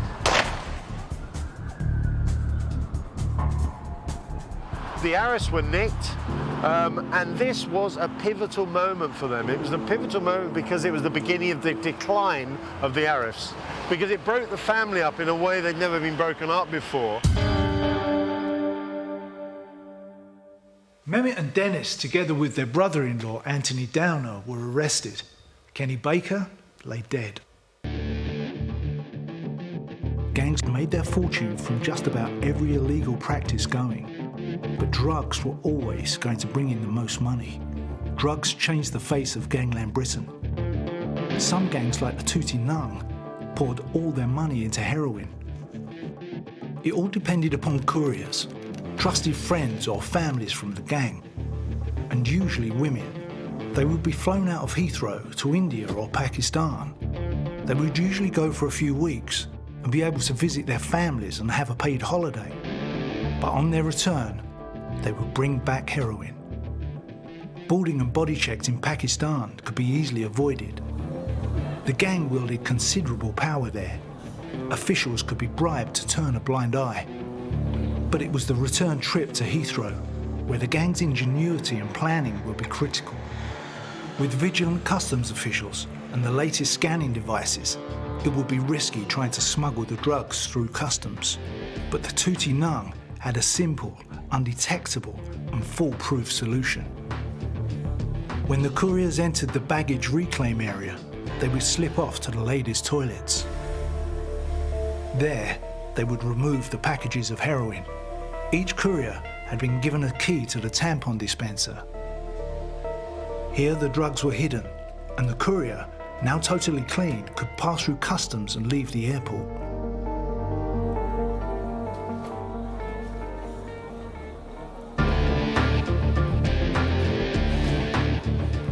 Now, there was just one more link in the operation.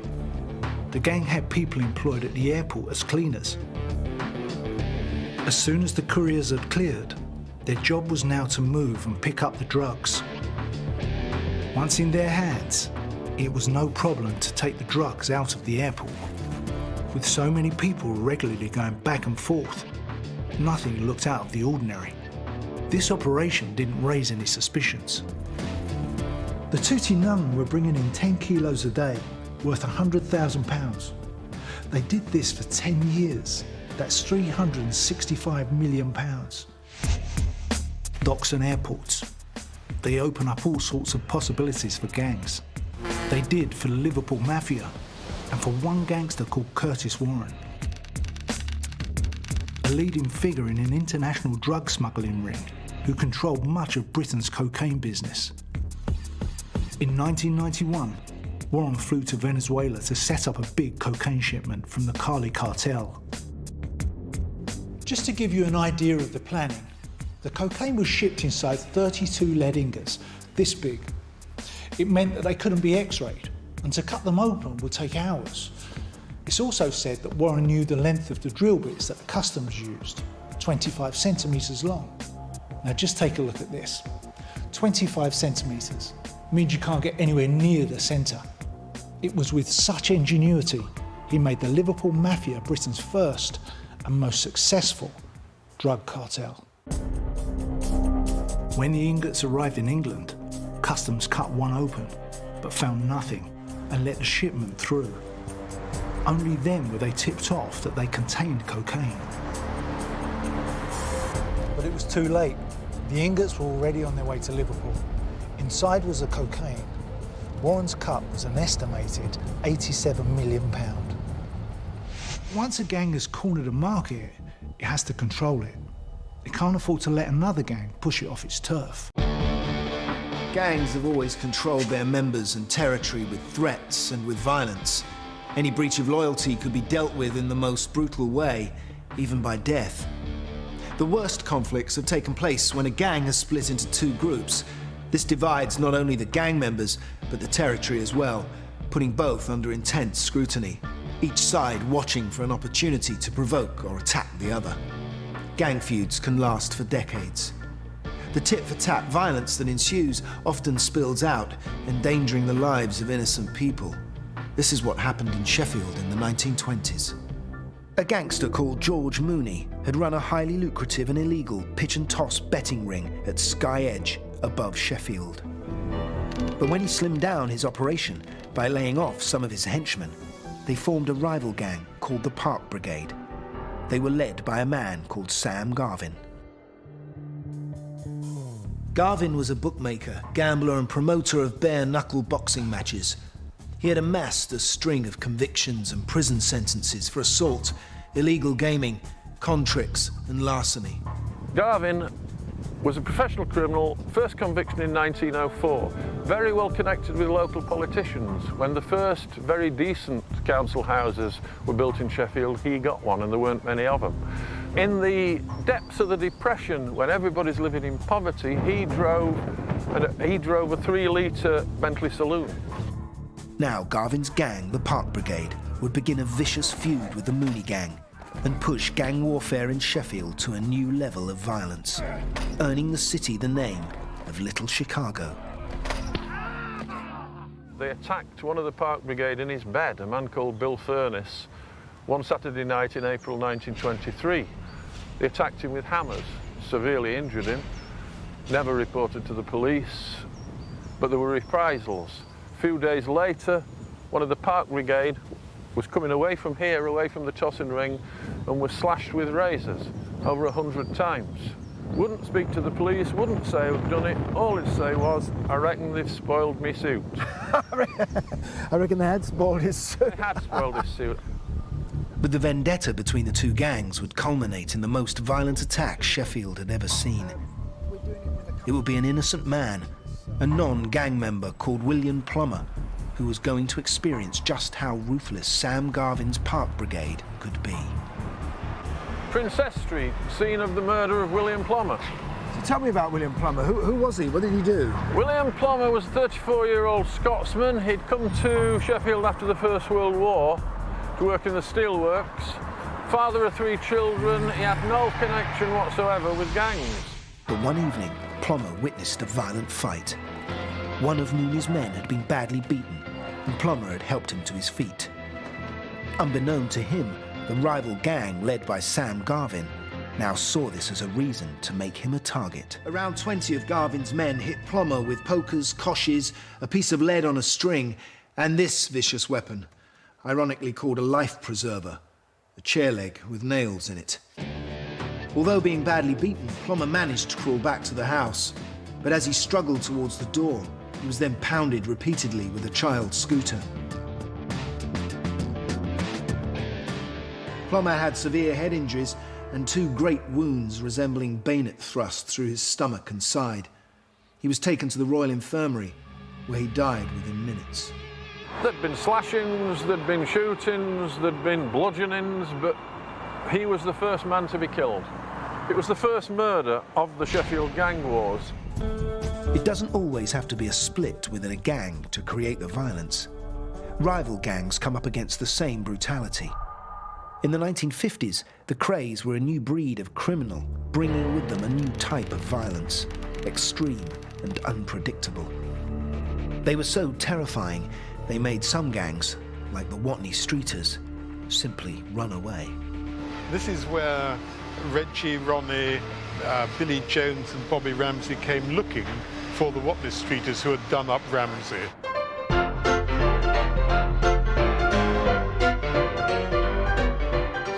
What happened was the Streeters got wind that the Krays mob was on its way.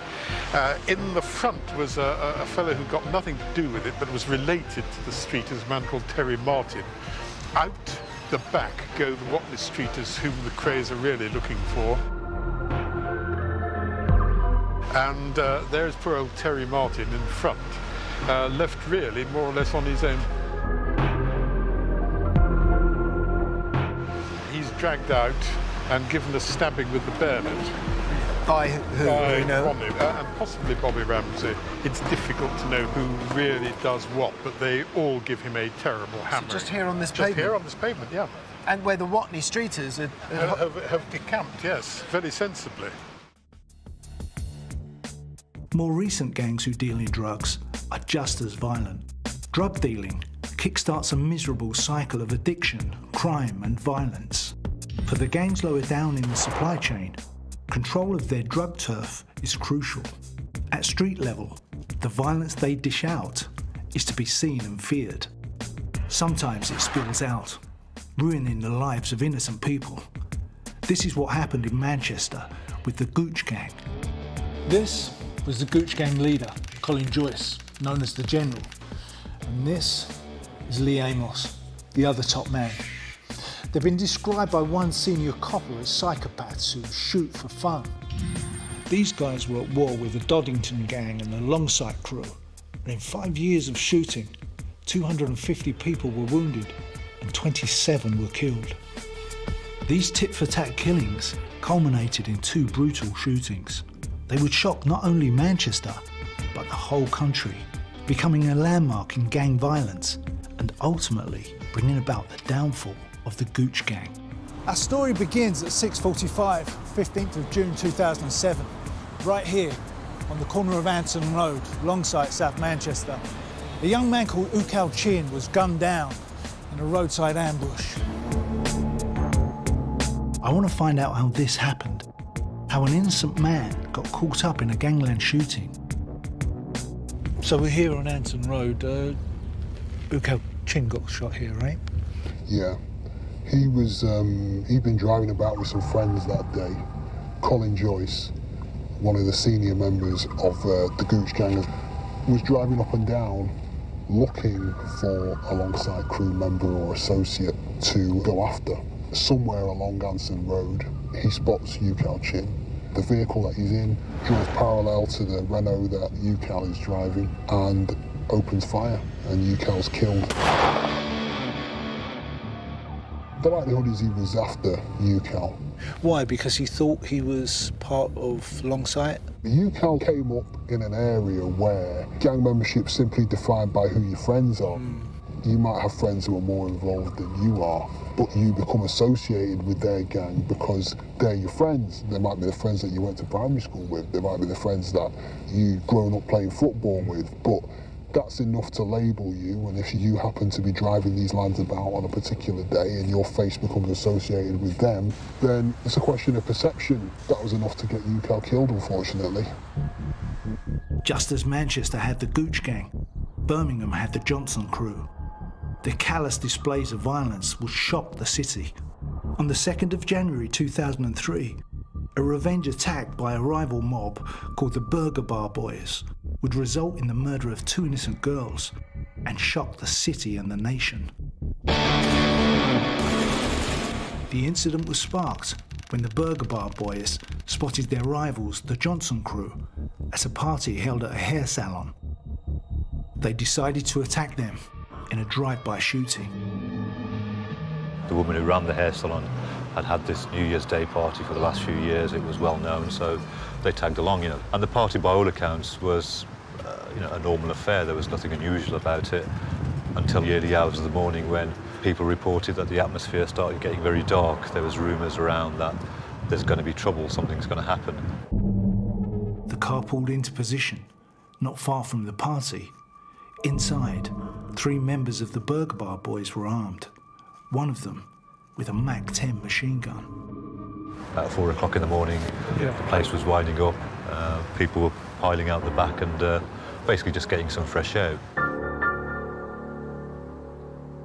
So the party spills out onto the street.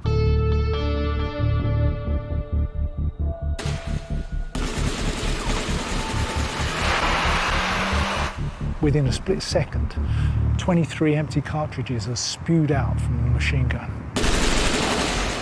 Charlene Ellis was the first to die, hit 3 times. Letitia Shakespeare was also killed, hit 4 times. I went to see Letitia's mother, Marcia, who had to go and identify her daughter only hours after the shooting. As soon as I went into the room, I could see Letitia, she had a hairpiece on that day. And I could see that was like slinched to one side. I thought, well, this is Letitia. So I came round to have a look, and she was there on the bed, but her eyes were wide open. Really? I've never seen her eyes that wide open. Yeah. And I still couldn't absorb that she was dead. I still thought she was alive. I said, no, she's alive. Her eyes are open. She's got to be alive.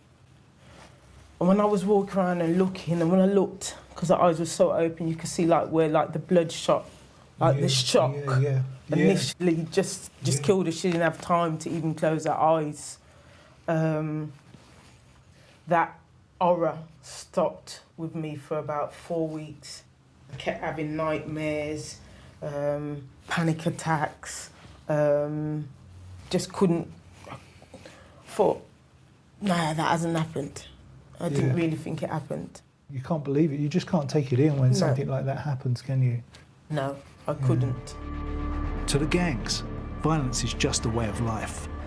Most of us remain unaware of it. But when it flares up and takes an innocent life, we are barely able to comprehend how this can be happening on our streets. How do you eliminate gangs? One way is to remove their source of income. Look what happened to the prohibition of alcohol in America. When liquor was legalized again, the gangsters were forced to move off into other business. Another method was to target the gangsters themselves. This was the strategy used in the 1920s to eliminate the gangs of Sheffield. The local authorities were under pressure. They'd been ignoring the issues for a couple of years. It became apparent that they were going to have to do something. The police formed a special duties squad, colloquially known as the Flying Squad. They appointed a new chief constable. He would become Britain's first gangbuster. His name was Percy Sillitoe. Aged 38, Sillitoe was an unorthodox choice. He'd left England to become a trooper in the African police, working in a tough and brutal regime which kept control over native tribes. Now, back in England, Sillitoe would apply the same methods. He knew the name of every police officer in the force. They knew that they could go out and take war to the gangs and that the Chief Constable would be right behind them. So why was this any different to the police force before? They were bigger guys. They were bigger guys, and they went to publicans and they told them, don't serve gang members. If you serve gang members, we'll oppose your licence. If they saw gang members in the pubs, they hauled them out and battered them. Really? There was no human rights. So this was just another gang, really? Effectively, they'd be fire with fire, steel with steel. Sillitoe brought in men like PC Pat Geraghty, who stood 6'5" and could hold 7 tennis balls in one hand. Sillitoe also introduced the European Jiu-Jitsu champion Harry Hunter to train the force in self-defence. After 7 weeks, each man could deal with 60 methods of attack. They flying squad threw people through windows, they threw them through doors without opening them first. They battered people in public view. They took them round the back occasionally, but they didn't take any prisoners if they didn't need to. Sillitoe was seen at the time as a great success. He became Britain's first gangbuster and was also sent up to Glasgow.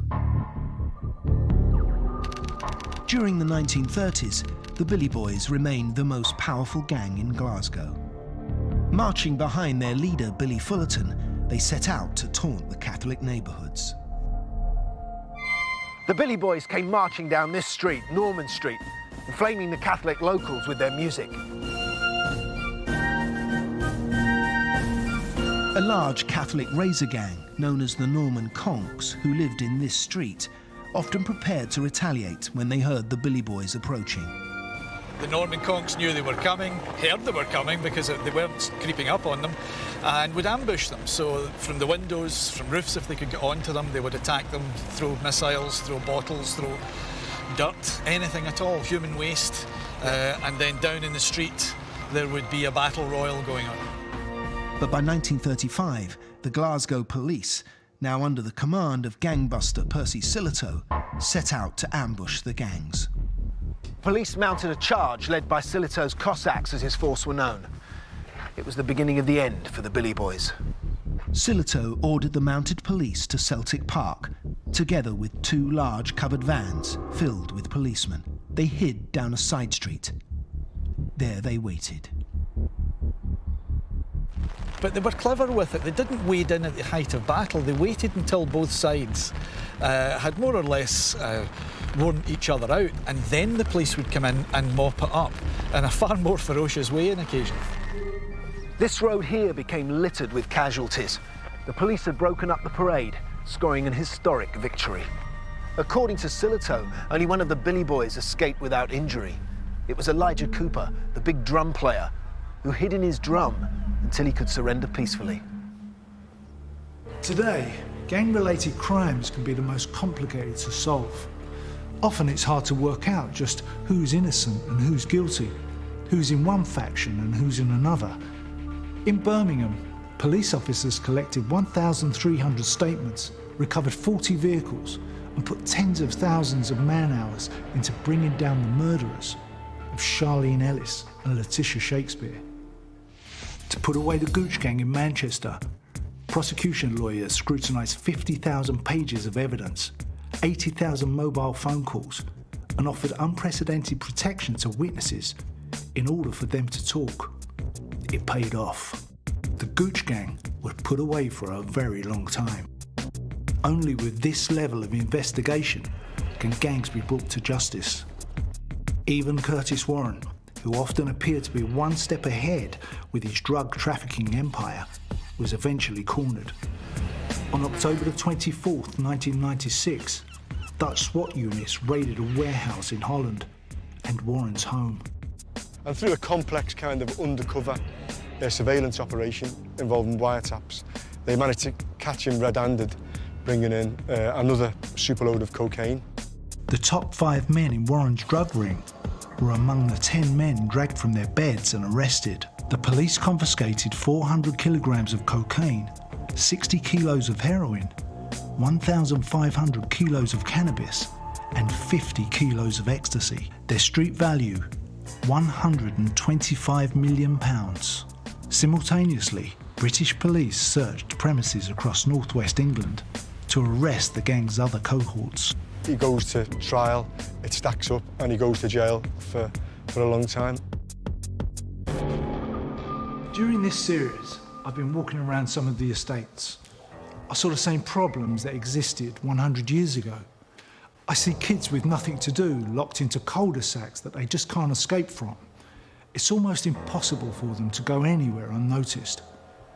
Many are from traditional immigrant families, desperate to find their own identity out on the street, where it's all about respect, and sometimes violence. So where do we go from here? Where's the Percy Sillito of the 21st century? Well, let me tell you, it's right here. Strathclyde's Violence Reduction Unit. I'm about to meet Karen McCluskey. She's a director of this unit, which she set up in 2008. She's responsible for bringing about a radical new approach in tackling gangs. She did what no one had ever dared do before. She hauled in all the gangs and laid down the law to them. We wanted to try and make a big change because you can't just take 10 people. It has to be about hundreds to achieve a real big shift in gangs. So how'd you do that? We had to get the parents, we had to get the schools, we had to convince them to come in. So you were putting rival gangs in the same all of them. I mean, this was about, it's a really risky strategy. And the chief stood up and we flashed their pictures around the room. And we said, we know who you are, we know where you live. And he said, I'm so powerful, I can have them all outside your front door if I so wish, my corpse. I can make your life really difficult. It's not hard, but we want you to stop. We want you to stop this because I don't want to go and see your parents and tell them that you're dead or they're coming to arrest you for a murder. And then we get a surgeon to stand up and he says, you boys might not know what you're doing, but let me tell you what I get in my surgery. And he shows them the pictures. And some of them are really graphic, but that's what he says, we have some of the worst cases of facial injury anywhere in the world here. They cannot look at it. And we have had a few fainters. And then I suppose the best and the worst part is we get a mum to stand up. And it is just, unless you'd seen it, it's very difficult to explain. But she stands up and she says, you boys might not care about yourself, but here's what happened to my son when I cradled him when he died. And I go into his room every single day and I will never get over it. It's destroyed my husband, it's destroyed my family, and I cared about my son. And you could hear a pin drop in the courtroom. I know exactly and where you you're can coming from. You can hear them sobbing in the back. Because regardless of how beleaguered some of these families are, they love their mothers. Yeah. And it's the most powerful thing ever. And we then say, make a choice. You can make a choice here. And the really interesting thing is, for lots of the people that we deal with, they've got no choice about where they're born, what parents they're born to, what school they go to, even what gang they go into. This sometimes is the first time in their life that they've had a choice. And it is amazing how many of them stand up in the court and say, I want out.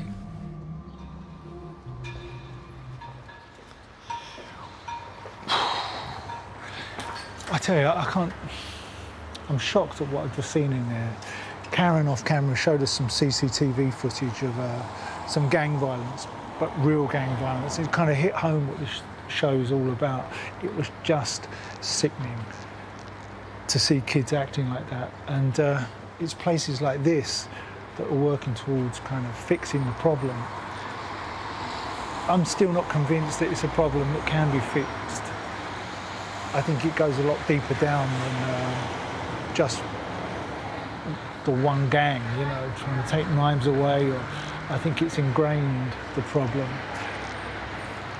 Listen, we can only hope.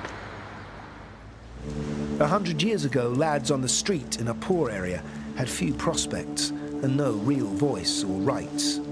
Joining a gang gave them a sense of belonging.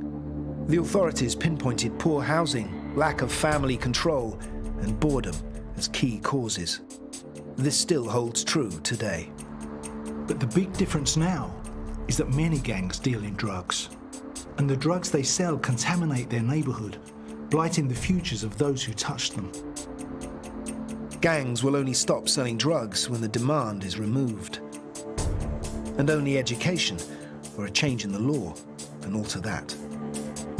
Many of the cities we've looked at in the course of this series have seen major gangs put away for a very long time. And with targeted policing, education and social initiatives, there's been a fall in violent gang crime. Let's hope it stays that way.